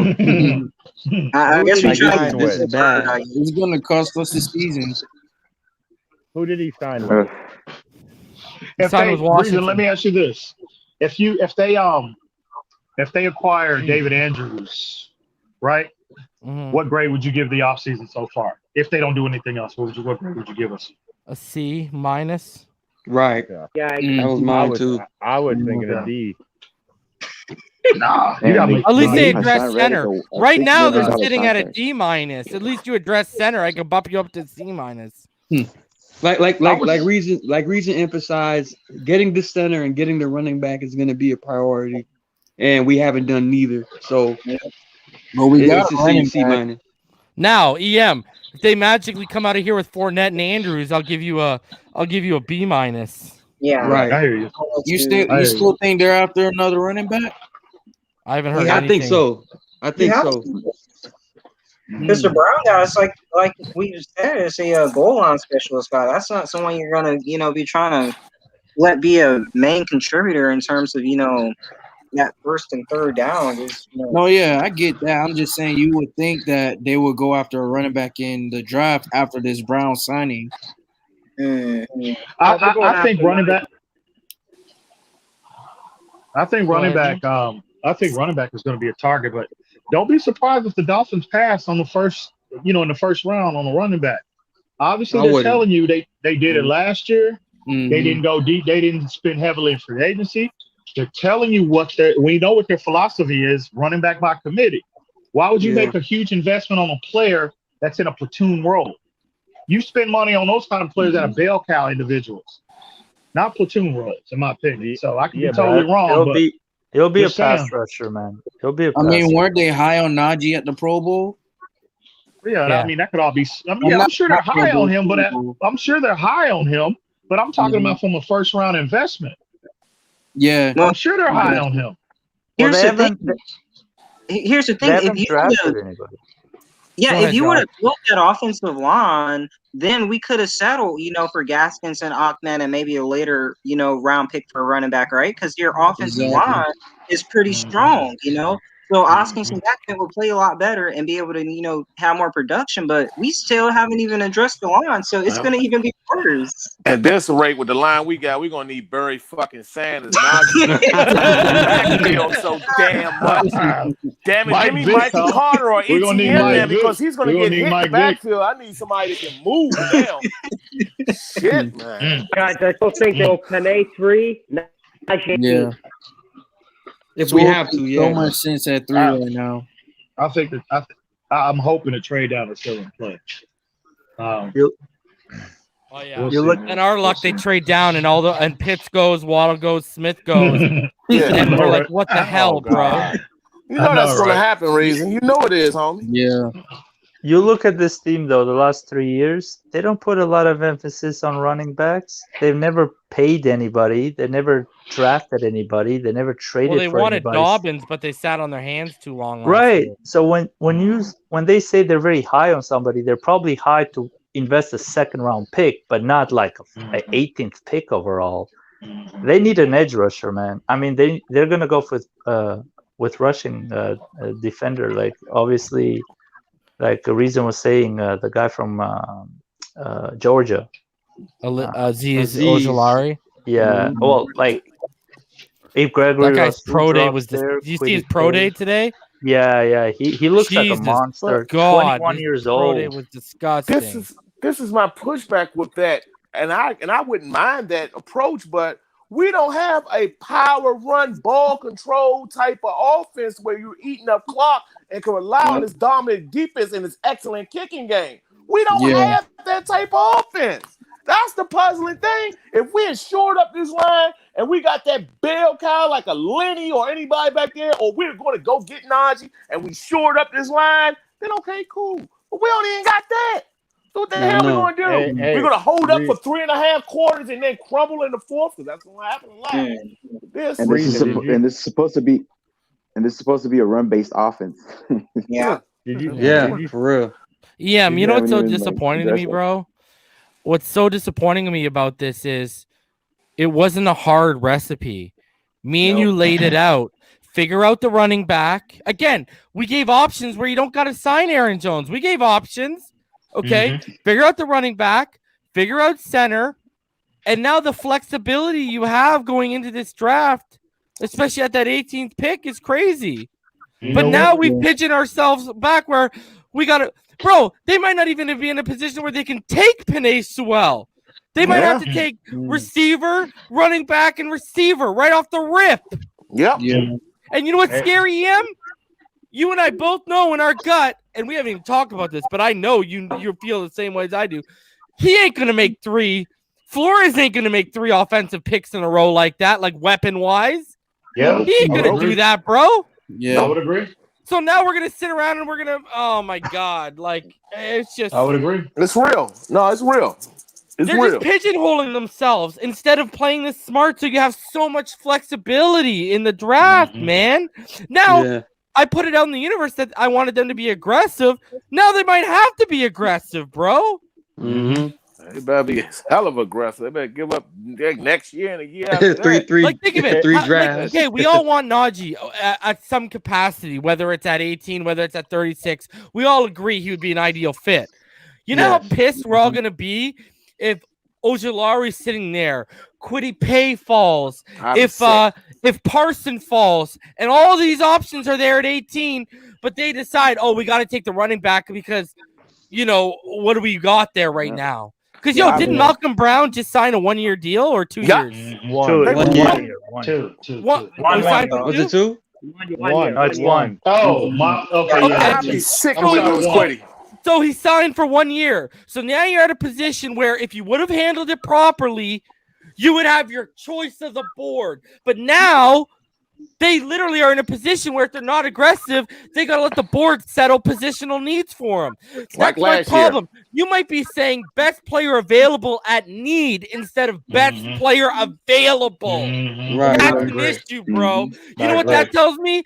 They weren't smart in free agency. B, you're not being smart with your draft capital because if you know you have that capital, put yourself in a position with what EM says with the 3rd pick, but put it in position with the whole draft where you can utilize and get the best value at each pick. Hey, Reese, it's almost like when Jones signed, they panicked and didn't know what to do. So we're just going to hold on to money. But that's not an excuse, bro. You knew that a day going before. Here's my thing. Yeah. With the Jones thing and with Watson news coming out yesterday. With Jones, you knew a day before going into legal tampering, so you should be able to pivot. With Watson, if they were chips rolling on Watson and that story broke and it made them fall back, you still had last night was only the 2nd day of legal tampering, and there was all this talent still on the board going into day 2. You had all the time in the world to pivot. Yeah. You miss out on a Winsley. You miss out on a Winsley, and then Hudson falls, and you still don't go after him, man. Like, come on. Like, for a 3rd round pick, man. I know we could have done that. Y'all really think with these 3 guys, we're gonna get 1,500 yards in the backfield? Hell no, not at all. Won't happen. Barely 1,000. Yeah, we'll just crack 1,000. Mm-hmm. Yeah, we'd be hoping for that. Let's say, based off how they played last year, and I'm talking about from a run perspective. Yeah. Okay. If they take a one step, if they improve, if they take one step in terms of improvement, you don't think that's enough to get us, you don't think that'd be enough? Because what collectively we finished in a run game, 27th? Yeah. 27th. About bottom of the league. Yeah. Yeah. Well, the Patriots finished 4th with what they had and averaged 146.6 yards a game. Yeah. We're gonna need to have Patrick Blair's back. And Lenny's you know what the issue is too, EM? We've highlighted the LSU game. The first half it wasn't balanced. The second half they found their balance and Tua took off.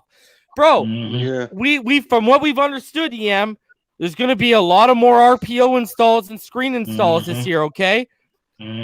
Buddy, can I ask you this? Between Malcolm, Gaskin, and Ahmed, do we have an RPO back? No.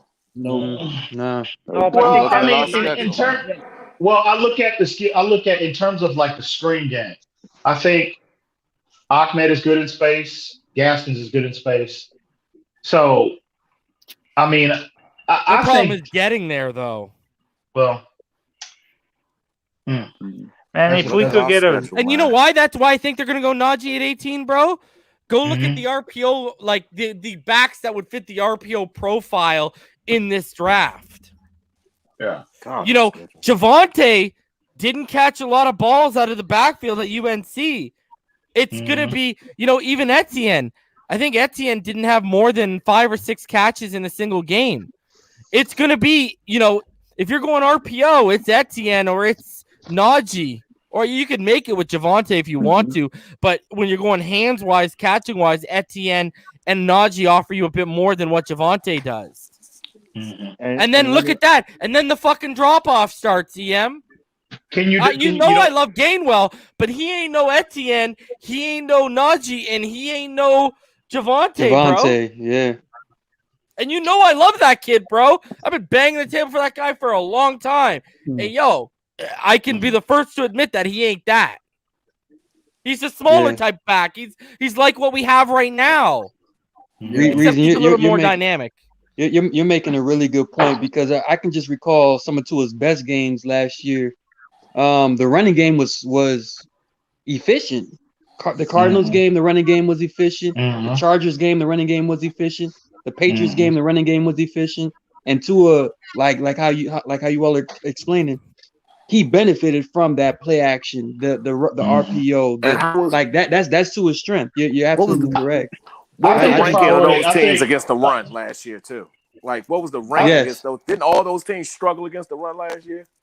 I'm asking. Well, I'm just saying. Not the Rams. Not the Rams. Did we run the ball against the Rams? Definitely not the Rams. Yeah. We did decent with the Rams, but not as good as the Cardinals. Rushing. But do we even have an offensive line that's good for the screen game? No. Eric Flowers used to get undercut every time on the screen game. I think Austin Jackson. I know, Martin. If you use, obviously, he has the athleticism to play in space, and I think if you bring in David Andrews, obviously, he's more athletic than Ted Karras. I'm not saying he's a world beater in terms of his ability to climb the second level, but he was an upgrade in terms of his lateral movement than what Ted Karras is. But I think Jackson is a screen guy. But I think these guys, we just need to focus on, in my opinion, getting your hands on people, being sound in your fundamentals and technique, and actually moving people. You know what I mean? Opening up lanes for these, no matter who's back there, that should be the priority. And if they do that, I mean, it just sets everything else up, in my opinion. So, So in terms of them as being, I love Ahmed, his ability to catch the football out of backfield. I love Myles Gaskins, very good hands. If they opt to go with Travis Etienne or Najee, I don't think they're going to make that investment early. I really don't. I think they're going to they'll select one later in the round. I think Flores told you, and I got to give Reason a ton of credit for this. I got to give him a ton of credit because Miles Gaskin was a damn afterthought coming into last year. And I remember Reason called me during training camp. He said, bro, he just mentioned it casually. He said, I'm telling this before training camp. He said, man, you know something? I've been watching some tape on, his Washington tape. And he said, man, I'm telling you, I think we might have something there. And I was like, whatever. Okay, yeah. And lo and behold, bro, he went into training camp with his head down, and he won that job. And Flores told you what he thinks about this kid. He said he's everything you want in a running back. And he is. He has everything you want. Good balance, good vision. Yeah. He just doesn't have ideal size. But he doesn't play. He's 195, but he doesn't play that. He doesn't play small. He plays always playing behind his pads. I agree. True. Very rarely you see him falling back. True. I mean, Kalen Ballage is 235 pounds, and we saw that dude. Man, when did you ever see him moving a pile and consistently we saw him getting tackled in the open field by cornerbacks? Bobby McCain laid him out. You know who's not soft? You know who's not soft? Yo, let the EM finish. Go, EM, finish. So I'm just saying, man. People. I get Miles Gaskin and Salvin Ahmed. I think people are getting caught up on where they were selected. Ahmed is obviously an undrafted guy off a practice squad. Miles Gaskin's a 7th. If Miles Gaskin was 205 pounds, he probably would, considering his production at Washington, he probably would have been a 3rd-round pick. So maybe. I like Gaskins. I like him. I think Flores likes him. But you know what I think he is, EM? I think he's the perfect, ideal complementary back to an alpha. Exactly. Yeah. I don't know if I can sit here and say, you just told everyone I was one of the first guys ahead on him in terms of going into training camp. I can't sit here and say that he's the ideal alpha for this offense. Yeah. I think he's perfect. But I don't think there would be a better number 2 in the league than him. Exactly. But exactly. He's perfect in that platoon role.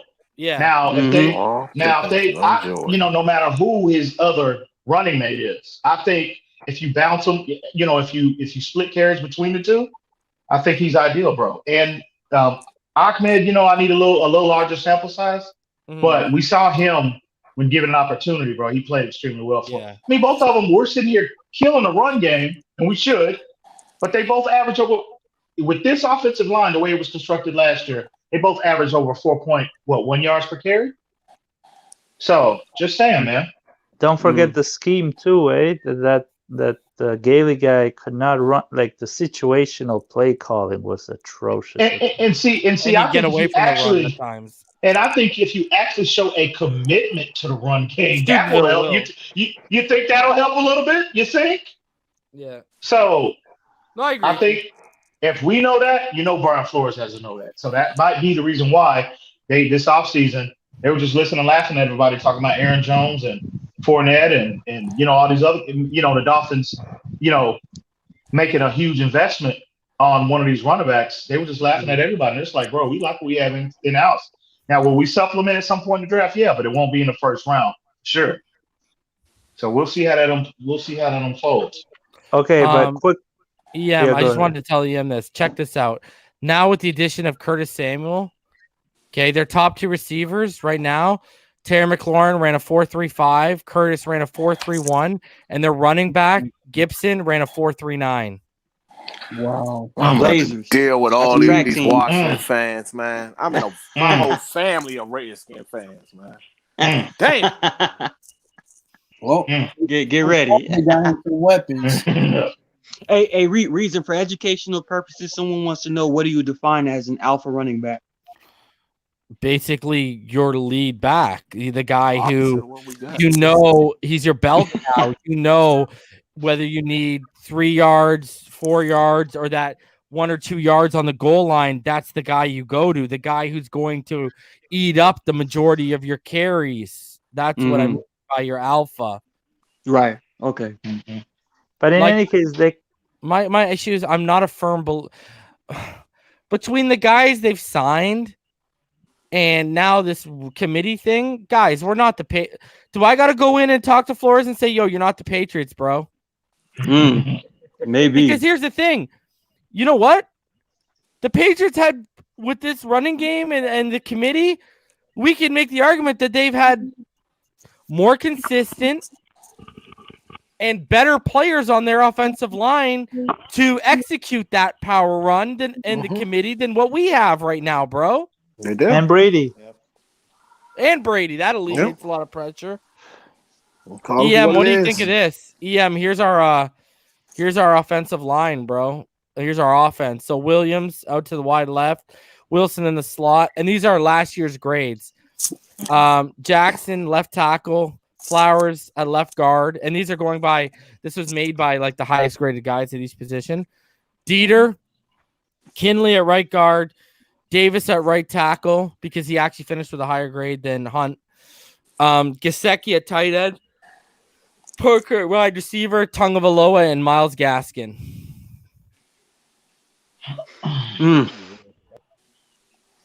Damn, that center looks so bad. Oh, Everything's bad, man. Just the center. Well, what sticks out to me is obviously I think Dieter, because he's unknown there, bro. You know, I love Michael Dieter, and I love his. I like his upside relative to that position, but he's still an unproven commodity at this point. you talk about an alpha. You talk about an alpha dog. You need one at center, and like that's the guy. Michael Dieter's only had 23 snaps, in 2 years. But I mean, those great. But I would look at it from a, I mean, there's, you look at Jackson, you look at Kinley and Davis. I'm sorry, Hunt. Where's Hunt? They don't have Hunt on there. They didn't have Hunt on there. Okay. Wow. Well, Davis, that's average to above average, slightly above average. I mean, I'm not looking at this offense and saying, damn, I'm anticipating Kansas City Chiefs type production. But, there's a lot to be desired there. But at the end of the day, man, just let them develop, bro. Let it, we just got should we come to the conclusion that Brian Flores is not as interested in offensive pieces as much as he has been interested in defensive pieces, and that's how they know exactly who to target and why they're targeting them defensively versus offense, where it seems like we're just getting guys to get guys. I don't know. It seems like you can look at it. You can look at it like that, but he might have a high level of confidence. I know he has confidence in Parker. That's a solid grade. Look at Gaston. That's a very good grade. Gesicki, he might be just satisfied with their upside, So he's a defensive-minded coach, and he does prefer. I know he prefers the defensive side of the football, investing the majority of resources. But again, I might be in a minority, bro. I'm optimistic about if these guys can stay healthy. I'm optimistic. Now I'm with you with that because like you're saying, if these guys can stay healthy, I'm big on track record, right? Patrick Peterson to the Vikings, by the way. Yeah, really. 1 year, 10 million. 1 year, 10 million. Wow. Pompano's finest. Oh, here we go. Him and Lamar. The Seahawks are trading a 2021 fifth-round pick to the Raiders for Gabe Jackson. Good. Protect Russell, please. Well, we need to trade them Flowers right now. take Flowers immediately. I would have liked the Dolphins to take a flower on Gabe Jackson, bro. At this point, is Andrew still a possibility for us? Yeah, for sure. Well, according to Klump, he said yeah. This is what I said earlier. You got to. This is what's got to worry people. Hudson comes available last night. That quiets down. We're told by the South Floridian media, all right, it's going to be Karras or Andrews. One's going to go to the Patriots. One's going to come here. Okay, Hudson gets traded, right? Karras signs with New England, and I think all of a sudden Andrews sat back and said, "Oh, I've cornered the market." But imagine if I told you 2 weeks ago, if we're sitting here on March 17th and we're all hoping for Andrews to be our second or third best or best draft signing. It's he's a good player. He's a good player. But he's not like, oh goodness. No. Yeah. You know what pisses me off? right now. You know what pisses me off? 3 years ago, he was a great player. Now we're settling for a guy who last 2 years has been battling serious injuries. Yeah. Look at our And all receiving because core. he's got that tie to New England. Yeah. Everything is from New England, bro. New England's like a black hole. It's difficult to get away from that. But you know what? Good point. Didn't Gase do this when he came here with Bears players and Denver and Broncos players? Mm-hmm. Yeah, so did Tony Soprano with the but you know what though? That's what coaches do though. You know, that's what coaches do. You want to find players that are familiar with what you want to do. That's just the nature of coaches, bro. You go with the devil you know, bro. You go the devil you know. Yeah. Exactly. Andy Reid didn't do it, did he? Andy Reid gutted that thing. And when he went to Kansas City, that first year they were horrible. Yeah. They gutted that thing. They were horrible that first year. They got Alex Smith. He didn't bring any Eagles players over. He gutted that thing and did it right. He brought LaShawn McCoy in there. Yeah, but look how late that was. Yeah, but that was a couple years after. He had already been there. He had already been there for a time, right? They were already established. That was just a plug and play. And then he didn't even. He ended up not still being the guy. It was our guy. Sad to say, with him. But But you do see coaches do that a lot. You know what I mean? And all we named, none of them were successful. But Sperano, he got to the playoffs. You want to call that successful? Right. And the year when Brady was hurt.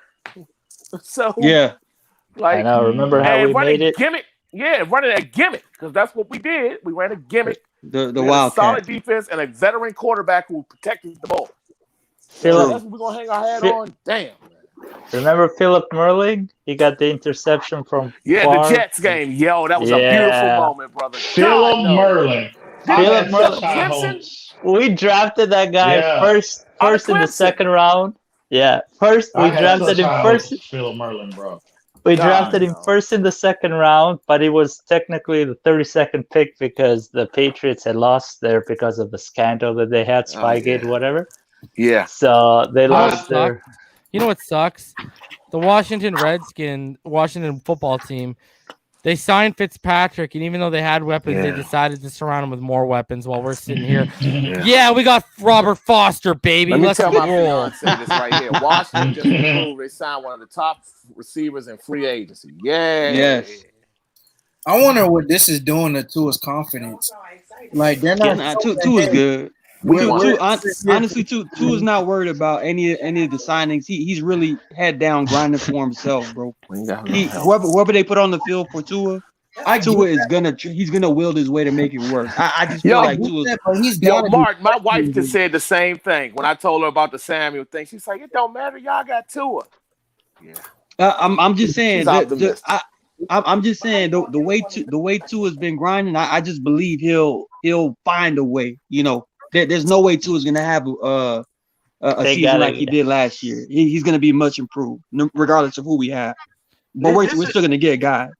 This is one thing for me though. Like I agree with EM, and I remember saying this the week before the Super Bowl when I saw how Tampa Bay's offense was able to consistently put up points in the playoffs. You know, versus Washington, a very good defense versus Saints.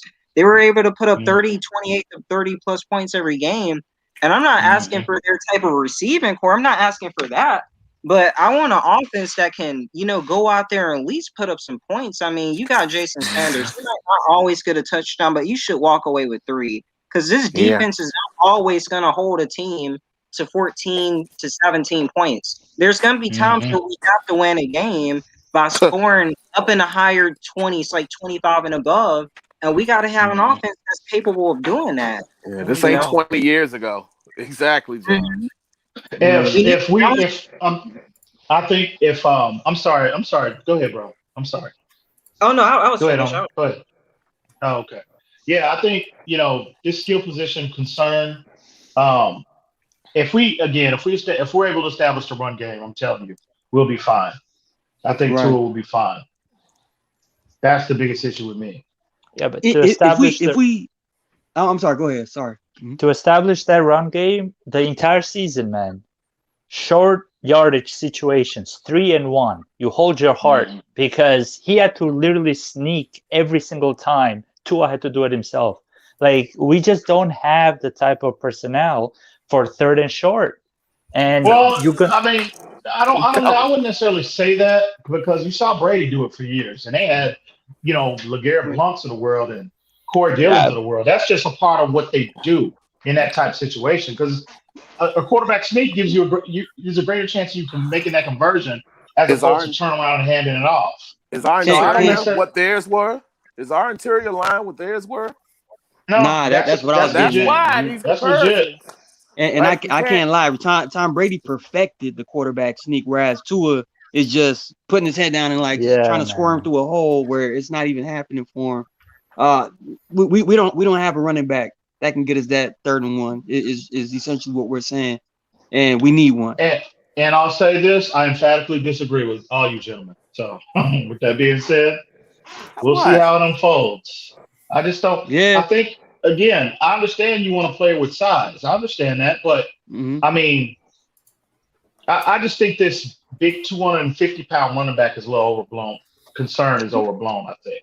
Well, just the guy that you can hand the ball to him and he will get like 1 yard, 2 yards. Yeah, that's the only thing. I think Gaskins plays strong enough I think he plays behind his path enough to do that. I agree. I truly believe that. Believe that. So why did you want Leonard Fournette? Well, I mean it's a lot. Well, I never said. I never said that. Hey, listen. I like Leonard Fournette, the player, because he's complete. He does everything, and I think him with in addition to what we have will give us a more complete running back room. But that's not to say that I have less confidence in Myles Gaskins. Leonard Fournette is just a better player. Yeah. So, but I think Myles Gaskins can be more than sufficient. So you're confident with Myles Gaskin going in there day 1 and being the number 1 back? Well, he probably will be. So you confident with this? I mean, I would like an addition to be made. Okay, I don't think if you bring somebody in that, it's kind of like the wide receiver position. If you bring a player in that offers a different skill set because it just gives you advantages in terms of matchups. So you agree with us though, because you're not confident that Myles Gaskin should go in day 1. No. In terms of him being the lead back in our room, yeah, absolutely, I'm confident. You're confident? Yeah. Okay. But I do want an addition to be made. I do want more additions. We already got 3 backs plus the practice squad. How many backs are we carrying if we got this one? Well, we carried how many last year? We carried 5 last year? Because we found out we didn't have one. We didn't have one elite back. That's why. Did we not have 5 to start the season off with? Yeah. Come to find out. Okay, thank you. I think we carried 6 at some points to hide the results. We didn't have So we carried 5 to start the season. We didn't know we had until the season went on. So no. So slow them had idea. What's up, bro? What up? Here comes Russell. Oh, Russell. Hey. Oh man. What's up, fellas? What's up, y'all, homie? Go get him. Hey, Russell. Home from a fishing your boys in trouble. Are you buying Deshaun Watson's next massage or what? Your boy's in trouble. No. Okay, so let's just go ahead and get this out of the way now. Unfortunately, with the way this country is, people are guilty until proven innocent. If there's any truth to these sexual allegations, I don't want him on the team any damn way. Don't worry, you can get him for free. Okay, so hold on a second. Russell, we had Klump on earlier, and out of all of us, the deposition is out there. Like, you can read the civil suit. The first woman, because we haven't read the 3 new women that have come forward. The first woman is claiming, and it's in the deposition, that there are text messages. That's not good. This would also make sense why he's trying to get the hell out of Houston. Maybe this is the real reason. And because at this point, it's squashed for me, guys. You ain't gonna hear nothing about. Wait. Hold on. Because I don't like people. You can't give him shit for that, bro. You guys can't give him shit for that. The guy has these allegations against him, bro. You can't You can't jump on her. And I always push back against Russell with the Watson thing. You can't push back on someone moving off Watson when legitimate character concerns come up, whether right or wrong, proven or not. I expect just a little more, Bro, this isn't Pete, bro. Damn. And I appreciate that. I swear, Russell? Here's the thing, Russell. I can say for you, you wanted Watson because you were frustrated with his team and you wanted them to be better. Yeah. Pete wants Watson because he wants me and EM to be wrong.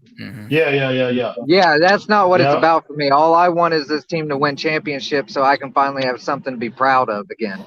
Good for That's you. true, Russell. I agree with you. Russell, Help us get a center, Russell. Help us get a center. Let's just let it play out. Let's just let the situation play out. Not only that, but he also said he doesn't want to play for Miami, and that pisses me off. That's alleged. That's alleged. We got all the make up your mind. You either want to come or you don't. You know what I'm waiting for? I'm waiting for someone negative that EM defends this guy with the allegations. He defends our running back room. He defends our receiving core. Holy crap, bro! No reason that running back room should be defended. That pickup of Malcolm Brown was terrible. I don't care if it cost $2.5 million for a year or not. That pickup was terrible. I don't know why they didn't get Fournette. Fournette was sitting there waiting. Why not go after Leonard Fournette? We don't know his situation with Fournette. Yeah, but terrible's a big word. I'm not Malcolm Brown, in my opinion, is their worst free agent pickup so far this season. Well, that's different. Wow. Worst. Yeah. Wow, worse than Ethan Carter, huh? Really? Yeah. This dude I don't count guys like that. He's a special teams guy. I expect Malcolm Brown to be on the field. Yeah. I gotta add some context. I think he's saying it's terrible compared to what was still sitting out there that you could have made a move on. I agree with Russell. Yeah, I'm in agreement with you, Russell. I will down in here with you. I'm telling you this move. This kid is a productive player. If they go the route, if they actually listen to what I've been telling them since the beginning, since the initial jet depth chart came out, hopefully they've been listening to me. If this move alone allows them to line Agba up and deploy him primarily in that stand-up outside linebacker role, bro, it's a home run. It's a home run. I do have a question for you guys. We're talking about Brown. And Brown ain't a good signing. He lost his job to the rookie running back that came along and took that damn job. And he's talking about the running back. Yeah, I'm not. Oh, okay. I thought it was. Oh, okay, my bad. No, and he just said it. And that's why he said. That's why he said it's terrible when you got a guy Fournette out there, and he basically implying Fournette's not going to break the bank. Hell, I'd even be willing to trade for Kareem Hunt before making that move. I'm all in on that, Russell. You talking? I don't think anyone would argue that. This is the problem I have. How do you know they haven't tried? I understand what you guys are saying, but I mean, it's very possible they have. It does, and it's very possible that they have. I do have a question for you guys because I don't know much about this player. I know he's from New England. Who is Adam Butler? I know he's a defensive tackle. Yeah, he's a interior player. He can play is he a true nose? He can play the nose. He was lined up a lot at the nose for the Patriots last year when I was looking at his snap counts. He can play the nose, and there's clips out there. You can find like stuff on him. He can play the nose. He can also line up as an end if you want him to on the interior. But he's not very good in the run. He has like 54 run stops over 4 years. He'll get you 5 or 6 sacks a year. He's a very good pass rusher. I think he was. I think he was somewhat playing out of position because I think he number one is undersized. That kind of puzzled me why Bill Belichick would deploy him there primarily. Yeah. So I think that was due to his struggles in the run game. Now, do you think he is going to be part of the rotation, or is he just depth, or do you think what do you think that they're going to do? I think he's rotational piece. Okay. For sure. I think he's going to start some games, and he's going to. Well, I mean, starter's kind of a bullshit label because you could be on for the first snap of the game, and you're technically a starter, and then you don't see another snap, and you're technically a starter. I think he's going to be a key rotational piece on the inside right now. Okay, so they definitely still need a nose. No, they don't. They don't need one. They might be going with Raekwon. No, right? I think they're gonna leave I think they're gonna leave Raekwon in the middle, and I think if they go the route of standing Agba up, I think Zeller starts or Adam Butler starts in Agba's place. What I think. I'm okay with Siler sitting on that side. I like that. Oh, absolutely. Yeah, absolutely. Solid. I don't think he got diverse. enough playing time. Yeah, but look at how diverse Siler looked. He'd only really played like on the interior, and they moved him around a ton last year, and he responded, bro. Yep. I like Zach Tyler. Everyone's sleeping on him. That's why our defense is fucking studly right now. I'm good with defense. My problem is our offense is it's literally yin and yang, bro. Didn't they even pick up a corner? Yeah, Justin Coleman. He's Patriot ties as well. Solid in the slot. He's a really good slot corner, and he can contribute on special teams. Would you say he's better than Nick Needham in the slot? You might be able to because he's a little bit more of a ball hawk in the slot than Needham is. Well, I wonder he's if very that's part good. of He's very good. I wonder if they're doing I can't offer any pushback with moving that. him to the slot and maybe moving Needham to back up Bobby behind in that free safety That's spot. where EM's at with that. Yeah, that's what I'm thinking. Have him learn further. That's why they're not getting rid of Bobby. They're going to have Bobby teach Nick Needham how to play that role for a year. But here's my question, guys. Where does Igbenogany fit in all this? Like he needs reps to develop. Like that's what I'm sitting here saying. Like, you know, we saw how practice reps work out for a guy like Josh Rosen. You know what I mean? So are they moving away from Xavier Howard? That's what I was thinking. That's popped into my head today, bro. Yep. Draft day trade, possibly. That's what I'm thinking. Because EM, I've been saying it for like a week now. Everyone like Martin can attest to this. Damien can attest to. Is Damien gone? No, I'm here. No, Damien here. Rhino can attest to this because I know they've been up here when I'm saying it. Bro, the fact that we haven't even heard a peep about them sitting down, let alone the Dolphins and X are far apart on money, or they're close on money. We haven't heard a fucking peep, bro. No, nothing. And we know he wants it. It came out halfway through the season. It came out again, and then he changed agents. And the agent that he changed to is known for getting his players money, even if that means outside of Miami. Well, that's a specialty, getting players out of Miami. Man, we had so much hope coming into this offseason, man.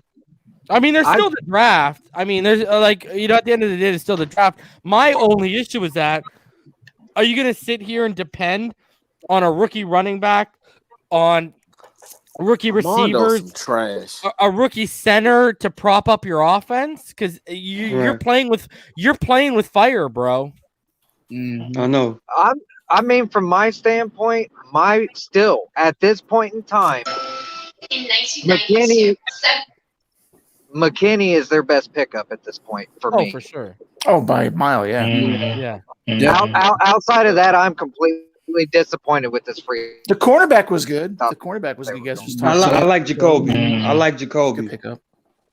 That wasn't a bad pickup either. I like all the defensive. I like all the defensive additions. Yeah, I love all the defensive additions. I think we improved as a defense. I really do. My problem is I like it, but it looks like we're prioritizing depth over upgrading the offense. Right. They just like our team. And that makes no sense. That's what I said, Rhino. I'm not going to say it doesn't make any sense. I think I like that strategy if you're the Dolphins, because your defense, again, more than likely this will be the team. This will be a defensive centric team, and Tua's going to need that support. Our offense obviously is going to need that support. So why not address the depth? Okay, and again, you bring in a top flight middle linebacker. You put again. I'm not including that because that was before free agency. Oh, okay. You talking about Harold just posted reason or Who? Or anybody? Miami Herald's Armando just posted something about warning this is going to hurt Dolphins' currently inability to fill holes, a problem team created with previous failed moves. It looks like he goes in depth, but that Miami Herald thing, they want you to subscribe and all that crazy junk. Yeah, I don't do that either. Yeah. Who was that? Armando just posted Armando. that 1 minute ago. I sent it to y'all. Yeah, like he literally just posted. I just don't have the access to go into that. Hey, I'm not I don't right like now. Armando. I don't think he's that good of a beat writer, especially for the team. But I do actually somewhat agree with his opinion on this. Yeah, and this is the Miami media now saying the same things that we're on this panel saying. They're saying it now. Adam B. That's why about the cap. And they better get Andrews or Hudson, man. Now the media's starting to put it out there, so they're about to feel some heat because now the Miami. What'd you say about Beasley? He posted something about the cap space. No excuse. Don't make no excuse. Quiet free agency.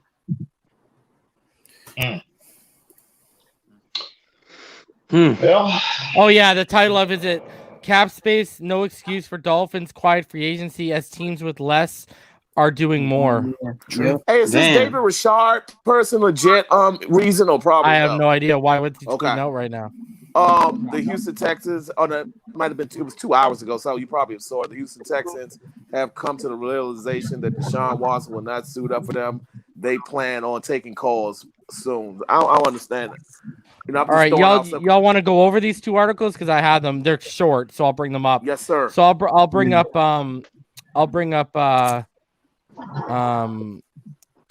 Armando's first. So Armando just basically says the Miami Dolphins did it to themselves. That's all they're doing. They haven't charged into free agency during the open negotiating period and the official start of free agency because the club doesn't have a ton of salary cap space to splurge on the best and the brightest. So the club is looking for bargain bins because money's tight.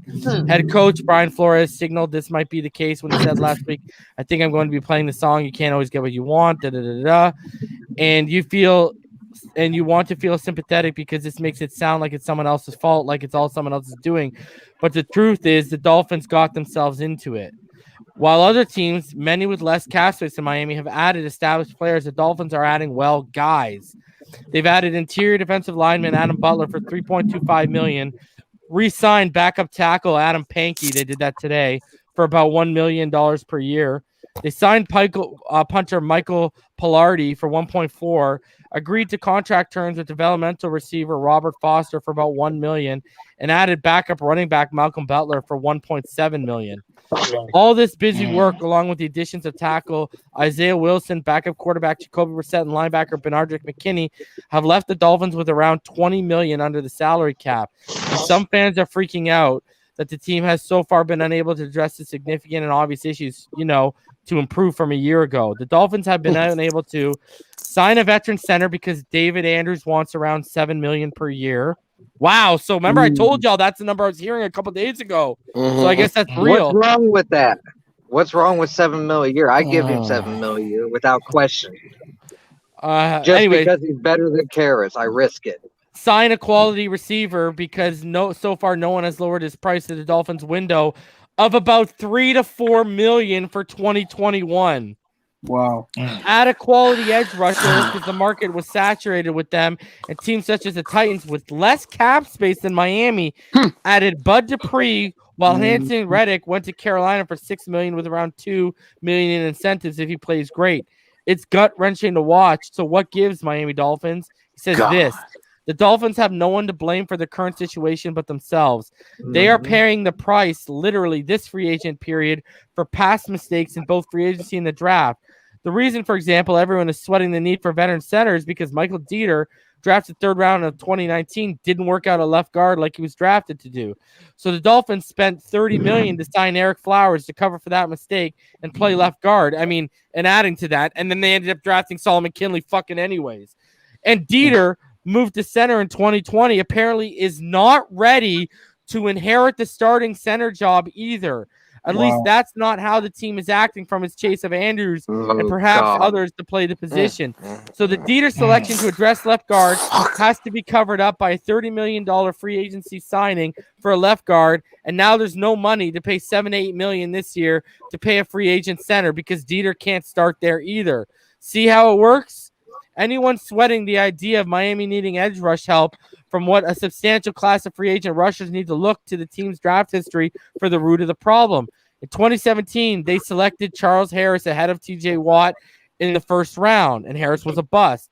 2019, they selected Christian Wilkins ahead of Brian Burns in the draft's first round. And while Wilkins has been a solid space eater, he's only got 3.5 sacks in 30 games. And Burns, a versatile edge player who I know the boy EM loves, has 16.5 sacks in 31 games, including 9 sacks last season. That's not all. The Dolphins did try to address pass rush issue in free agency once already. They signed linebackers Shaq Lawson and Kyle Van Noy to fit the defense and get after the quarterback last year. Now both are gone 1 year later. Lawson traded and Van Noy cut outright. And those signings and ensuing charges for their failure are still costing the Dolphins because the team is paying $6.7 million in dead cap on their salary cap for the privilege of not having either player. Said another way, the Dolphins failed moves with those two players cost them a chance to be a factor in the edge rusher market this year. Again, actions have consequences, folks. The Dolphins last year signed cornerback Byron Jones in free agency. You better not be ripping on Byron Jones right now, Armando, with Xavier to pair with Xavier Howard. And weeks later, agreed, they drafted Noah Benogany. I said, I get the upside, but it's way too early in terms of the X and him could be around for 3 years. What, you're going to develop this guy for 3 years? Anyways, Benogany may or may not work out. Well, let me tell you this, Armando. If they're off Tua after 9 games, I can only imagine what they're saying about Noah Benogany, bro.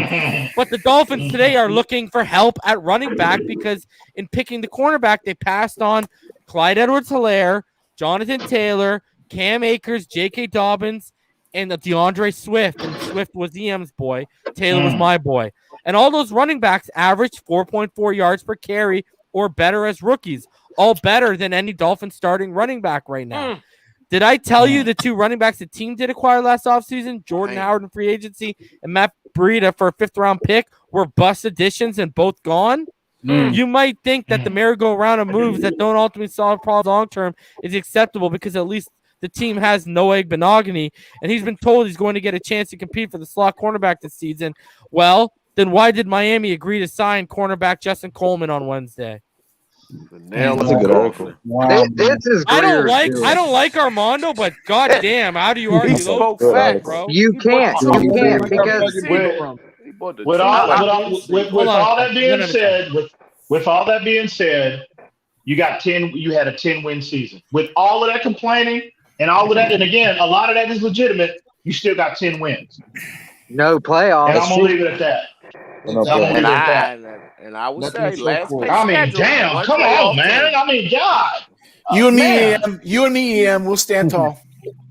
Oh man, come on, bro. You spent $147 million in guaranteed money in free agency. The shit better work. Listen, my issue. I blame Greer. It works. I understand the past mistakes, but at the end of the day, this offseason is different from every and other. This offseason was built to help Tua. It makes no sense. I don't care about the past mistakes. That's on them. You got to do what you got to do to put Tua in a winning position. And I agree with you, bro. Yeah. And Damien, drop the schedule facts on last year compared to this year, please. I don't want to hear that. I told you. Hey, I don't care what people want to hear. Listen to this, Ian. Go ahead. What playoff team? Last place schedule. Got a turnover every game on defense. How many playoff teams did we play? How many playoff teams? Did we beat? 1. Okay. And now last place schedule, right? What do we have this year, Damien? Second place schedule. And I'll run down the schedule if you need me because I want to know. Wait a second. I thought last year we had the 3rd hardest schedule going into the season. No. Am I imagining that? Yeah, but that's based off the year prior. That's not based off of that year. No, I'm asking. How you finish? I'm telling you what it is. It's the that's place. based off their winning percentage of the year prior, right? Not of what the team is. I go look at that. So how many and go look at all the teams we play. Again, we beat 1 playoff team.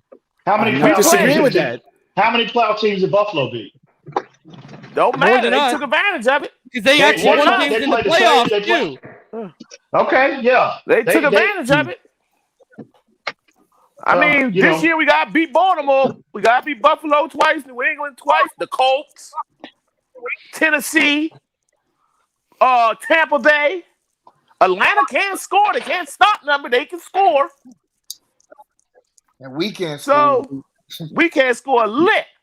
Yeah. Okay.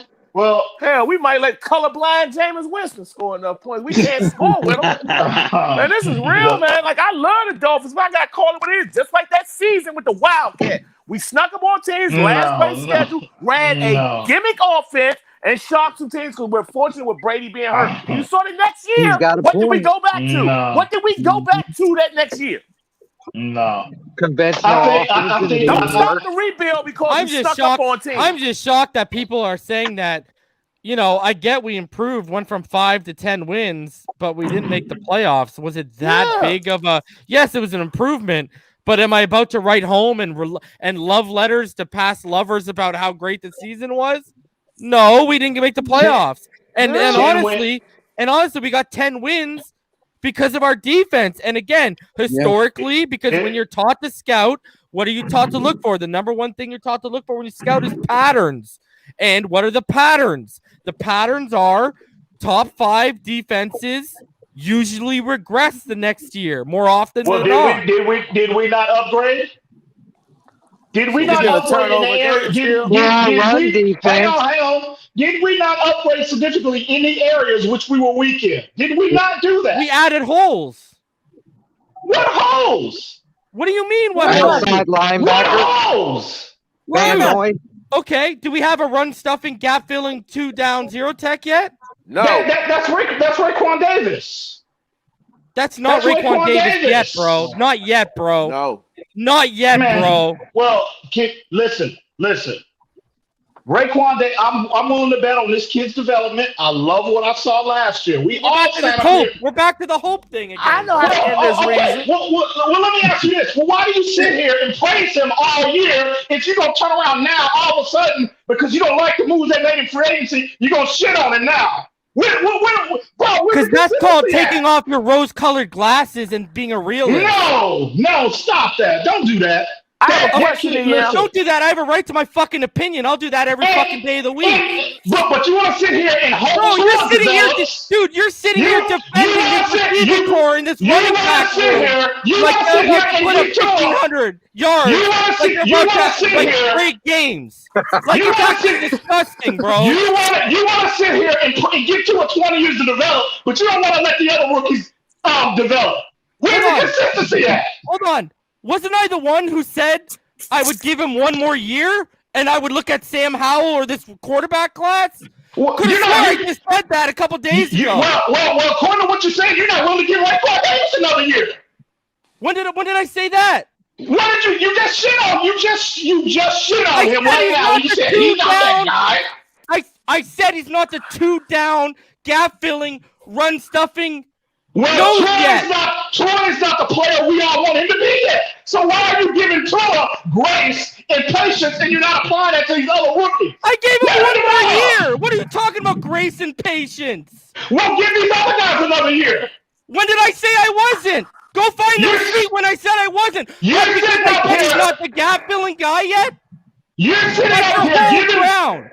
You're willing to give Tua, and you're saying I'm shitting on him, and you're saying I'm shitting on him, and I'm actually calling what it is. That's what's even more hilarious.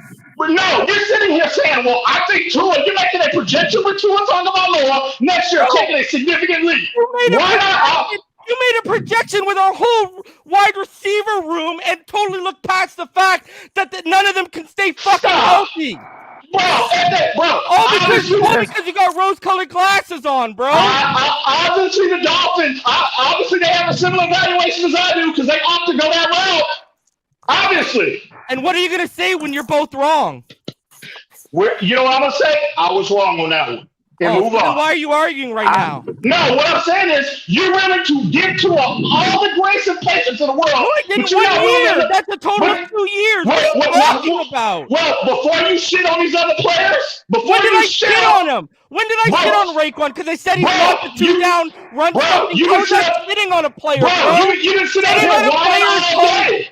Yo, shitting on a player is calling them trash. Shitting on a player is saying they're shit. When have I ever said that about Raekwon Davis? You're not even making sense right now. Like, you're literally reaching.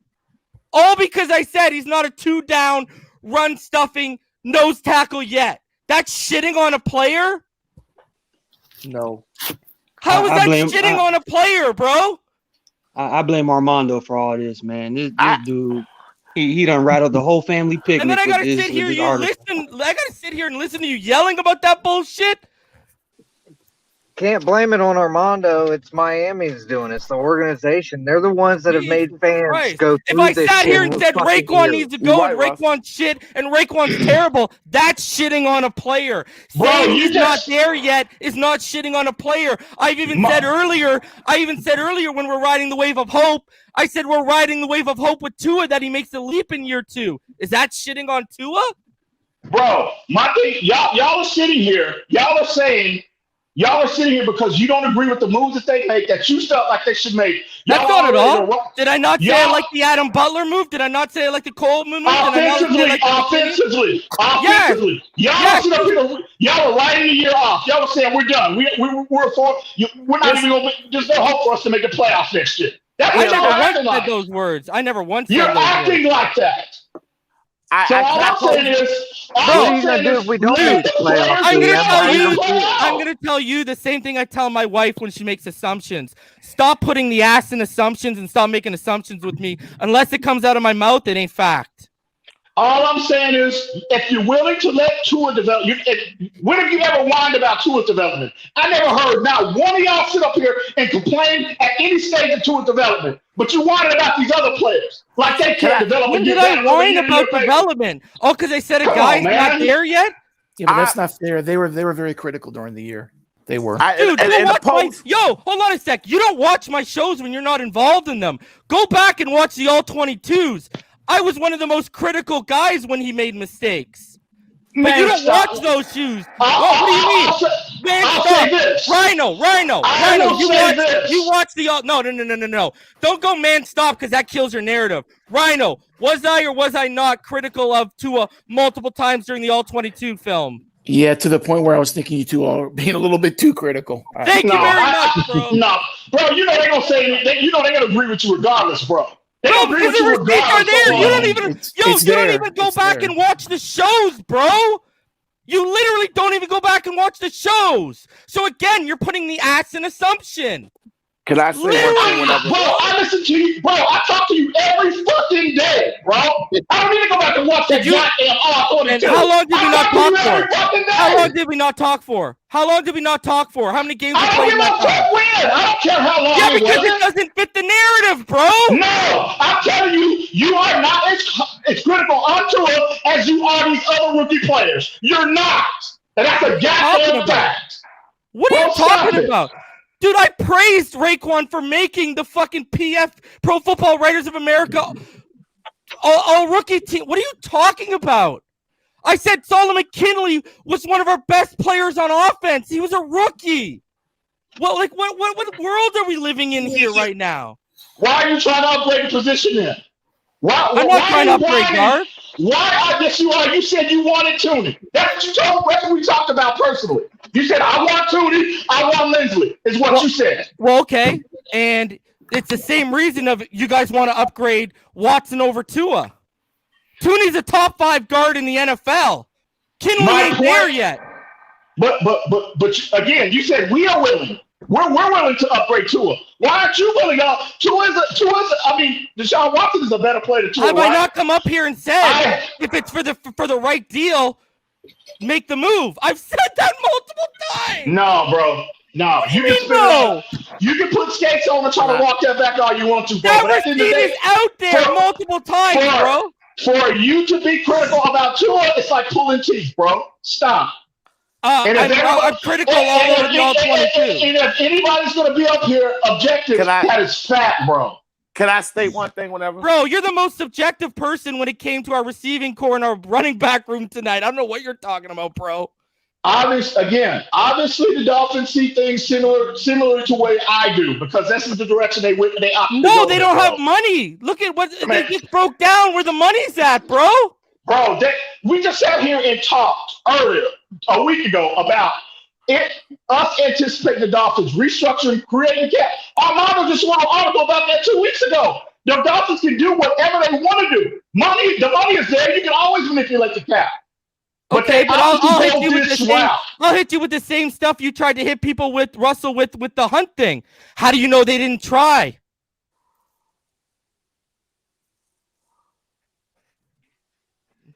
Just saying. How do you know they didn't try? I can't hear you. Can y'all hear me? Yeah. We still hear you. Can y'all hear me? Oh, okay. It went dead for a minute there. What was that now? I said, how do you know they didn't try? They didn't try for what? You said about all the stuff we talked about, restructuring and making cap. I said to you, I'll give you the same argument you guys tried to push back with Russell on Hunt. How do you know they didn't try? That's legitimate. But I don't think that was. I do not believe if the Dolphins wanted to make moves and create additional cap space, I don't think it would have been that big of an issue for them to do that. Yeah, but the problem is with a guy like Eric Flowers, if he isn't playing ball because of his dead cap, you're fucked. With the exception of Eric Flowers, there's other players that we just talked about. Byron Jones. But if he doesn't want, look at his dead cap. If he doesn't want to play ball, we don't know. What do you do? Well, that's speculation. But I'm saying, and again, that's purely speculative. But at the end of the day, if the Dolphins wanted to free up money, they could have done that, in my opinion, and went and been aggressive. They would have. But all I'm saying is this whole argument starting with, all I'm saying is the grace and patience that we applied to Tua, anticipating a significant leap. Next year. Who the hell said I wasn't patient? Hey, Rhino, drop the link in the chat because my tablet's down. I got to go on my phone. Yeah. Dude, I'm ending this anyways because I got shit to do and I'm almost at 5 hours right now. Like, this is what? Because I said he's not there yet as a 2-down run? Like, that's ridiculous, bro. No, what you are, listen, y'all are already, I'm thinking of this collectively. Y'all are already to write off the season because of the moves that the Dolphins did not make on the offensive end. The offensive line, running back, and at the receiving position. All I'm saying is this, y'all already not ready. Y'all think the line is not ready to go in the season as is. All I'm saying is this, just like you anticipating a significant leap with Tua improving, why aren't you giving that same patience to the other? These guys can take a significant leap. And I think the line might not be as big. Hold on. But that's I said, hold on. But see, again, you Dolphin fans in the word context, it's like you guys don't understand what the fuck it means. The context of the leap, I said, with Tua, is you got to surround him with weapons, not throw him out there with the same stuff he had last year and said, go get it, kid. You got this. What if you're not listening to what I'm saying. You're not listening. I am saying you're not factoring a significant leap from these players that y'all are complaining about. What if Albert Wilson comes back and returns to his 2019 form? Albert Wilson's one of the guys I wanted them to keep. Nobody's disputing that. Nobody is disputing that reason. Listen to what I'm saying. The only rookie I'm actually hard on is Hunt.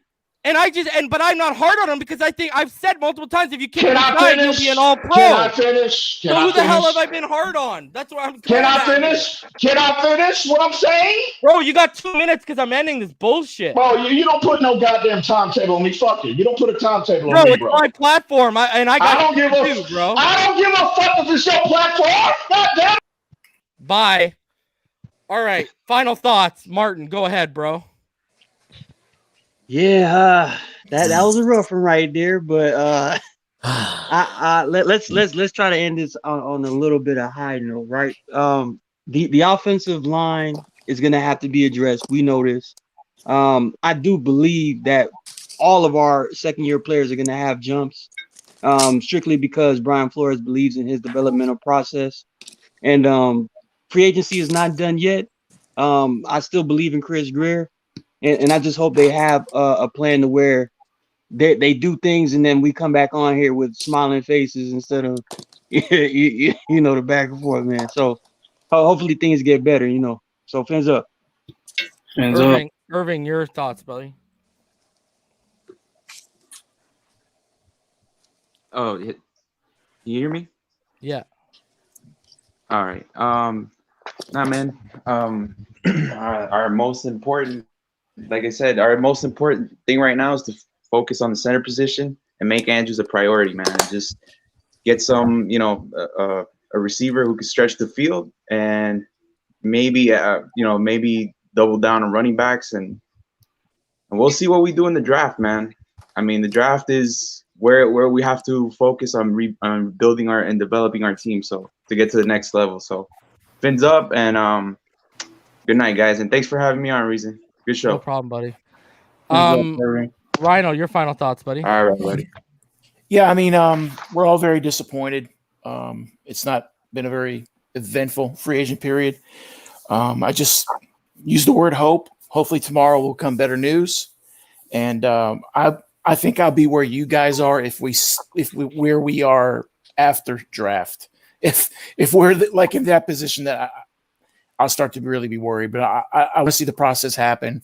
But it's not off to a good start for sure. And fins up. Fins up. Josh, your final thoughts, buddy. Bro, what I'll say is I don't want the wrong impression to go off. Yes, I am very disappointed in what they did because yes, we do have players on this team who could very well do a lot better next year and improve. But at the same time, you could have brought in some veteran leadership to help them to accelerate that process, right? You could have brought in a center to help some of these rookies get to that leap to where we want them to go. You could have got like a running back to help Gaskins and Ahmed, get to where they need to, or the offensive line in general. Offensive line would have helped the running backs in general. So, I mean, there's things they could have did that would have maximized our, chances of having more success next season, right? Because just because a team does something doesn't mean it's the right choice. We saw what the mistakes they made last year, and we saw how it, affected the team, So, I'm still positive about what we're going to do next season. I do think we've made it harder on ourselves, but at the end of the day, we just gotta wait and see what happens, and that's all I can say about it. Powerhouse, your final thoughts.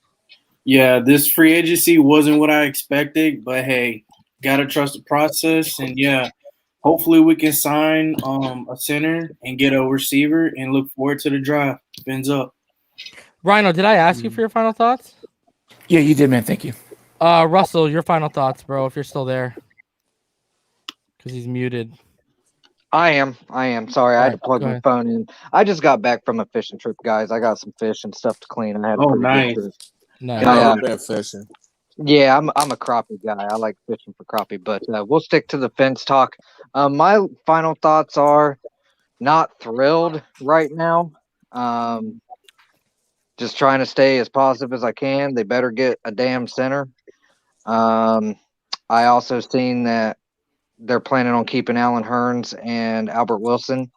I think that's going to end up biting them in the ass too, like a couple of these other moves that they did this past year. That they, Lawson, Van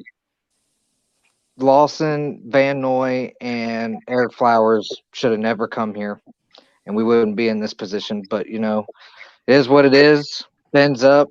I love getting on here all the time, talking with you guys. That's really what it's about. We're all family, and that it's what I come up here for and talk about our Fins, man. So fins up. Hopefully everything gets better, and maybe we're just not. We're looking at things as a glass half empty versus half full. So try to keep an open mind for the other people on here that are a little upset with them right now, but. Just hang tight, guys. We're all here together. We're here for each other, and that's all we can do. True. It'll definitely get better. Yo, J Love, your final thoughts, buddy. I disagree with EM. No disrespect. This is not a playoff team. Just because I'm a realist does not mean I'm not a fan. At the end of the day, if we're third place in the AFC East, there's no reason to bring back Chris Greer next year. That's my opinion. Especially with all the capital he's had. Damian, your final thoughts, buddy. First of all, fins up, great show. Everybody, participating. The question that I asked, our defense is legit top 5, but we don't, and this is including quarterback. We don't have a top 10 player in no position on offense.